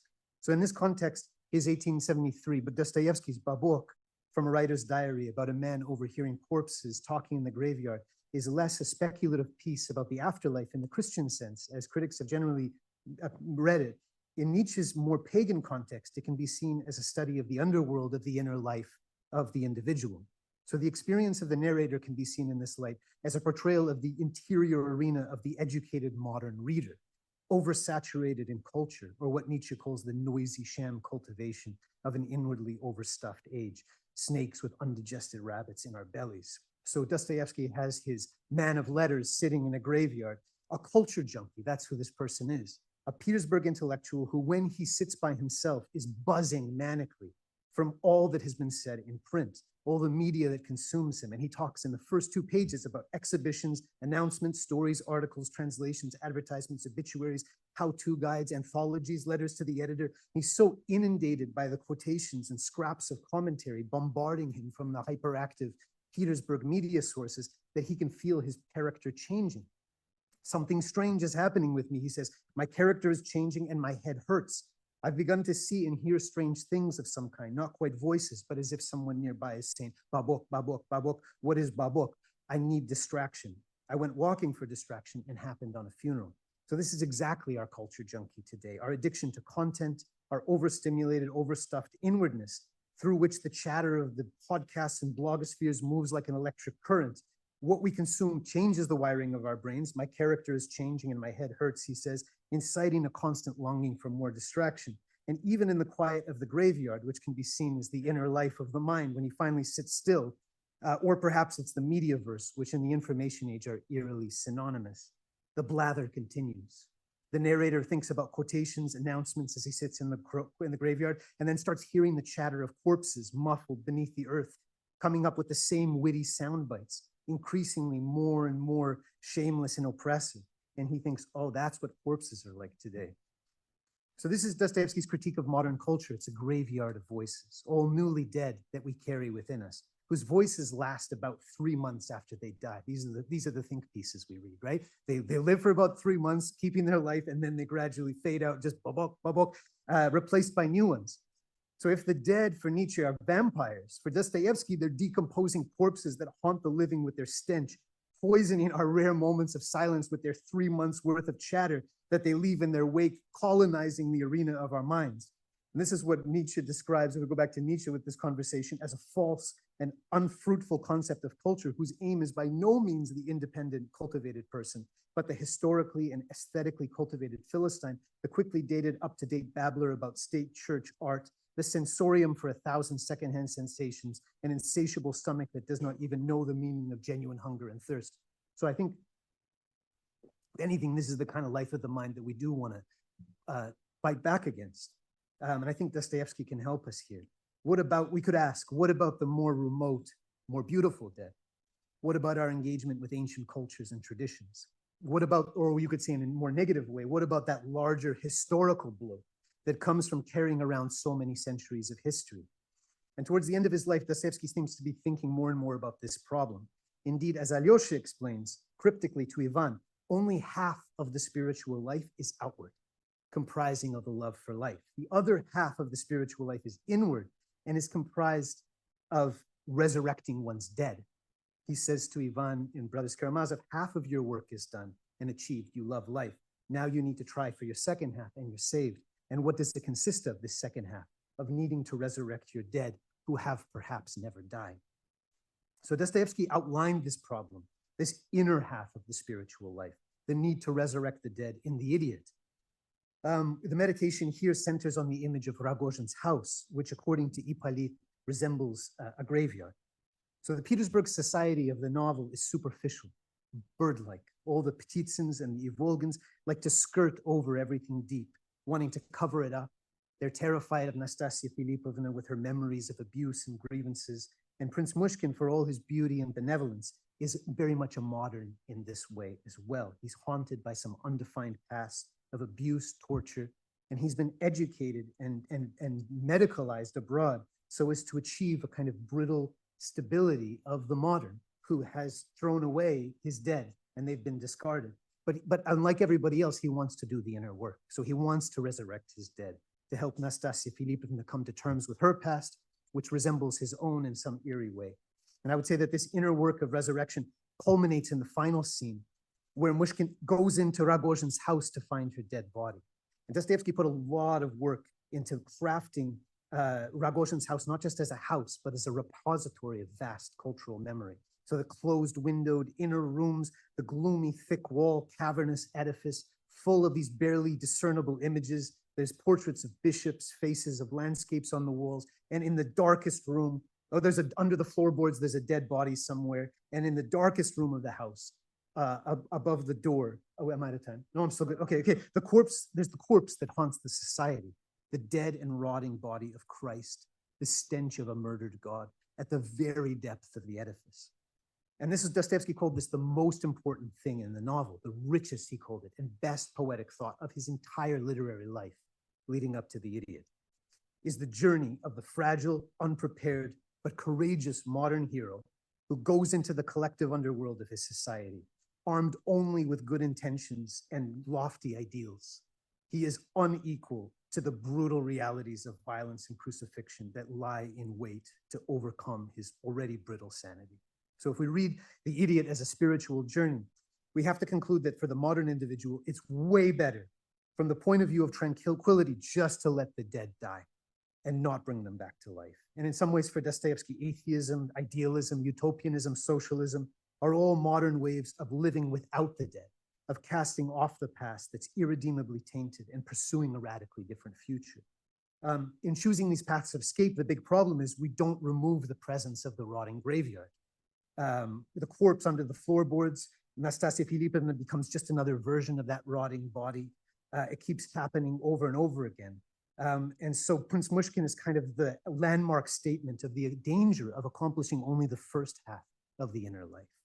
Without the second half, without the work of resurrection, we have nothing to draw on, no root, which leaves us powerless. So if we put this together with Babok, we can just think about how agonizing Dostoevsky's concept of modern interiority is. On one hand, it's like buzz, chatter, stench of dead, decomposing bodies. And on the other hand, it's the haunting terror of the ancient dead. So which kind of, studying the humanities, we have our work cut out for us if that's the case. So over the last decade of his life, I think Dostoevsky thought a lot about the second half of the spiritual life. It's the problem at the center of the Brothers Karamazov. How does Alyosha resurrect his elder's rotting corpse in his dream? How do the boys resurrect Ilyusha's corpse by remembering? How does Alyosha draw on the memory of his mother? How does one unearth the dead god and resurrect him? Around this time in the writer's diary, apart from Babok, he offers us another story about carrying the dead inside oneself, which is the dream of a ridiculous man a few years later. And I think that this story is about the weight of history, the oppressive feeling of carrying the dead within us. The hero tells the prelapsarian people that he meets on that distant planet, these ancient, happy people, that he encountered, the one that he's in his dream, he says, I felt all of this. I had all of this in me. He says, wait, am I way behind? Yeah, I told them that I had already long ago sensed all of this, that all this joy and glory had spoken to me on our earth in an anguished call, sometimes reaching the point of unbearable sorrow, that I had a presentiment of them all and their glory. And in fact, it's that distant star that makes him want to kill himself. So when he's walking home, it's the weight of all of that he has inside of himself that says, and he says, I don't know why I wanted to kill myself, but basically I can't stand it. I need to make it go away. They take him out to that star. He goes there. And it says there on this, it turns out that we have this whole planet resembling our own within that rivals the breadth and complexity of the outside world. That star is also within us, the world that we live in. There on this inner planet, the dead are still alive and have perhaps never died, to use Alyosha's words. The whole arc and tragedy of human history exists within us as well. This is the weight that the modern wants to escape, the inner world which he fears enough to want to kill himself. As he accepts the weight and suffering of the collective dead in his dream, he wakes up to feel their love entering him, emanating constantly from there through him into the world. The feeling of love, he says, from those innocent and beautiful people stayed in me for all time, and I feel that their love pours out onto me from there even now. So Dostoevsky gives us two very different versions of the capacious inner life in modernity. Both involve a relationship with the dead. One conceives of the mind as a rotting graveyard of ceaseless chatter. The other conceives of the inner life as a planet which holds within it all the glory and sorrow of our ancestors, and who, if we accept the weight and agony of their presence, could nurture us. So I was thinking about how to conclude, and my first instinct was how to bring these two visions together, that our oppression by the weight of history, the description of the dead by Nietzsche and Dostoevsky as rotting, blood-sucking, vampiric shades around the mouth of Hades, might come from our bearing towards them, that if it's our fear and suspicion of them that makes us apprehend them this way, and that if we pass willingly through the surface rot, the chatter, noise, and stench, we could find memories that nourish us. But I think this is too easy, because it's such a luxury for people who read beautiful books and write about them to talk about how lovely the dead are and how they nourish us. And I was thinking, I always think of somebody like Stephen Kotkin, people who very nobly take on the rotting graveyard directly every day of their life, decade after decade. So can you lovingly resurrect Stalin? He's writing the three-part history of Stalin, spending all of his days with Stalin. Or do you have to treat Stalin as a rotting corpse? How much of your blood do you really want to give to Stalin? But I think Dostoevsky thought about this too. The point is not, do I bear their sorrow and joy within me? The point is, I was the one who corrupted them. And if it wasn't for this fact, the sense that I am responsible for the tragic arc of history, for all the circumstances of my own becoming, this is Dostoevsky, then like Nietzsche, I could stop reading and let the dead die of blood starvation. But for Dostoevsky, I am responsible for Stalin's crimes, having all of what Stalin has within me as well. And I can only nourish myself on the love that pours from there if I accept my implication in those tragedies that I want to wash my hands of. So the point is not just to tend the dead, not to just be nourished by them, but to make amends to them as well. Thank you.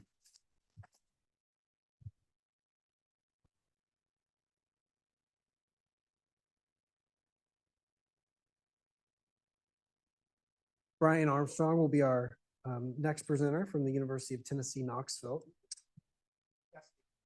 Oh, sorry, I had the wrong, yes, Augusta University. Brian Armstrong, Augusta University, right. The title of his paper will be named, "What is it like to be a double? Morrison on Persons and Consciousness." Yeah.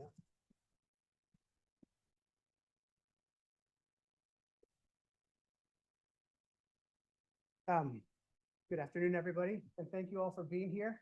My hope was that you'd all be at the other session, and so there'd be less of an audience to address. But we have the microphone, so I don't need to worry about projecting.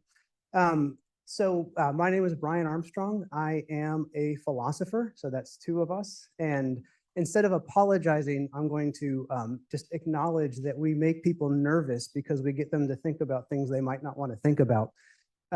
And also, by training, we tend to focus on definitions, clarification of concepts. So there's going to be a good bit of that today. And also, it occurred to me, people tend not to empathize with philosophers. So in light of Saul's work, I was interested in that fact. But yeah, even my 12-year-old has as a rhetorical move in talking with me. She'll say, "Oh, I'm a philosopher," as a way of undermining whatever I might be saying. So, yes, yeah, we do. And okay, so the talk that I proposed and it's in the program is on the double and consciousness, personhood, identity. I wrote that. I like it a lot. I'm not going to deliver that today. Instead, I wrote like 3 or 4 papers, perhaps. That's a testament to the richness of Saul's work. But Carol Emerson back in November had suggested I look more fully into empathy. And looking into empathy sort of took over all my thinking for the past few months. And so what I want to present is first a philosophical account of empathy and related concepts. And then I want to do a close textual analysis of some passages from The Idiot, focusing on Mishkin, Rogozhin, Radomsky. And the 2 sections are a little bit technical. I'm probably stretching things and trying to get them all into 18 minutes. So I did an awful thing. I dumped everything onto my PowerPoint. And just these are pretty text-heavy slides. So if you don't like that sort of thing, just ignore it. And if you get bored of listening to me, you can just read. But I'm worried about managing everything in the time limit. So without further ado, the title is now Deadly Compassion. And this is a reference to the claim that Rogozhin and Radomsky seem to make explicitly or implicitly that the compassion of Mishkin is in fact deadly. And in terms of trying to think through this issue more fully, because I should stress that I approach teaching Dostoevsky in ways that I think are very similar to Saul. I teach it in a philosophy class, so I don't have to worry about what philosophers think about what I'm doing. I don't have to worry about what literary theorists think about what I'm doing. It's very liberating. And so we treat characters as if they are possible persons. We focus on empathy, on trying to step into the characters' points of view. And one thing that makes that difficult is the fact that I lack emotional intelligence. I lack the ability to empathize. I lack much of the language, or did, that I would need in order to guide students in approaching the text more empathetically. And so I've been working on improving that over the years. And then in the past few months, I've been able to do a lot more in that respect. So I was hoping I could actually see what can I move this a little bit? Okay, but I can, oh. I need to be able to read it. I'm gonna look at it and read, but also talk.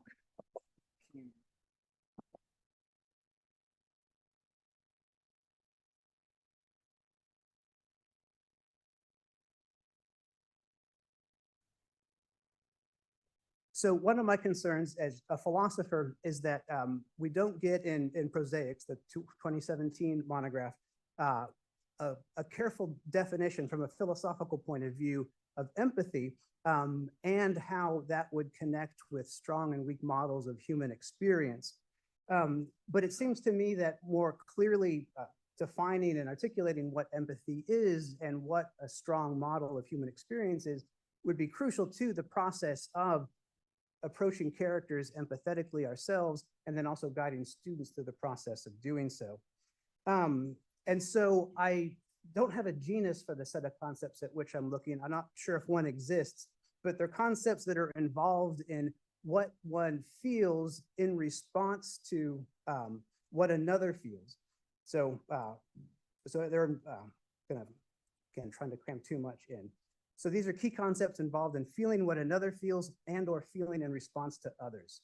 These are mental states such as pity, compassion, and empathy, and they are intentional and attitudinal. They're intentional insofar as they have an object. We are sad about something, we're happy about something. They're attitudinal insofar as they have a pro or con judgment, like sadness, bad, happiness, good. They are perspectival insofar as these affective mental states emerge from a certain perspective or view of things. And it doesn't have to be my perspective. I can adopt the perspective of another. And they're normative insofar as they entail a sense of the attitude one should have toward the object in question from the perspective in question. So pity, and I mean, one can take issue with all these definitions. Part of what philosophers do is we define things not to say this is right necessarily, but in order to say, in order to ask, what are we missing? But pity historically has been defined as a feeling of pain caused by the sight of some evil, distress, which befalls one who does not deserve it. Sympathy or compassion is different insofar as it's a reactive emotion that has the other's negative emotion or situation, which might even be deserved, as its object, from the perspective of someone who cares for the other's well-being. So there's a distinction that we could make between pity, which one has towards someone who's not close to one, and then sympathy or compassion, which would require a coming close to, a bringing near. And then pity requires that the object of the affective mental state be innocent, whereas sympathy or compassion does not require that we see the other person as innocent. And then there's other ways that negative feelings could be generated, personal distress. So I recognize that you're suffering. I don't really care, but it stresses me out. And so I'm worried about me dealing with you. And then there's emotional contagion, the mass effect, the crowd effect, where I might come to feel some emotion and I'm not aware of what's causing it, but it's caused by what's happening around me. And so pity and sympathy would be, a bit different insofar as they at least require that I recognize that the other is the other and that somehow what they're going through is causing what I'm feeling. And then I would distinguish all of these from empathy. And empathy could be further distinguished into affective and cognitive empathy. And here I'm drawing on philosophers and psychologists. I'm not bothering with citing the sources or anything, but as simply as I could put it, affective empathy, according to the work on this concept, is the ability to experience the emotions of another. In other words, to share an affect, whereas cognitive empathy is the ability to understand the emotional states of another person. And then a third and final concept would be alexithymia, which I'm hopefully pronouncing correctly, And that's an inability to identify, describe, or understand one's own emotions. It's quite literally having no words for emotions. I'm going to say a few more about each of these definitions before stepping into the idiot. So cognitive empathy, the ability to understand the emotional states of others. This is why distinguish this from affective empathy. In large part, it's done in psychology because there are empaths who are psychopathic. And how could that be? Well, the general theory or explanation is that a psychotic who lacks affective empathy but has cognitive empathy will be far more successful in manipulating people. And so to me, that seems to be a key reason to draw the distinction between the cognitive and the affective empath. I think that Pavel Smerdyakov is, I think he's a highly successful cognitive empath. I think it's like, I believe he set everything up. He's a mastermind. And actually, if he was truly psychopathic, I think he would have been living in France for many years with his portion of Fyodor Karamazov's inheritance. But for better or worse, he has to die.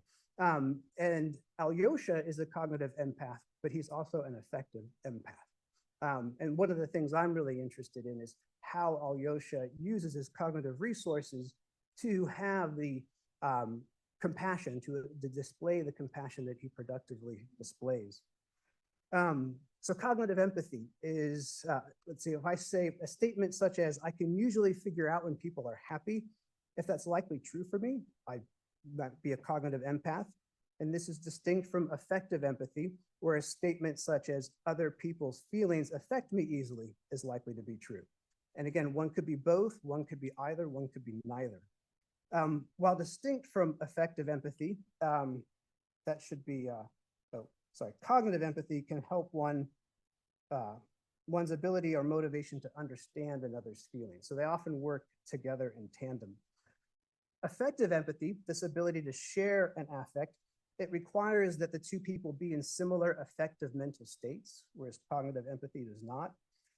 The affective empath has feelings that are more congruent with another situation than with one's own. Again, not so for the cognitive empath. And it requires awareness of the source of one's affective mental state, one's emotion. It requires awareness of the fact that one is having an emotional experience due to the perception or the recognition of the other's emotion, or due to attending to the other's situation. So in order for me, my emotional experience to be genuinely empathic in this affective sense, it has to be, for example, sadness about what makes the other person sad. It's a necessary but not sufficient condition to be in an affective state with a similar phenomenal quality.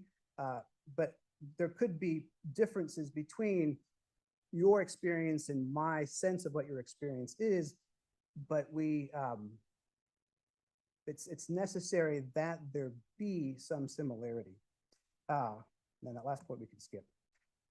So then we can go back to sympathy, and I would distinguish sympathy from affective apathy, because sympathy does not require feeling any kind of congruent emotions on the part of the observer. A detached recognition that the other is in need or suffers might be sufficient. And then empathy might not lead to sympathy. People in helping professions, nurses, doctors, accustomed to the misery of others, suffer at times from compassion fatigue. And so in order to operate effectively, they need to be perhaps cognitively empathic, but they don't need to necessarily feel compassion for the other. And then this is just the claim about psychopathic empaths. Psychopathic empaths are more likely to be able to succeed through exploitive strategies insofar as they are able to actively exploit or not feel that affective dimension. So, why do these distinctions matter? Well, depending upon what concepts one is using and what definitions one is using, one will get different readings or interpretations of people and of characters. A central example that Aristotle uses when he's trying to distinguish pity from sympathy is an example taken from Herodotus. It's King Amasis, Pharaoh Amasis II. And Aristotle notes that he did not weep when his son was led to his death, but he did weep when he saw a presumably distant friend begging. This is because the son is close to him. They belong to the same household. They belong to each other in a certain way. And so when the son suffers, the father suffers too. As for, but then there's the distant friend, he weeps for the distant friend. And that's because he feels pity for the distant friend. So why would he weep for someone he doesn't know as well, whereas he would not weep when his son is led to death? If this is an instance of empathy, then the suffering belongs to Amasis in a twofold sense. Amasis experiences the same sort of affective state because he experiences things from his son's perspective. If this is an instance of sympathy, then Amasis suffers because of the suffering of his son. In both cases, weeping would be inappropriate insofar as self-control for the ancient Greeks, when suffering would have been seen as a virtue. Nor does it matter whether the son's suffering is deserved or not. And in the actual example, the son is being punished for killing people. But it would be a virtue to respond appropriately to the undeserved suffering of someone who is not as close to one in the relevant sense. So Amasis weeps for his former sympotes, a drinking buddy. So sim with potes, drinking. And so when his friend, this comrade, is reduced to begging, he weeps. But sympathy would be inappropriate. So with this in mind, I'm going to go back to Saul's definition of empathy and then step into the idiot. So this is a quote from Prosaics, page 74. Empathy performs an as-if ensoulment into the life of another. Through compassion, etymologically suffering with, our sense of right and wrong develops. In Russian, the etymology of that word, sostradание, stands on the surface as if the English word were co-suffering. When we are compassionate, we feel as if we were two people at once. We self-consciously imagine being another. So I think when we take that definition of compassion and empathy and pity to the idiot, we see some things, and this is where I want to, I guess, challenge or question Saul on the reading of the compassion that Mishkin offers as a law of human existence. The first passage is a response to Murray Krieger's 1960 interpretation of Mishkin's compassion and Radomski's critique of that compassion. The second passage invokes, without really any comment or question, Mishkin's claim that compassion is perhaps the only law of human existence. So this is the text-heavy part.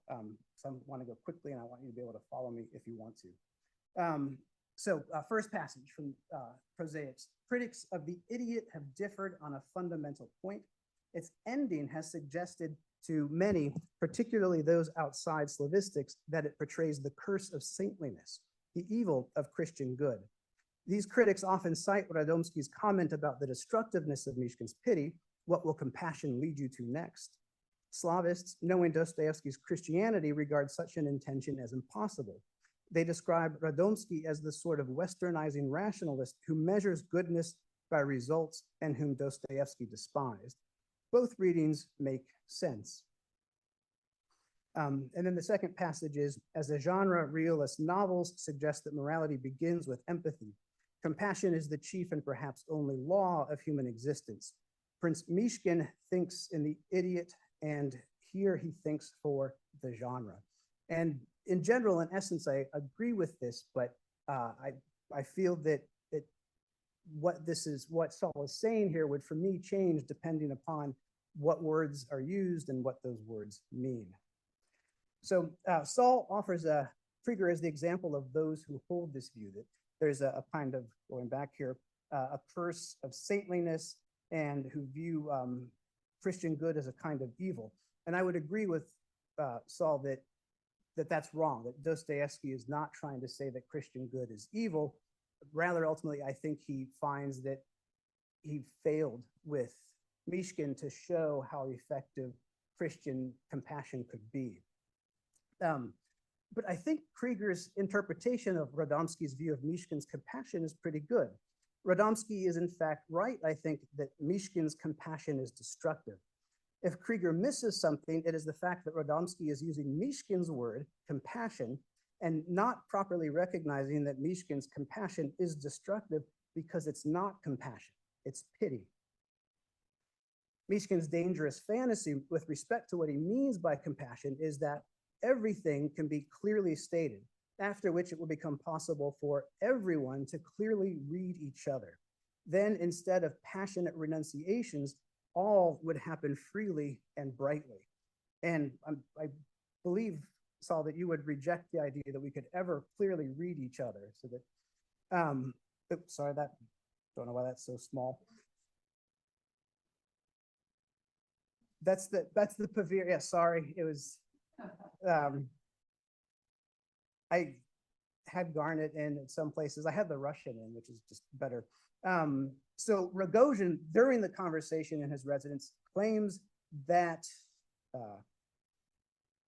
so then what I'm jumping back to Rogozhin. So there's the scene that Yuri talked about where they're in Rogozhin's residence. They talk about a lot of things. During the conversation in the residence, Rogozhin claims that he cannot love Nastasia as Mishkin does. Rogozhin has no such pity for her, and he adds that Mishkin's pity is maybe still worse than my love. As Mishkin reflects on this during his walk from Rogozhin's to Nastasia, a walk that seems to take place like with him not being conscious of where he's going, he recalls this conversation he just had inaccurately. Rogozhin says he loves her in a different way, that there is no compassion in him, no such pity. True, he added later that your pity is maybe still worse than my love, but he was slandering himself. However, that is not what Rogozhin said. Rather, Rogozhin said this: you say you love her with pity. I've got no such pity for her in me. Mishkin then erases Rogozhin's claim that he, Mishkin, pities Nastasia and that that's a problem, and he never wonders why Rogozhin might believe that this pity is worse than his, Rogozhin's, passionate love. So why might Mishkin not want to look too closely at all of this? And here we have that alexithymic aspect of not being able to attend to one's feelings. And because of that, he seems to be unable to understand Rogozhin's perspective cognitively. And then also he ends up not feeling the same affects, not feeling the same emotions.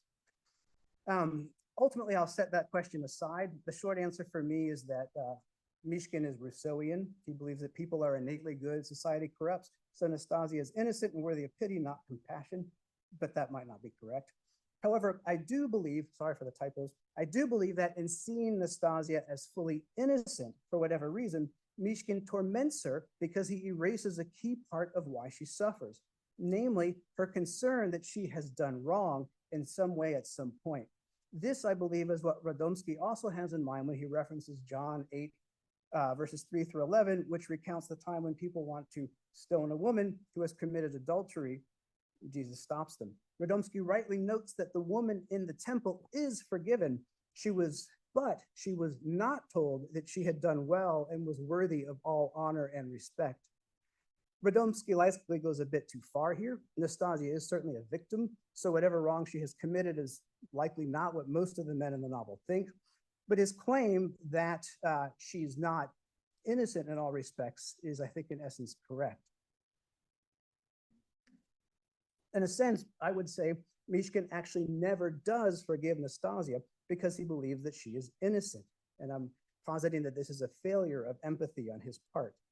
Whether she is or not, seeing her as if, kakbui, she is crucially a failure to see her as she sees herself. And it precludes the kind of catharsis that forgiveness and mercy can ostensibly provide. It's also worth noting what Rogozhin himself is referring to when he talks about Mishkin's pity. He is correctly referring to Mishkin's claim shortly before regarding Nastasia. Mishkin has just said, quote, I explained to you before that I love her not with pity, not with love, but with pity. I think I defined it precisely. Oddly, we never witnessed that conversation. However, Mishkin did say something very similar in part 1 of the novel when he explained, precisely it would seem, his feelings toward Marie.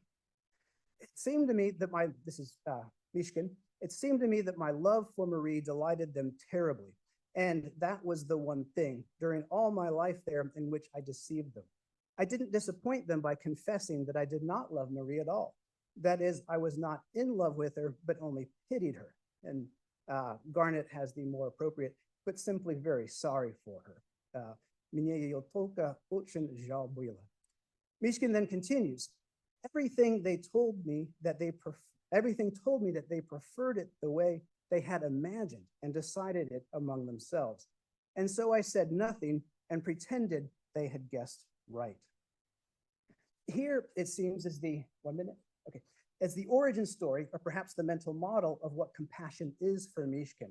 It involves at its heart a denial of any sin in the other, and it aims to please others through deceit. Viewed in this context, Radomski's account of Mishkin's supposed compassion for Aglaya is eerily similar, and I figured I'd be running out of time, so there you go, that's the passage. But if we had time to read it, for those of you who read Russian, is there any truth in your feeling? There's the idea that he's deceived Aglaya out of pity, but also this deception is in part to please Nastasia and others. People expect it. So that dynamic it keeps recurring throughout the novel. Thank you for your time. And I'll end with just, Saul and I had never actually met officially until today, but in 2019, I caught this, which it's one of my favorite photos of Bill and Gary at Boston, the International Dostoevsky Symposium in Boston in 2019 at Boston University, put together by Yuri.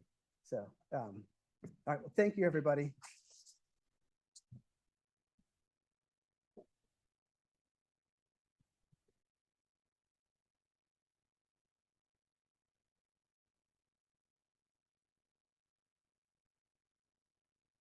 Okay, well, if you struggle to, in Russian literature, if you struggle to introduce other people, you're going to struggle even more to introduce yourself. But my name is Brett Underwood, and my paper is entitled The Underground and Gary Saul Morrison.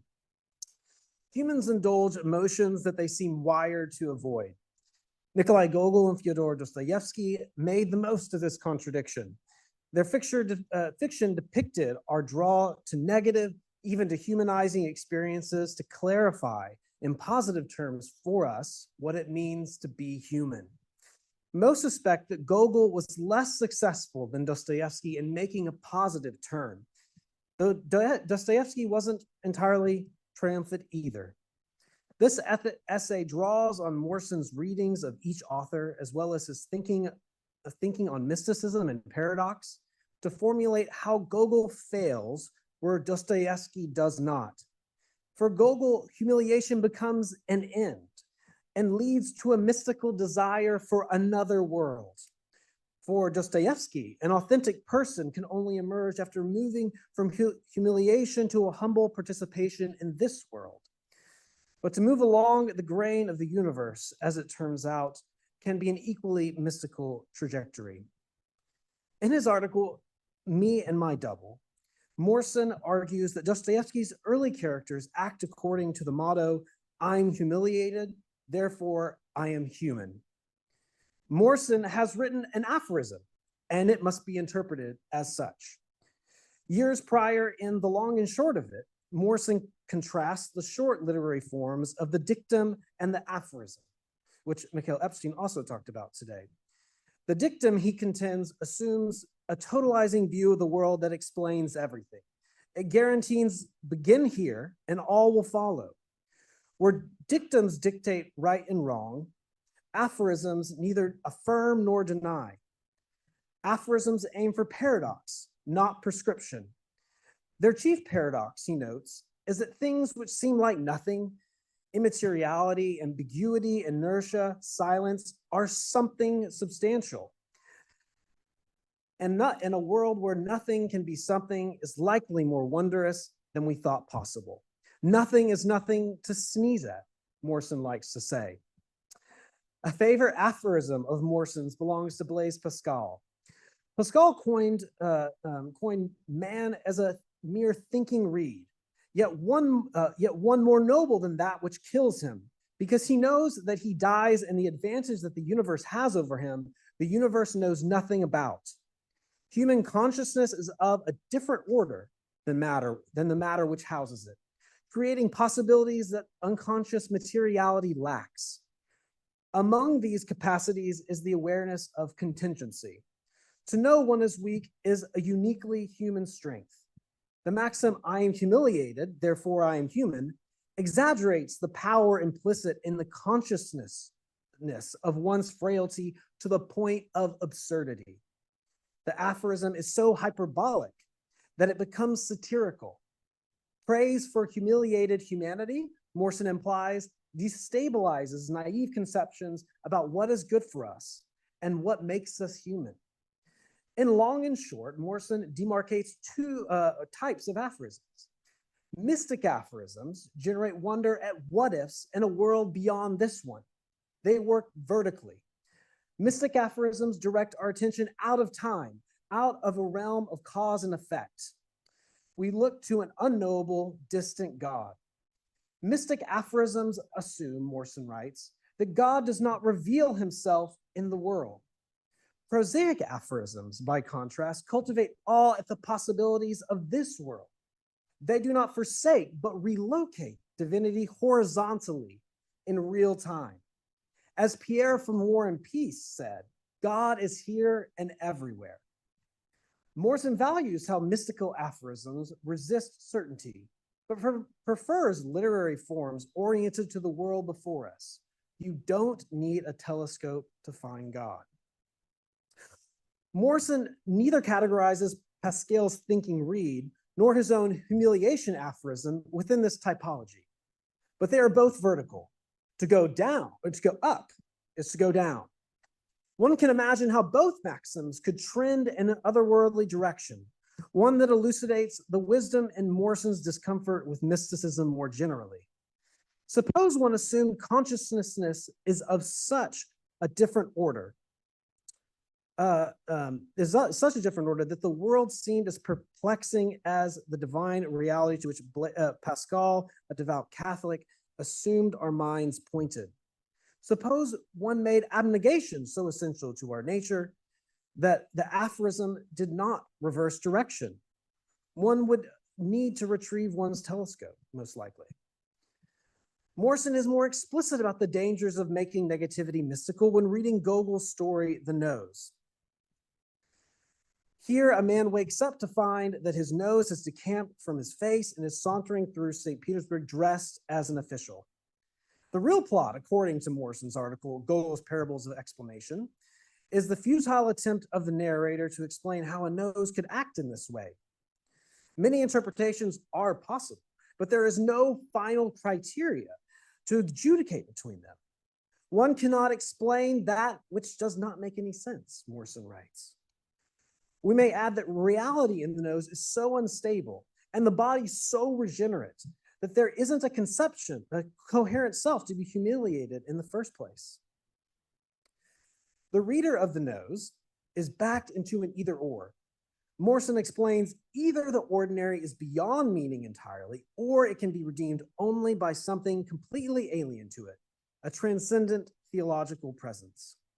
We can thus trace how nonsense in The Nose collapses into mysticism. In The Nose, the world is so reductive and deficient that one must conclude that this is not a world in which one can find any trace of divinity.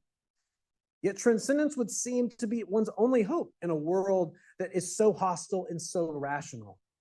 The problem is that it is impossible to know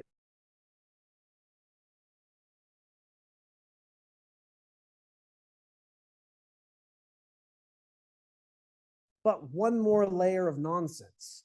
The real either or, Morson points out, is that either meaning is guaranteed or it is a dead soul. The nonsense of Diary of a Madman, Morson notes, is not as pure as The Nose. To be sure, Gogol's Diary of a Madman is not an abundantly sensible world either. But there is enough sense, in my view, to speak of a humiliated self. The story is a series of entries by a low-ranking servant, Popershin. He is past 40, walks around in a dirty overcoat, sharpens pencils at work, and lies in bed when not working. He feels compelled to redress his reputation as a zero and nothing more. He will yield to nobody, he tells himself, not even the director's daughter with whom he has fallen in love.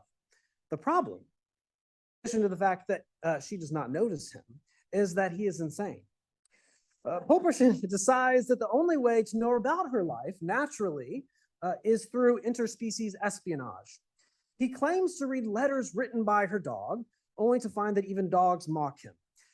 Hemmed by humiliations, real and imagined, he plunges into ever more crazed speculations.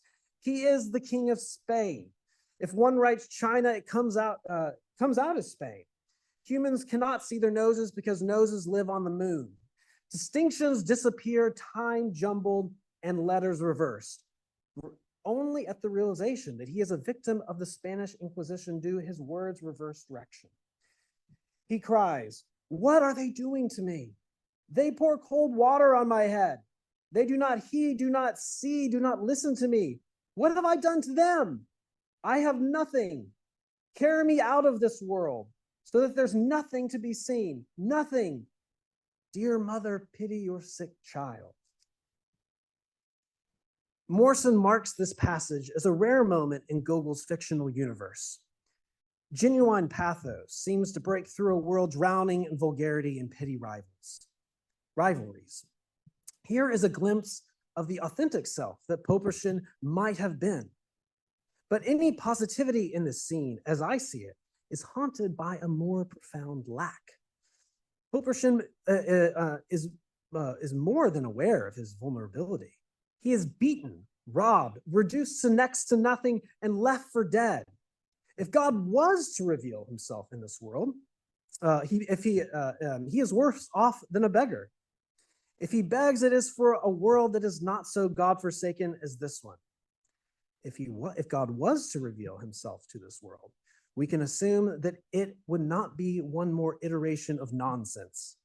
It would be a moment of apocalyptic vengeance, a scene of mystical humiliation.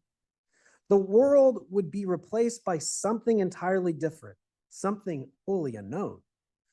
Would that the last judgment come sooner, Popershin cries at the beginning of the story. His final plea to his mother for mercy would seem in reality much of the same. It is a call for judgment, and it is unlikely that even Popershin would be spared. Nonsense does not play favorites, neither does God. Humility has collapsed into humiliation. Popershin cannot live alongside or with the world, as the Russian word for humility, smirinya, implies. He takes the verticality, the baseness implicit in the Russian word humiliation, unizhit, with religious seriousness. Popershin is so low, so humble that he cannot accept the world. He can only reject it. His humility is a juncture on the way to annihilation to nothing. Unичтожит. For Gogol's selves are stoppable, so is the world. If humans cannot reduce themselves to zero, then something else can. Diary is bereft of a horizontal. It is a paradigmatic example alongside the nose of the mysticism which Morrison fears. But Gogol would have it no other way. To be scared is to be humble. While Popershin thinks that he is the king of Spain, Goliadkin from Dostoevsky's The Double imagines that he has a double. He thinks that he is two people at once.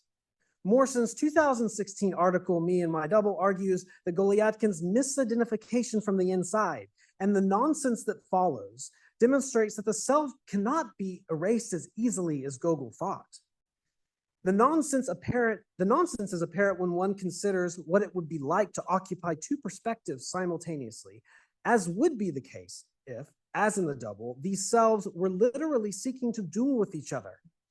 Alternatively, imagine possessing two I's or me's who are in pain Pain leaves little doubt that there is one I who is suffering. One can see how the idea of possessing two selves gravitates towards an irreducible me. Morrison suggests that in the double, our common sense prevails. There is an I, and only one, who is directly present to ourselves. Dostoevsky's negatives are not equivalent to the arithmetic procedure of addition, but division. They are turning positive, pointing to a self.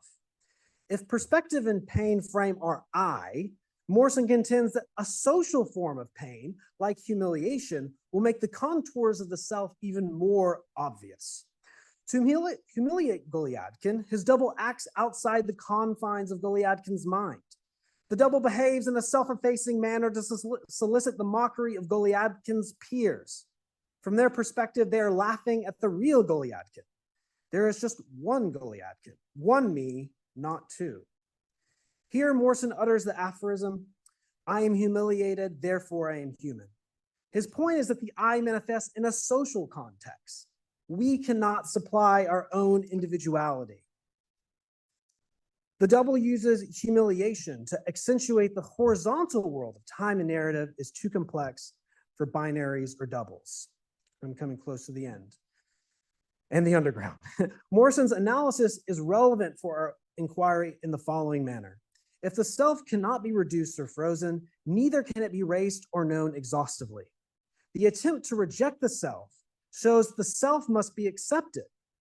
Personhood cannot be stopped because it is mysteriously given.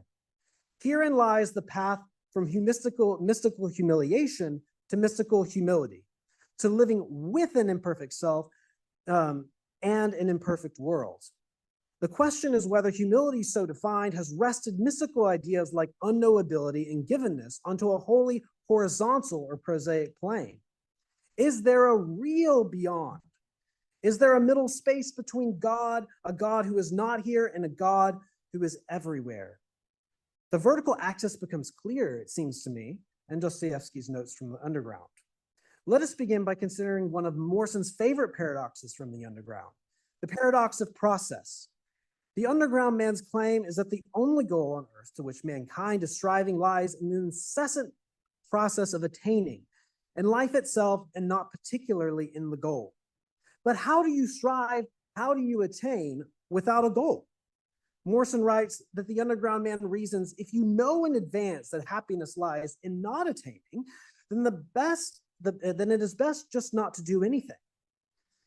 Such a person would just stop or strive without ceasing to do nothing. Let us examine this process.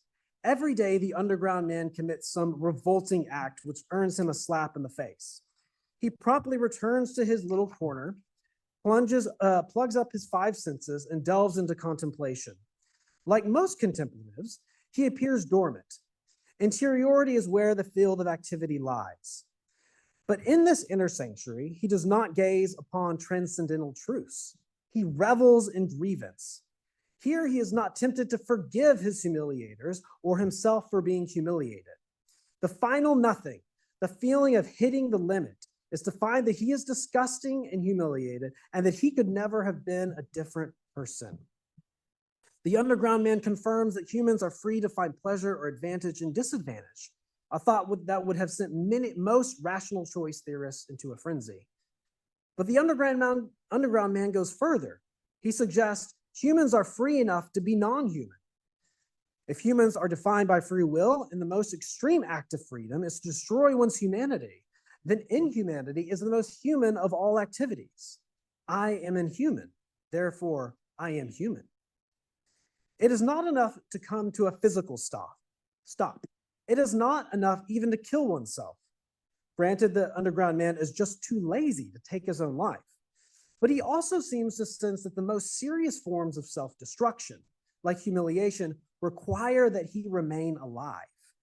He needs his own body, as well as the bodies of others, to orchestrate a slap in the face. He must remain active in the world to cause himself the most damage. He cannot be a true hermit. Verticality in the notes can be found in its imagery. One goes up by going down. An overly acute consciousness is attained by going underground. And the underground man believes himself to be so far down below the surface that his wretchedness is no longer human, but that of a beaten and ridiculed mouse. If there is real verticality, it is implicit in his failure to take his own life.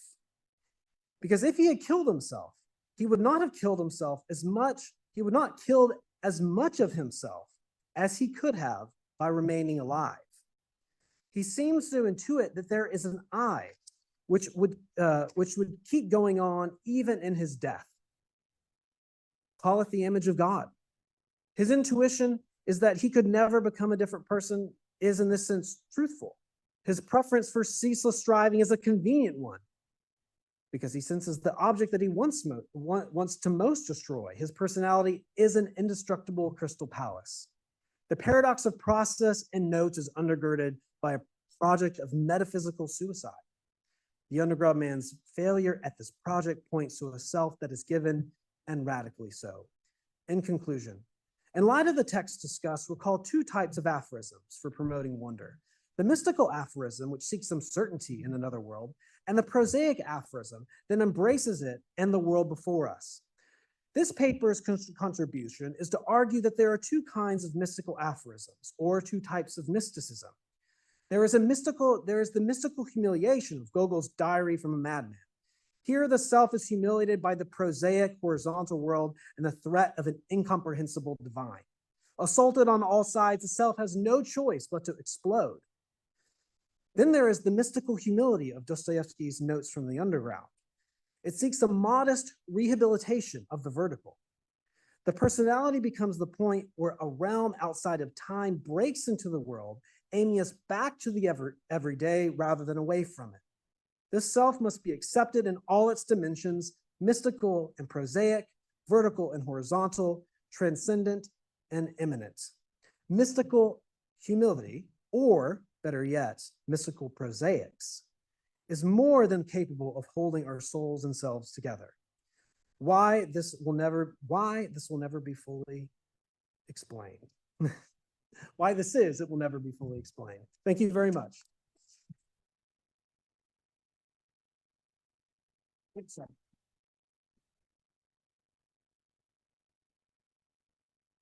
Okay, I was given the microphone for questions.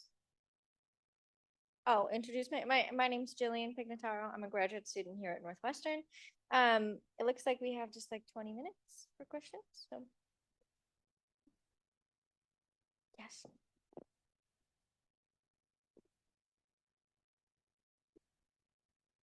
Stopping this. Okay. What do I do? Oh, yeah. So Brad, you said that the answer may never be given, may never be found, but didn't Dostoevsky have a different version of Notes from Underground that was not published, that he suggested the censors cut and would have offered a more Christian response perhaps for the coming together of the vertical and the horizontal? Yes, I think I was just talking more more technically about that. There's no, there can't be any explanation for why something is necessary, for why something is given. I think that's what I was explaining it. Some kind of real kind of mysticism where there is some kind of given, some kind of necessary mode of being, a reality that obviously can't be explained why it's there. It's just there. And so that's why I was, of course, it's more complicated than that, I suppose, with the idea of the soul, because the soul is created. And obviously there is a Christian message of redemption through Christ that he was trying to point to, and reconciliation through Christ. So you're right. I probably shouldn't have ended on that line, but I was trying to do a nod to Saul's sensitivity to explanation gaps. So that's what I was trying to do there. It was more a play on words than anything.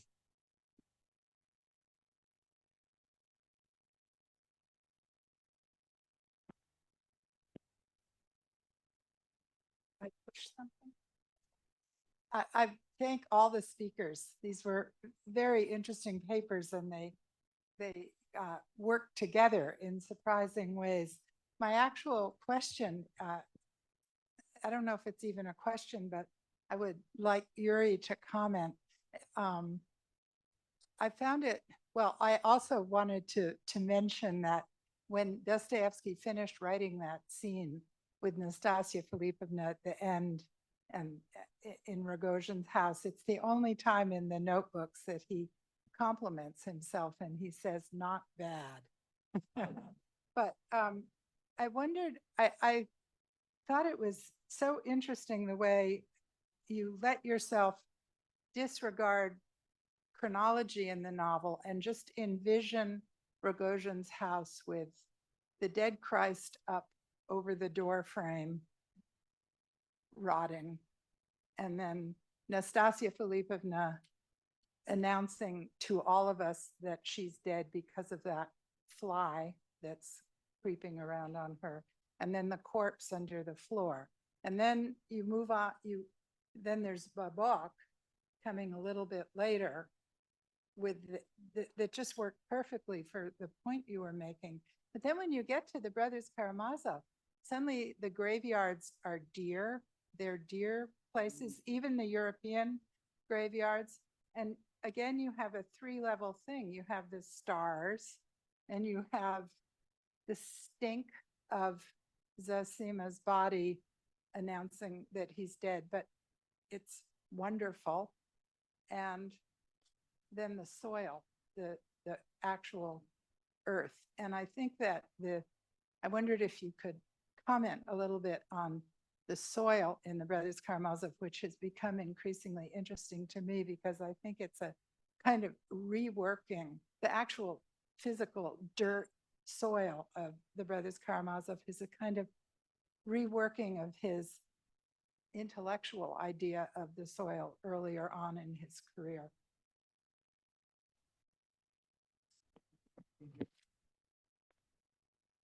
Now it is. Okay, good. Okay, so I think, well, the question of the novel, I think, is, Mitya says it, I can't just rub myself against the earth and return. I can't just rub myself against the earth if I want to return to it. So it's the question, the sentimental question of Schiller, of the whole romantic movement. How do I reintegrate myself? And I think, to me, Dostoevsky's answers in some ways the most interesting because it takes so seriously what you have to go through, what you have to contend with. It's not just that you can reintegrate yourself. You know, it's nice to say, sometimes you'd say when I'm teaching Brothers Karamazov, you know, I'll have somebody in class who'll be like, usually like a guy who's like, you know, Ivan, I just don't like the way he's being treated in the novel. And it's funny to me that he doesn't dislike Dostoevsky, or he's not saying it's a bad novel. He's saying, I don't like the way Dostoevsky treats Ivan, meaning that that's how much I believe in this character. And he's saying, why can't you just walk away? And you can tell this guy's got problems with his own dad. And it all comes out in the class, you know? And I'll say, well, okay, you can walk away, but he's still there inside of you. So what do you do then, right? So the question is, he takes it very seriously, what this collective graveyard is. It's too much if we just had the dream of a ridiculous man, where if you look inward, you have all these beautiful people. The question is that there is this terrible rotting graveyard, and most of us, if we look inside ourselves, that's what we see. And so I think probably as a psychologist, Dostoevsky is the one that speaks most to the problem of our time, which is that what I see in the classroom is, you know, various degrees of medicated darkness, basically, when you think about the interiority of what young people have today. And then you think about Babok and the graveyard scene. These are all images. He was very prescient about this. And so it's better just medicated into oblivion. That's the way of his disintegrated moderns. It's not just, you can't just rub yourself, you can't just walk into a forest and immediately become one with all. And so the idea of why you would want to go through the agony of raising the dead and returning them to life, if you're dealing, that's what the idea of Stalin comes to mind. Did you want to resurrect him as well? It has to be that you're somehow implicated in this, that it's your duty somehow.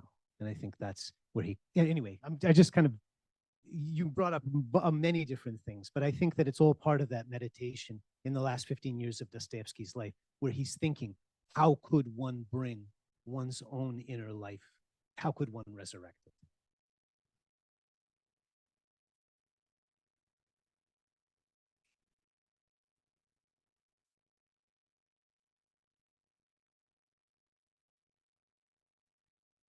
It's, well, actually, that's interesting. Did everybody hear what Robin said? Oh, she said that you can't rub yourself against the earth, but she says she sometimes tells her students in a burst of sentimentality, she calls it, go kiss the earth. But actually, at the end of the semester, when I find that my own neural network is addicted to emails and I'm almost wanting emails, though I hate emails because I can't face the emptiness. All you have to do is go garden for 3 hours and you never want to have an email again. And there is something about it that does, you know, and so that does, it gets rid of the charge. And so there is something about that. Well, it's not the only answer, but it is good.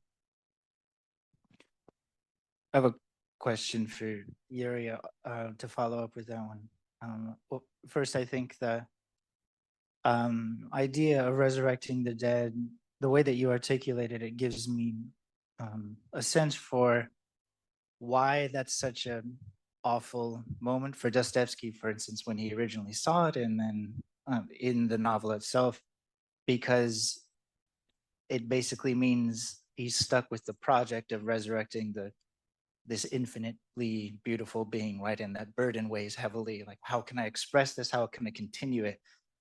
And then there's Zosima in the Brothers Karamazov, and his story can only be told by Alyosha, right? Who sort of embodies, that is, makes into his person and deed the lessons that Zosima bequeathed to him.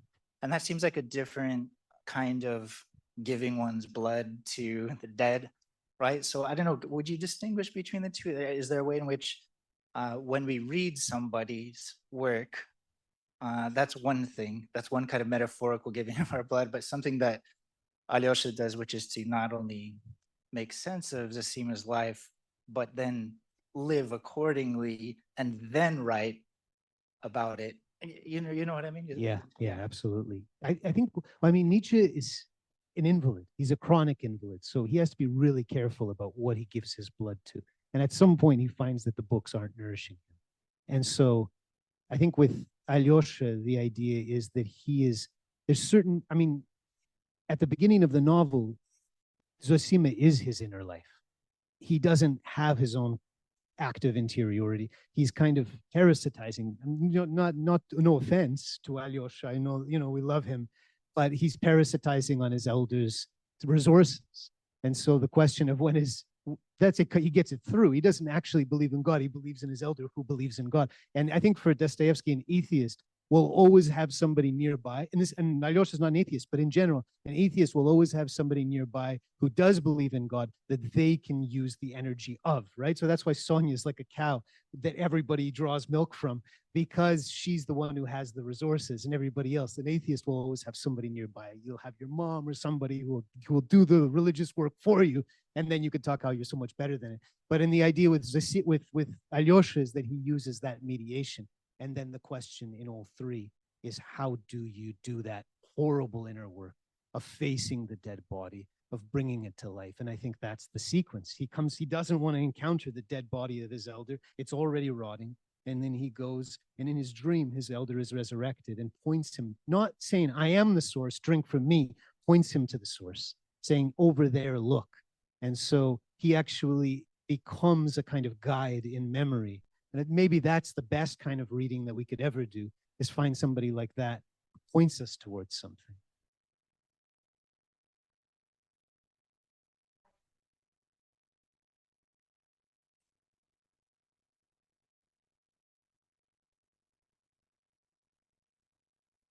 So I just wanted to compliment all three really fantastic papers. Thank you very, very much. And I have a brief comment for Yuri and then a question for Brian. And Yuri, just thinking about, your really interesting parallels to contemporary, the way we experience culture now, right? The TikTok and the excess, sort of the noise. don't you think that maybe one of the problems with our young people whom you're talking about and our culture in general is that we don't have any dead? That actually we don't have any dead, right?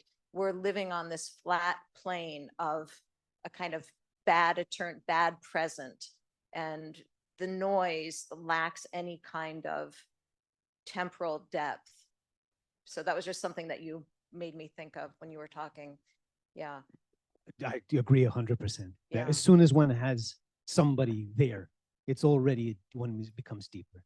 And the problem is, We and have that's what, obsolescence. We have obsolescence, but no history. and that's why every TV show, the fantasy is that the police officer has some dead wife and he just drinks whiskey because he can't deal with it. And then it's this, the fantasy is that they have some kind of dead and some kind of depth, but it's just manufactured. Yeah. So, yeah. And then my question for Brian is a geeky philosophy question. Your talk was so rich. I mean, you just gave us so much to think about. And as a good philosopher, you were challenging us on these definitions. And as someone who, like other people in my department, practices philosophy without a license, I like to think that I know a little enough to be dangerous. And, you know, was Dostoevsky, is this one of the ways? I love to spot the ways that Kant is actually speaking through Dostoevsky, even though Dostoevsky maybe didn't even realize it. And we know, those of us who know a little bit of philosophy, know Kant's, you know, attitude about pity, right? Its harmfulness, that it's actually an expression, very Dostoevsky, and he has this idea that pity is bad, for one thing, because when you pity someone, you're expressing a kind of contempt or condescension for them, right? Which is very Dostoevskian, right? That Dostoevsky's insight into the condescension of the gift, the humiliation of the gift, and so on. Do you think that there's a kind of, whether or not it's a conscious influence or not, but is there a kind of Kantian dimension to this suspicion of Myshkin's pity here? What are your thoughts about that?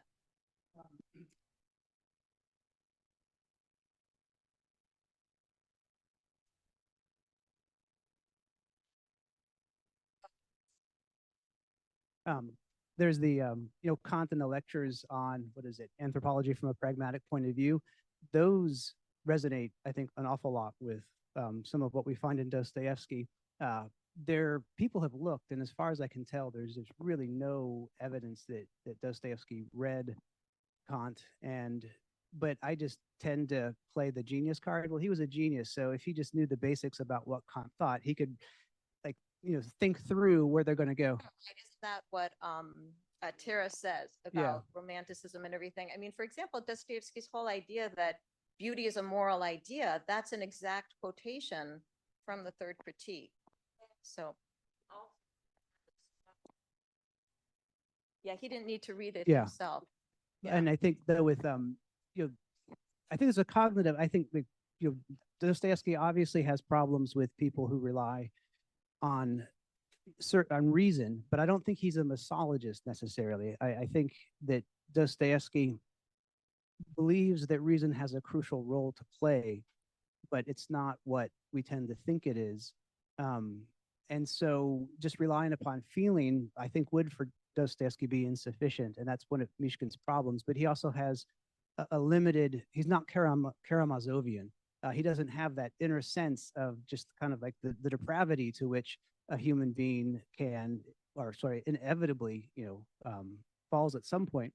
And so he can't model the other person. And Alyosha always stresses, like, I'm Karamazovian, and I think that's crucial to his success where Myshkin failed, because he sees that. And there's a cognitive element, like when after he tries to give the money to Captain Snigaryov, he and Lisa talk about it. And she says, "Isn't what you're doing awful?" And it's like you're analyzing him and then manipulating him. And Alyosha, it says, yes and no. Like I understand, I take the charge seriously, but at the same time, he's trying to use his cognitive capacities to think through how to help the other, and he has to model the other's perspective. And I think, just in terms of that answer, I think I'm far enough from Kant that I would say I see Kant everywhere in Dostoevsky, but it's hard to pin down. Yeah.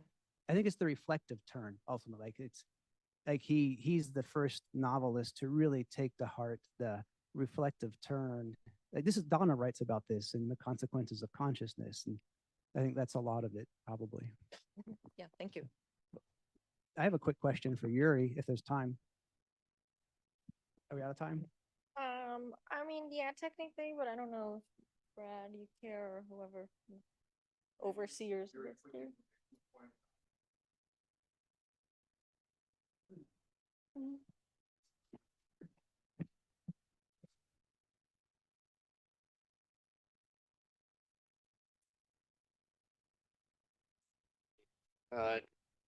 Notes of a Russian traveler where Kamzine describes, had visited Kant and describes the critique of practical reason. And Frank reports that that was an important moment in the young Dostoevsky's early development. And then he retained the notion of the ideal and its capacity to determine the will, and the subsequent critique of materialism much later in his much later in life. And I think there's also I'm not sure about this, but I think Dostoevsky may have requested the critique of pure reason.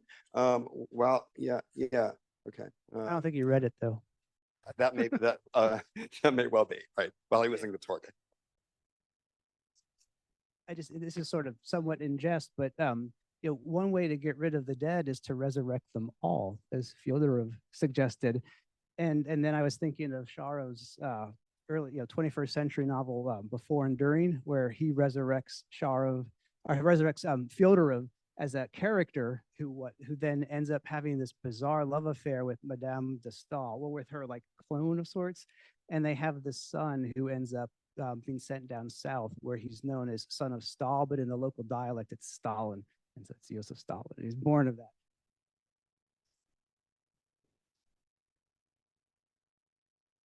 Oh, Saul.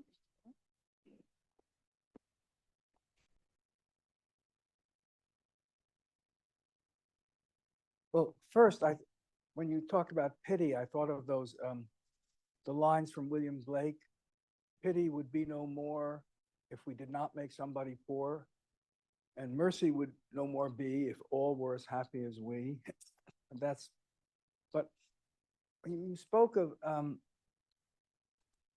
the harm that can be done by compassion, if it's intellectual compassion, right? You enter into another.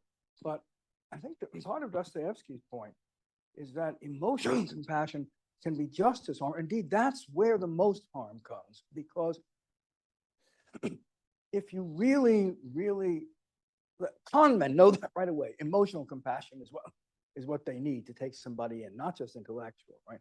But if you are a true sadist, and Dostoevsky was a reader of de Sade, right? If you are a true sadist, you need to know what hurts the most. And for that, you must either have suffered it, which is why, the humiliated can be the most cruel when they have power, or you need to get it by empathy, and then you know what will hurt, and then you'll know what to do if you're a sadist. It's a sentimentality to think that compassion is always good. Depends on how it's used. Yeah. I think Rousseau makes a similar point regarding the offended or insulted person, that the more they esteem themselves, the harder they lash back. And yeah,